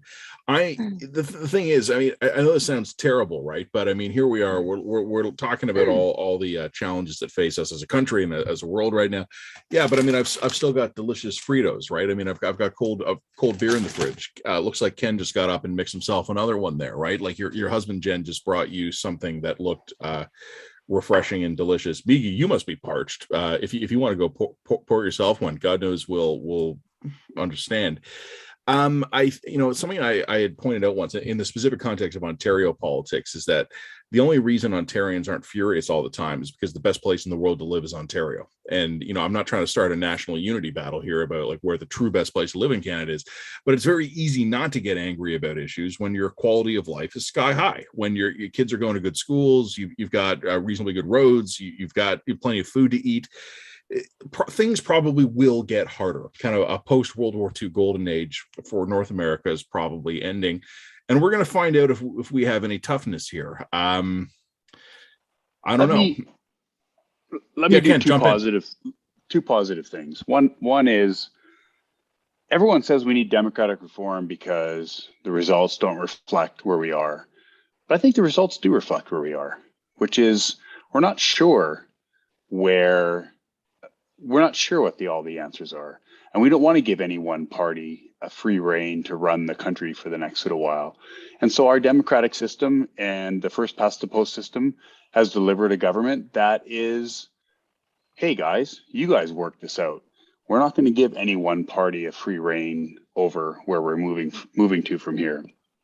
And number two, if democracy's war by peaceful means, we're in the middle of the Vietnam here. We're in a long, drawn-out battle where Canada is going to decide what kind of country we are. And as I said earlier, we're in the middle of a difficult challenge. We're in the middle of a huge pandemic. We're in the middle of some economic dislocation. And it's perfectly okay that we decided we don't want to give one side or the other.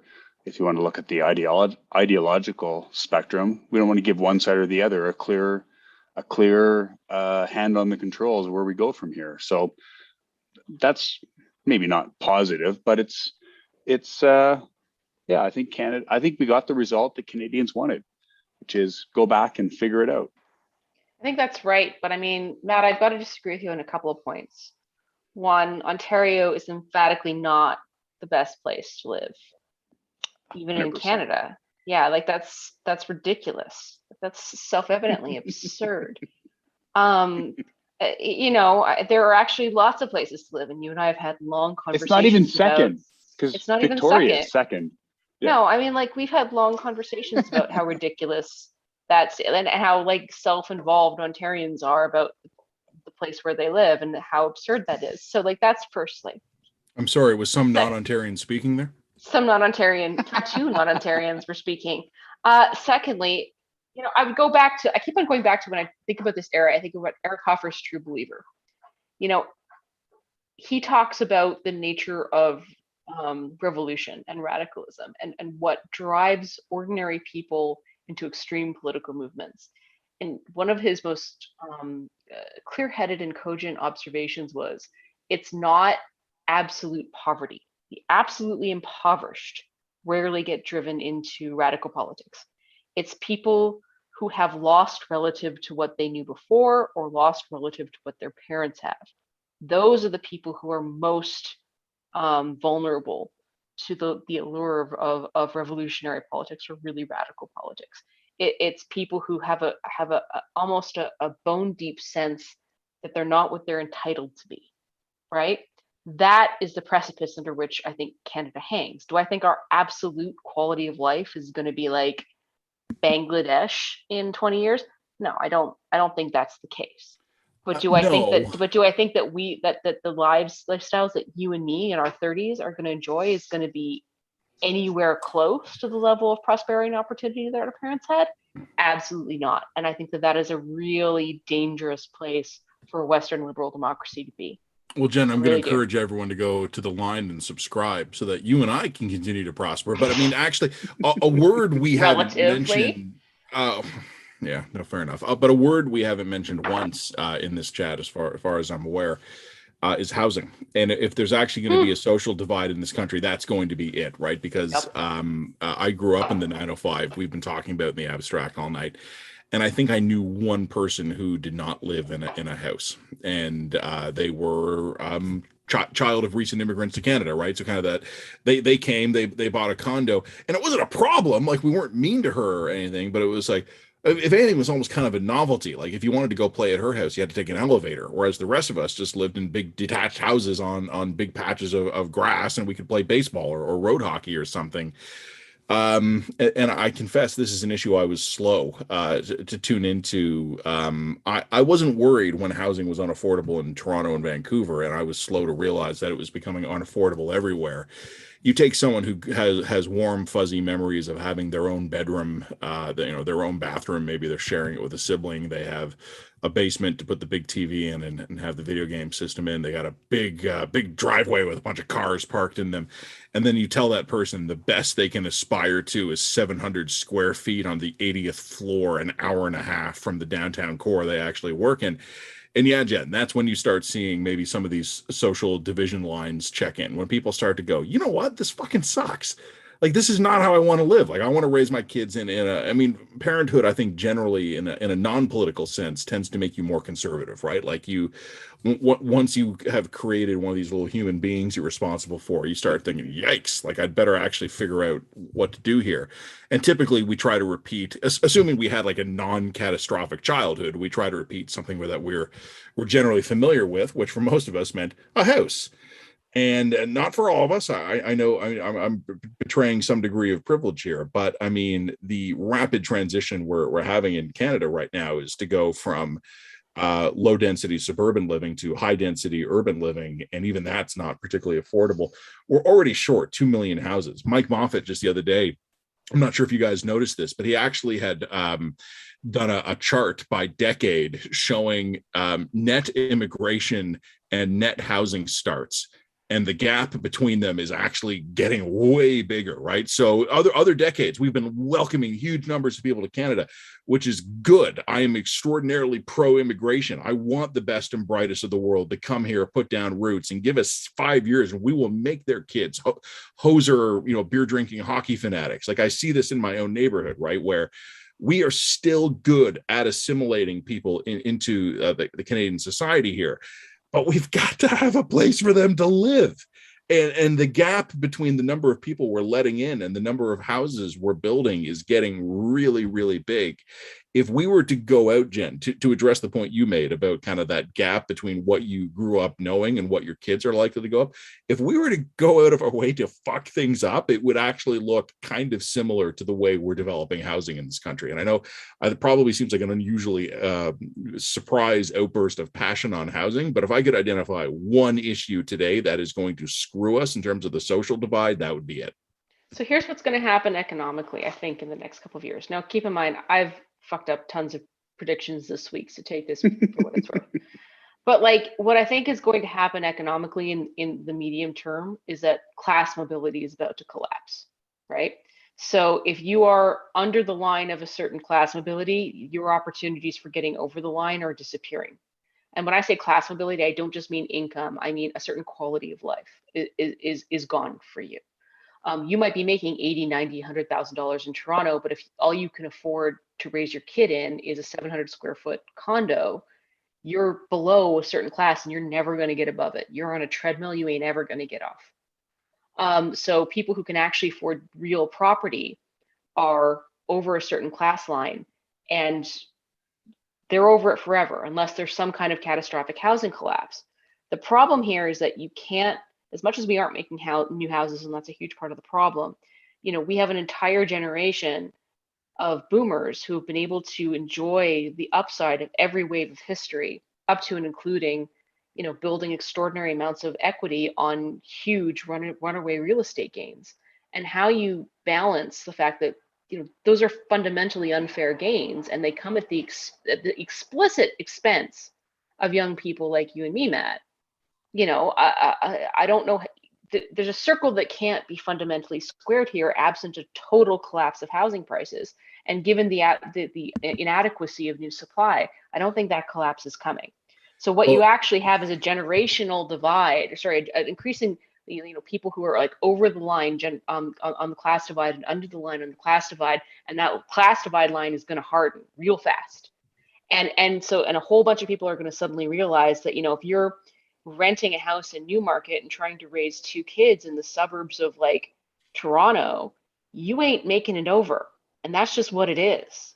And Well, there's you know what? nothing anyone can do. Jen, let me pull up. I mean, my wife and I got married relatively young, which sort of skews our demo profile a bit, just because we knew each other in high school, and I concluded I wasn't going to do any better, and she also agreed to settle for me, and we got married relatively young. Nice. I want to pull. I'm just literally on a local real estate website now. I want to pull up the exact neighborhood we first lived in after we were married. Give me 1 second, guys, because I want to see specifically what those houses are selling for. Are there any actually for sale on the street we first lived on? Okay, no, but I can go 2 blocks away. So a house we bought for exactly $500,000, basically identical, is now listed for 1.6, and that was 12 years ago. So the cost of housing in this suburb, an hour north of Toronto, has more than tripled in 11 years. My wages have not more than tripled in 11 years. And, you know, my brother sorry, bought a place. My brother bought a place in the Junction in Toronto, and 6 years later, he couldn't buy the house he lived in. And yeah, he was smart. He sold his house in Toronto, moved to Calgary, and lives a very good life in Calgary. But he could not, if he had to move back to Toronto today, he couldn't afford to buy a house in the neighborhood that he lived in when he left Toronto a year ago. My husband and I were making this conversation when we moved into this new house a couple of months ago, and we were like, well, shit, do we move back to Toronto and be close to family? And like, we just looked at the numbers and started laughing hysterically. Like, it's a fantasy. Like, my next book would have to be an international bestseller for us Which to it will even be. like, well, shit, man, even then, like, you know what I mean? Like it, you know, the bar is so high now for us to have an equivalent quality of even not even equivalent, like roughly equivalent quality of life. It's not attainable. It's just not attainable anymore. And I guess I mean, I've described Canada, I think, accurately. It's a vampiric gerontocracy. We run this place for the old at the expense of the young. That's just how we run it. We run that in terms of our housing policies. We fuck over the young to ensure that the retirement gains of a demographic that is disproportionately wealthy, the old. You can look at it in our pandemic responses. We penalize disproportionately the young in order to preserve the old. I mean, shit, at the beginning of this election, the Liberals sent out literally a $500 checks to everyone over the age of 75 as like a vote bribe. It's a vampiric gerontocracy, and we wonder why so many people are angry and voting PPC and NDP, why so many young people want to burn it down. You're offering them nothing. You're offering them no buy-in to this society whatsoever. And I'm so angry on behalf of people my age and younger who are getting an intensely raw deal and feel utterly helpless to do anything about it. And they are getting as the oldest person on this, what is this? A podcast, a broadcast, a YouTuber thing? As the oldest and the only grandparent on here, I couldn't possibly comment on that. Well, Ken, the only comment I'll make is, Alex, if you're listening right now, Jen either needs a lot more alcohol or we need to take the alcohol away. We can go either direct. We can go either way on this one. But no, that was incredibly cogent. Yeah, no, it was. But I think your next phase on this is going to be actually murdering a boomer. No. But look, you put it this way. The types of policies that we need to actually start, somebody has to have the balls to start implementing is like, okay, Kate, you know, senior citizen, you've done your part for society. Wonderful, good for you. But I'm afraid that if you want to enter long-term care facilities, home equity has to be part of the conversation about your wealth. Like we can't be letting my 92-year-old grandmother go into a subsidized long-term care facility without factoring in the fact that she's got $1 million of home equity in her savings account. Like that is no longer sustainable as a society. We can't do that anymore. You know, we've got to start factoring in these things, and we've got to start looking to things like intergenerational equity when we're looking at these policies. But as long as old people disproportionately vote, and as long as our, you know, Laurentian consensus ruling elite pander to the elderly at the expense of the young, this is what we've got, and it's going to be increasingly destabilizing as this cycle plays itself out. I I don't blame people my age for being radical communists. You know what I mean? Like, eat the rich level, like burn it down, misanthropes. Like, it's I don't blame them at all. Like they've been fucked. They've been fucked by an entire system, and very few of us have been able to work our way out of that problem.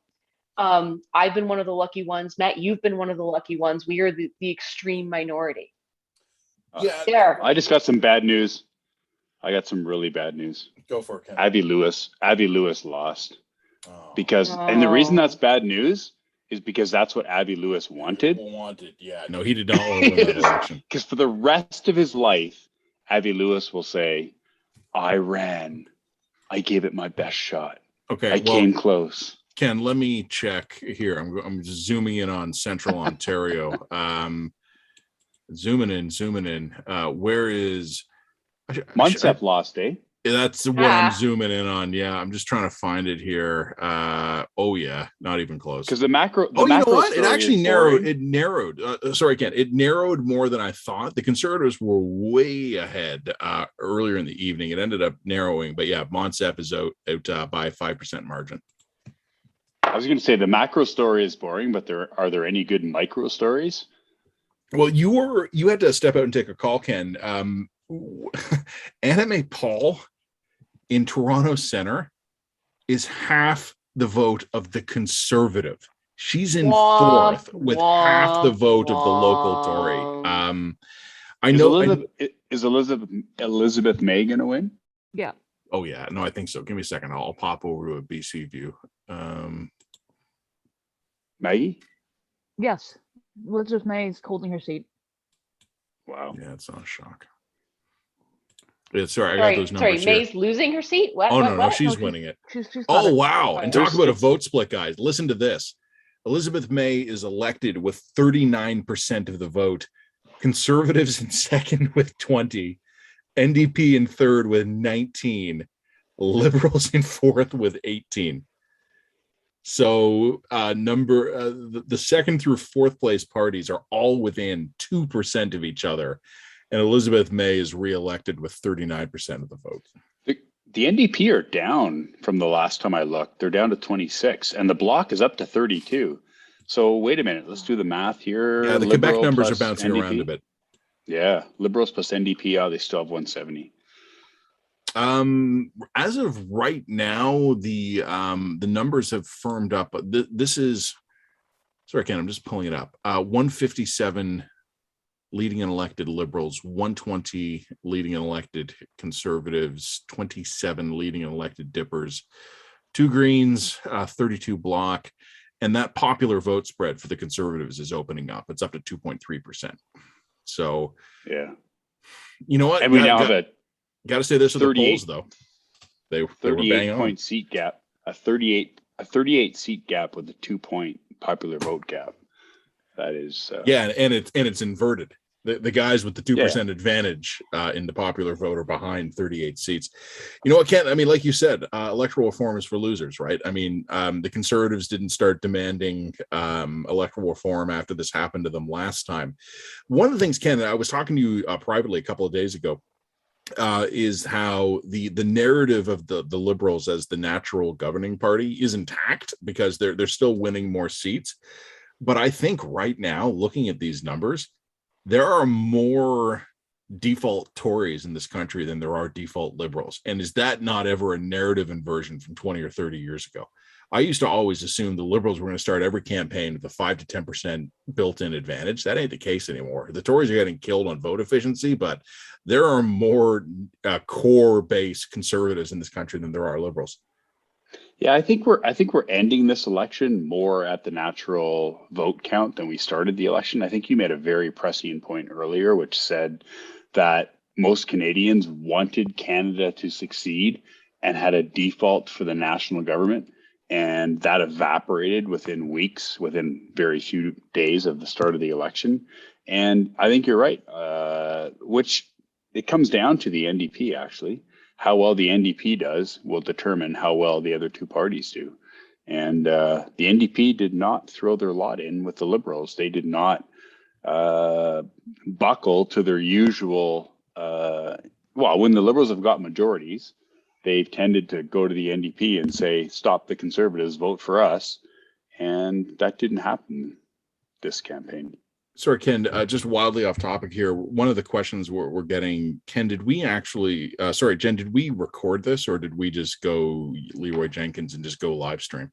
Oh, we totally Leroy Jenkins this shit. Yeah, I assume one Yeah. of our enemies recorded this to use us against us at some point. But for people asking if this will be uploaded somewhere, no. I mean, hey, maybe one of you recorded it. And if you want to tell us anonymously, let us go. I did not record this on my end. Is it aren't live streams available on YouTube sort of automatically?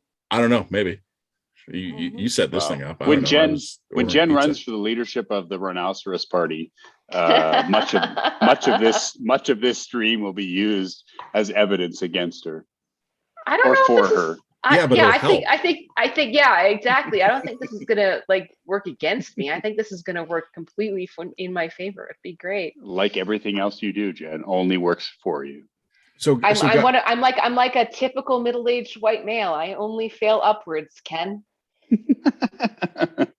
Well, Jen, I feel excluded from that remark. Guys, so from here in the Eastern time zone, where it is well past my bedtime, I'm not in any particular hurry to end this thing, but I mean, are we at a point where we're basically confident we've seen it all? I mean, we are starting, we've held a really stable viewer count, but I think we're starting to lose our Eastern viewers here.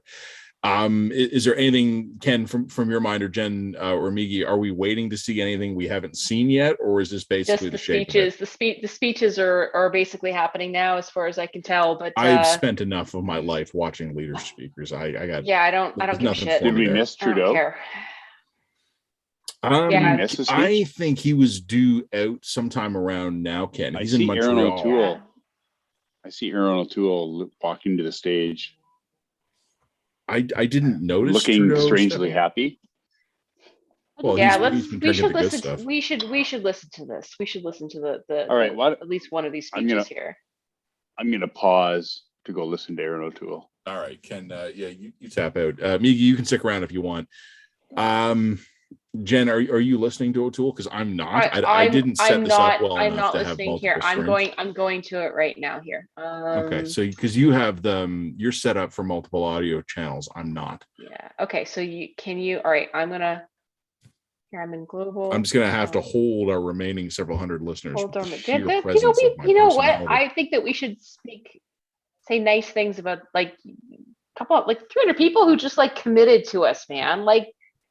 Love you guys. We do love you guys. We do love you guys. Okay, I mean, this was the first time we've ever done one of these, and we had no idea how well it would go. We are currently several subscribers short of a significant milestone. So if some people want to throw a few bucks, we'd really appreciate that. The reason why I think that we should watch this O'Toole speech is because this is going to be telling about whether or not he can hold on as leader here. So it's not that I disagree. I'm just not. I would have to log out to do that here. Oh no. Okay, so I'm listening here. So I'll just live stream after. So he seems really happy. It's upbeat. 35 days to get Jen drunkenly live transcribing Aaron O'Toole's speech. He's speaking French now. Basically, he's starting off with some pandemic nonsense. Yeah, the pandemic, total bullshit, right? Don't care.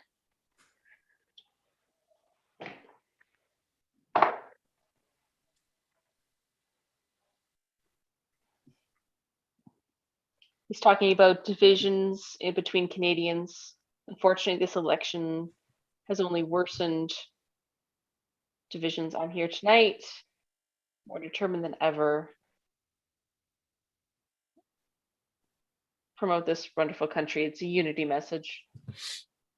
5 weeks ago, Trudeau asked for a majority. He said the minority parliament was unworkable, but tonight Canadians did not give Mr. Trudeau the majority mandate that he wanted. Some cheers for that, but it's pretty anemic. In fact, Canadians sent him back with another minority at the cost of $600 million and deeper divisions in our great country. Yeah, that's going to be the line. Yeah. Just days ago, Justin Trudeau said that he would hold another election within 18 months if he didn't get his way. Switching to French.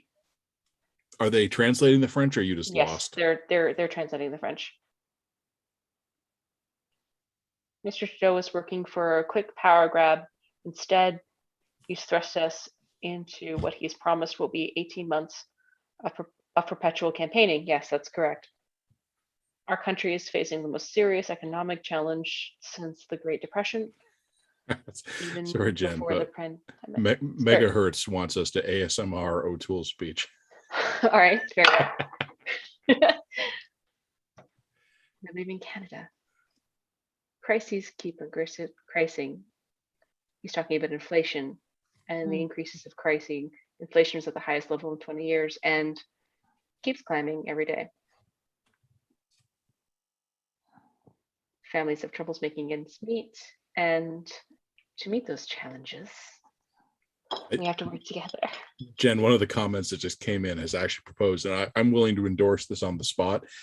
No network should ever advertise a leader's speech again, but what they should do is have a commentator drunkenly relaying it through like an earpiece.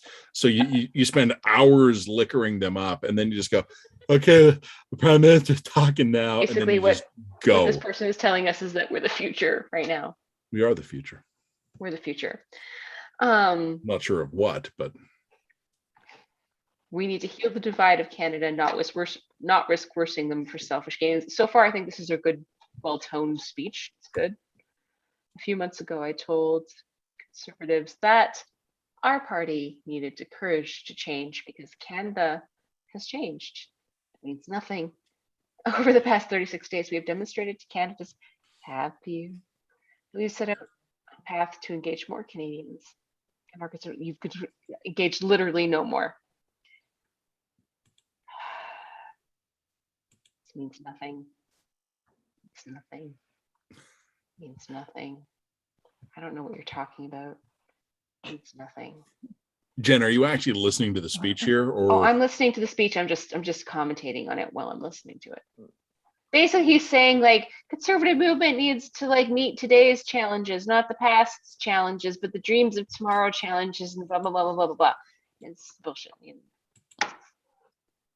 Am I right in I saw some news blurb that he had hired people that worked for Boris Johnson on his campaign?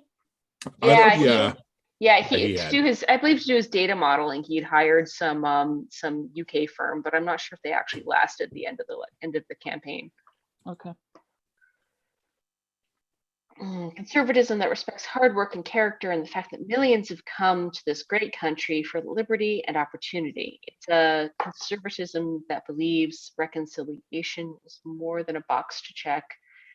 It is the very keystone of Canada reaching its potential, and it starts with clean drinking water as a basic human right, still denied to Indigenous children today. Good cheers for that. Above all else, it's a conservatism that believes that Canada is the greatest country on earth and that our best days are on the horizon. If you believe that, you have not been listening to this live stream. Conservatism that builds Canada up. Cool. Great. I mean, this is a very upbeat, positive speech. He's getting a standing ovation.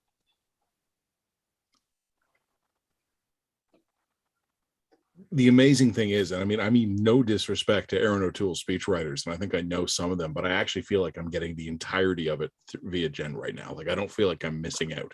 Yeah. More people voted for Canada's Conservatives than any other party, and that is a strength to build on. That's correct. That's actually, you know what? Yeah, let me check the. It's a good message. Our Well, I supporters just want to check growing the across popular country, vote now. Clearly, there is a lot of work for us to do to earn the trust of Canadians. 2.4% Conservative popular vote advantage, 35 Liberal seat advantage.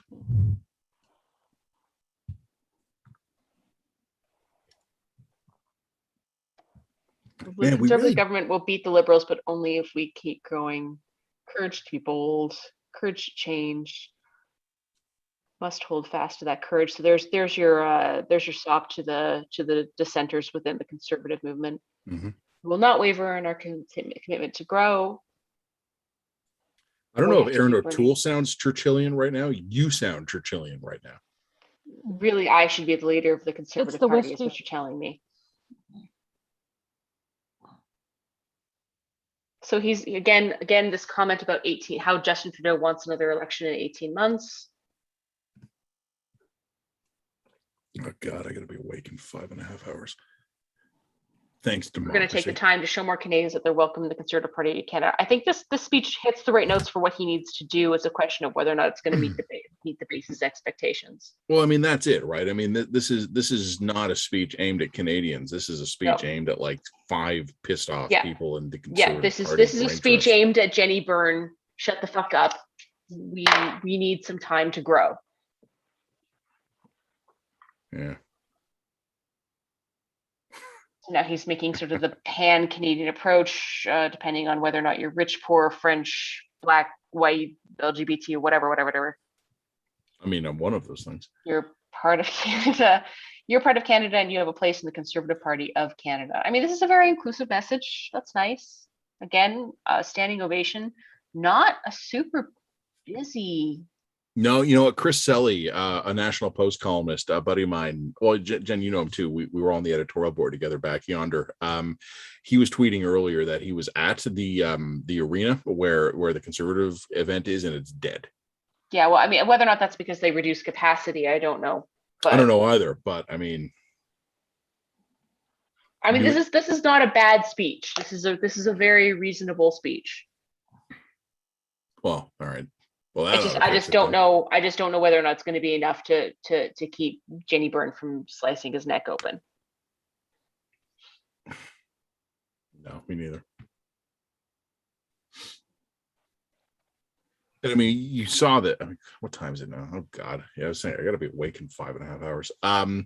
You saw earlier today the Conservatives begin their. I'm sorry, I shouldn't even say that. At this point, I don't think we can refer to the Conservatives as a solid block. I mean, we saw the O'Toole people begin kind of pre-results positioning on how to survive the leader. Ken's rejoined us. So Ken, you were listening to that. Jen just sort of drunkenly live transcribed it to us. I had a lot of blah blah blahs and whatever's and bullshits added. Worth noting though that right now I've been watching these numbers bounce around a bit, Ken, but whatever Aaron O'Toole has to say tonight has to contend with this reality. Liberals over the Conservatives by 36 seats, Conservatives over the Liberals by 2.3 of the popular vote, and I expect that number to go up as more Western tallies come in. So Aaron O'Toole did not speak to Canadians tonight. Aaron O'Toole spoke to the members of the Conservative Party tonight. I was just saying that Jen, he was talking to like 5 of them. Yeah, so sorry I wasn't listening to you, Jen, but yeah, that's pretty much was our takeaway too. Is like this is a conversation. Yeah. Yeah. Do you think it was enough? Do you think you convinced them? I mean, most of the stuff is going to happen in the back rooms anyway, but I didn't hear Trudeau's speech, and I think Conservatives will cue off of the message they get from Trudeau. I think there's any chance that Trudeau's going to step down, and on these numbers, I suspect that's less likely than more likely. They might give O'Toole another chance, but I think he's got a rough few days ahead of him. So what does he need to do in the back rooms to secure win here? Like, what does he need to actually do? O'Toole? Yeah. What is his strategy tomorrow morning if he wants to keep it? Secure the caucus. Secure the caucus. Yeah, I think if the sniping comes on the record from caucus, that's a huge trouble. If it comes, that comes off. If it's off the record from caucus, that means that he's got a lot of support there. I pay less attention to sniping from the sidelines, from previous strategists or from riding people. I think it's caucus that ultimately decides if he wants to say, and even though our rules say they get elected popularly, if you can't carry your caucus, you're not going to stay in power. So I would look for signs from caucus and what they're saying as a signal as to how long or whether he's going to last. And Ken, the thing that jumps out at me here is that is exactly the column I was writing about last week, right? Like if Aaron O'Toole's caucus now included 15, 20 new Atlantic Canadian or 905 MPs, then that's a very different calculus. But right now he's got basically, I mean, with a couple of marginal differences here, there, or otherwhere, he's got the same caucus he went into this thing with, right? So I don't know. I mean, I was chief of staff in BC when Christy Clark was 27 points underwater, and managing caucus was the biggest job that you had. But after she got reelected, there was never a more compliant caucus because she pulled a rabbit out of the hat. And Aaron O'Toole has not pulled any rabbits out of any hats. And it's going to be his caucus that ultimately decide how tough a road he's got to hoe.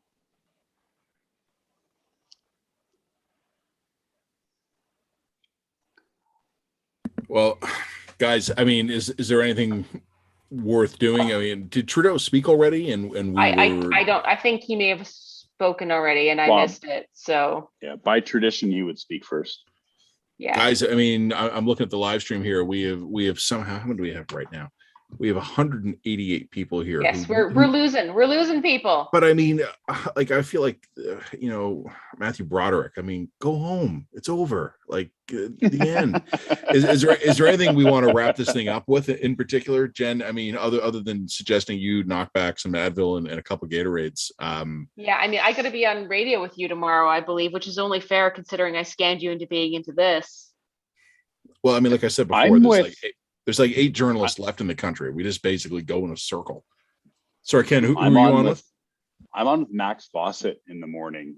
Have fun with that. On Ryan Jesperson's show, which is not in the mainstream media. So if you think Max and I are fun on Twitter, and there are the occasional people who say we're fun on Twitter, so we're going to be live tomorrow at 9 on the Ryan Jesperson show. Can we get you and Max to do like a little fight off here on the line for a live stream? Because that would be hysterically fun. I mean, I've agreed to it before, so I don't see why I'd turn it down now. I just want you to convince him that he's a partisan. That would be great. Yeah, that's between you and Max. Ken, I mean, I guess we should start wrapping this up a little bit. We can kind of go around the table a bit. Miggy, I mean, you've been watching these BC results come in. I don't mean to throw a grenade in your lap here, but I mean, do you have any kind of concluding thoughts here? I mean, like we said before, right? All eyes would be on BC. The only chance. Miggy, before you jump in here, let me just literally click the refresh tab here. Where are we in the seat count right now? You know what? We're at the stage of the evening, guys, where it's like every time I look at it, the Liberals are up a seat or they're down a seat, or the Conservatives are up a seat or they're down a seat. But the Liberals are 13 seats shy of a majority, and their last gasp would have come either from picking up more 905 seats, I guess, or sealing it in BC. So, Miggy, you had joked earlier, at least I hope you were joking, that this was a dream come true, right? That it would all come down to BC. At the end of this, and answer this, Miggy, as yourself, answer this as an Indigenous woman, answer this as a British Columbian, answer this, take this however you will. What are you in the evening thinking of tonight? I mean, where's your mind as we wrap this thing up, other than, as Jen and I, somewhat frazzled by the effects of alcohol? Well, I said at the outset that I wanted to see Trudeau gone, and I think maybe we got a result that is going to result in Trudeau going. I'm hoping that that's what happens. I think we need new leadership, and I'm hoping that that's what happens. Miggy, appreciate that. Thank you guys for having me on here. By the way, it was our pleasure. Thanks for coming on. It was fun. Thanks for coming on like no notice on our completely ridiculous, like duct tape together live stream. Oh, guys, like we planned none of this. Like Jen and I were like messaging each other in our Facebook chat. We're like, hey, should we invite like Keve Charouz? And Keve popped on us for like an hour. We had John Wright come on. Like none of this was planned. Ken, whoops, sorry, that's me forgetting my hands exist and knocking things off my desk. Ken, I mean, we'll come back to you. Closing thought from you. Why did we do this? I had Liberals up 1, Conservatives up 2, Bloc down 1, and NDP up 4. Literally, why did we do this? it was a waste of time. Jen, Not for us. Where our subscribers just went like through the roof. So thank you very much. we have Line thousands of subscribers now, and I We mean, really this appreciate is it. And like we're only going to Thanks, get more Justin. when we do this again in 2 years. It's going to be 2 years. fantastic. Yeah. If that even. Well, Wonderful. Thank you. Jen, other than thanking everyone who has signed on, I mean, any meta concluding thoughts from you? Does Trudeau even want this anymore? Yeah. No, I think that I don't think he does. No, if he had a majority, yeah, I think he'd stick around for the 4 years. Does he want another minority of having to cut deals with the NDP? No, I don't think he does. I just get the sense of someone who's been, who's sort of psychologically broken going into this particular show, and I just don't get the impression of someone who actually really wants to lead the country anymore. As a backroom guy, I want to put the 4 people who convinced him to pull the trigger in front of a wall. In front of a and wall. ask them how they're feeling tonight. Yeah. Wow, that is not where I thought you were going, where you said put them in front of a wall. I want to put them against the wall and then politely question them about their political strategy. Well, I think Trudeau might have more harsh words than I did about those 4 individuals who convinced him to call this election. Yeah. Yeah, no, I don't know. that's interesting. I mean, the thing is, Ken, I mean, I don't mean to tell tales out of school, but it was my understanding, and you might have been hearing similar things, that the Liberals were divided on this issue, that it was not a unanimous view around the Liberal election HQ about whether or not this was a good idea. And you might remember, I mean, it seems like a billion years ago, even though it was only 30 some odd days ago, that there was this weird Thursday night late election to be called, governor general, blah blah blah, all the headlines. Meanwhile, like the Taliban was fucking like taking over Kabul at the exact moment, right? But it was this late Thursday night thing, and a liberal friend of mine told me, who's the fucking asshole who leaked that? Like, we were still debating this. Like, that was a leak that was designed to determine the outcome right up until the moment the writ dropped. It was still controversial, even among liberals, whether or not this was a good idea or not. You know what? Looking at the end of it, I don't know if this is a good idea or not if you're the liberals. I mean, you can sell this either way, but I imagine, as you say, Ken, the people who were pushing for this, they got some splaining to do. I choose the number 4 deliberately. I'm a big believer that successful leaders have an inner circle of no more than 7. And Harper had 7. The 7 people changed over the 12, 15 years that I worked with him and for him. And I think Justin Trudeau has 7 people that he ultimately listens to. And so when I said 4, I actually meant that 4 out of the 7 said go and 3 out of the 7 said didn't go. And good leaders have about 7 people that they ultimately, that's the right number of people. 10 is too many, 5 is too few, 7 is about right. And so there were 4 people who said to Justin Trudeau, you should go. And I think there were 3 people who said, I'm not so sure. Well, Ken, when we're done this, I'm going to go to bed, but tomorrow I will email you and I will tell you some of what my understanding is. Because if people are confused by the lackluster start of the Liberal campaign, it could easily be that one of those 3 people that was really, really advising no and thought they were going to be on the right side of that issue was one of the ones who was controlling that campaign. And then suddenly some liberals who probably didn't think this was going to happen suddenly found themselves in a campaign they were pretty sure they had convinced Trudeau out of launching.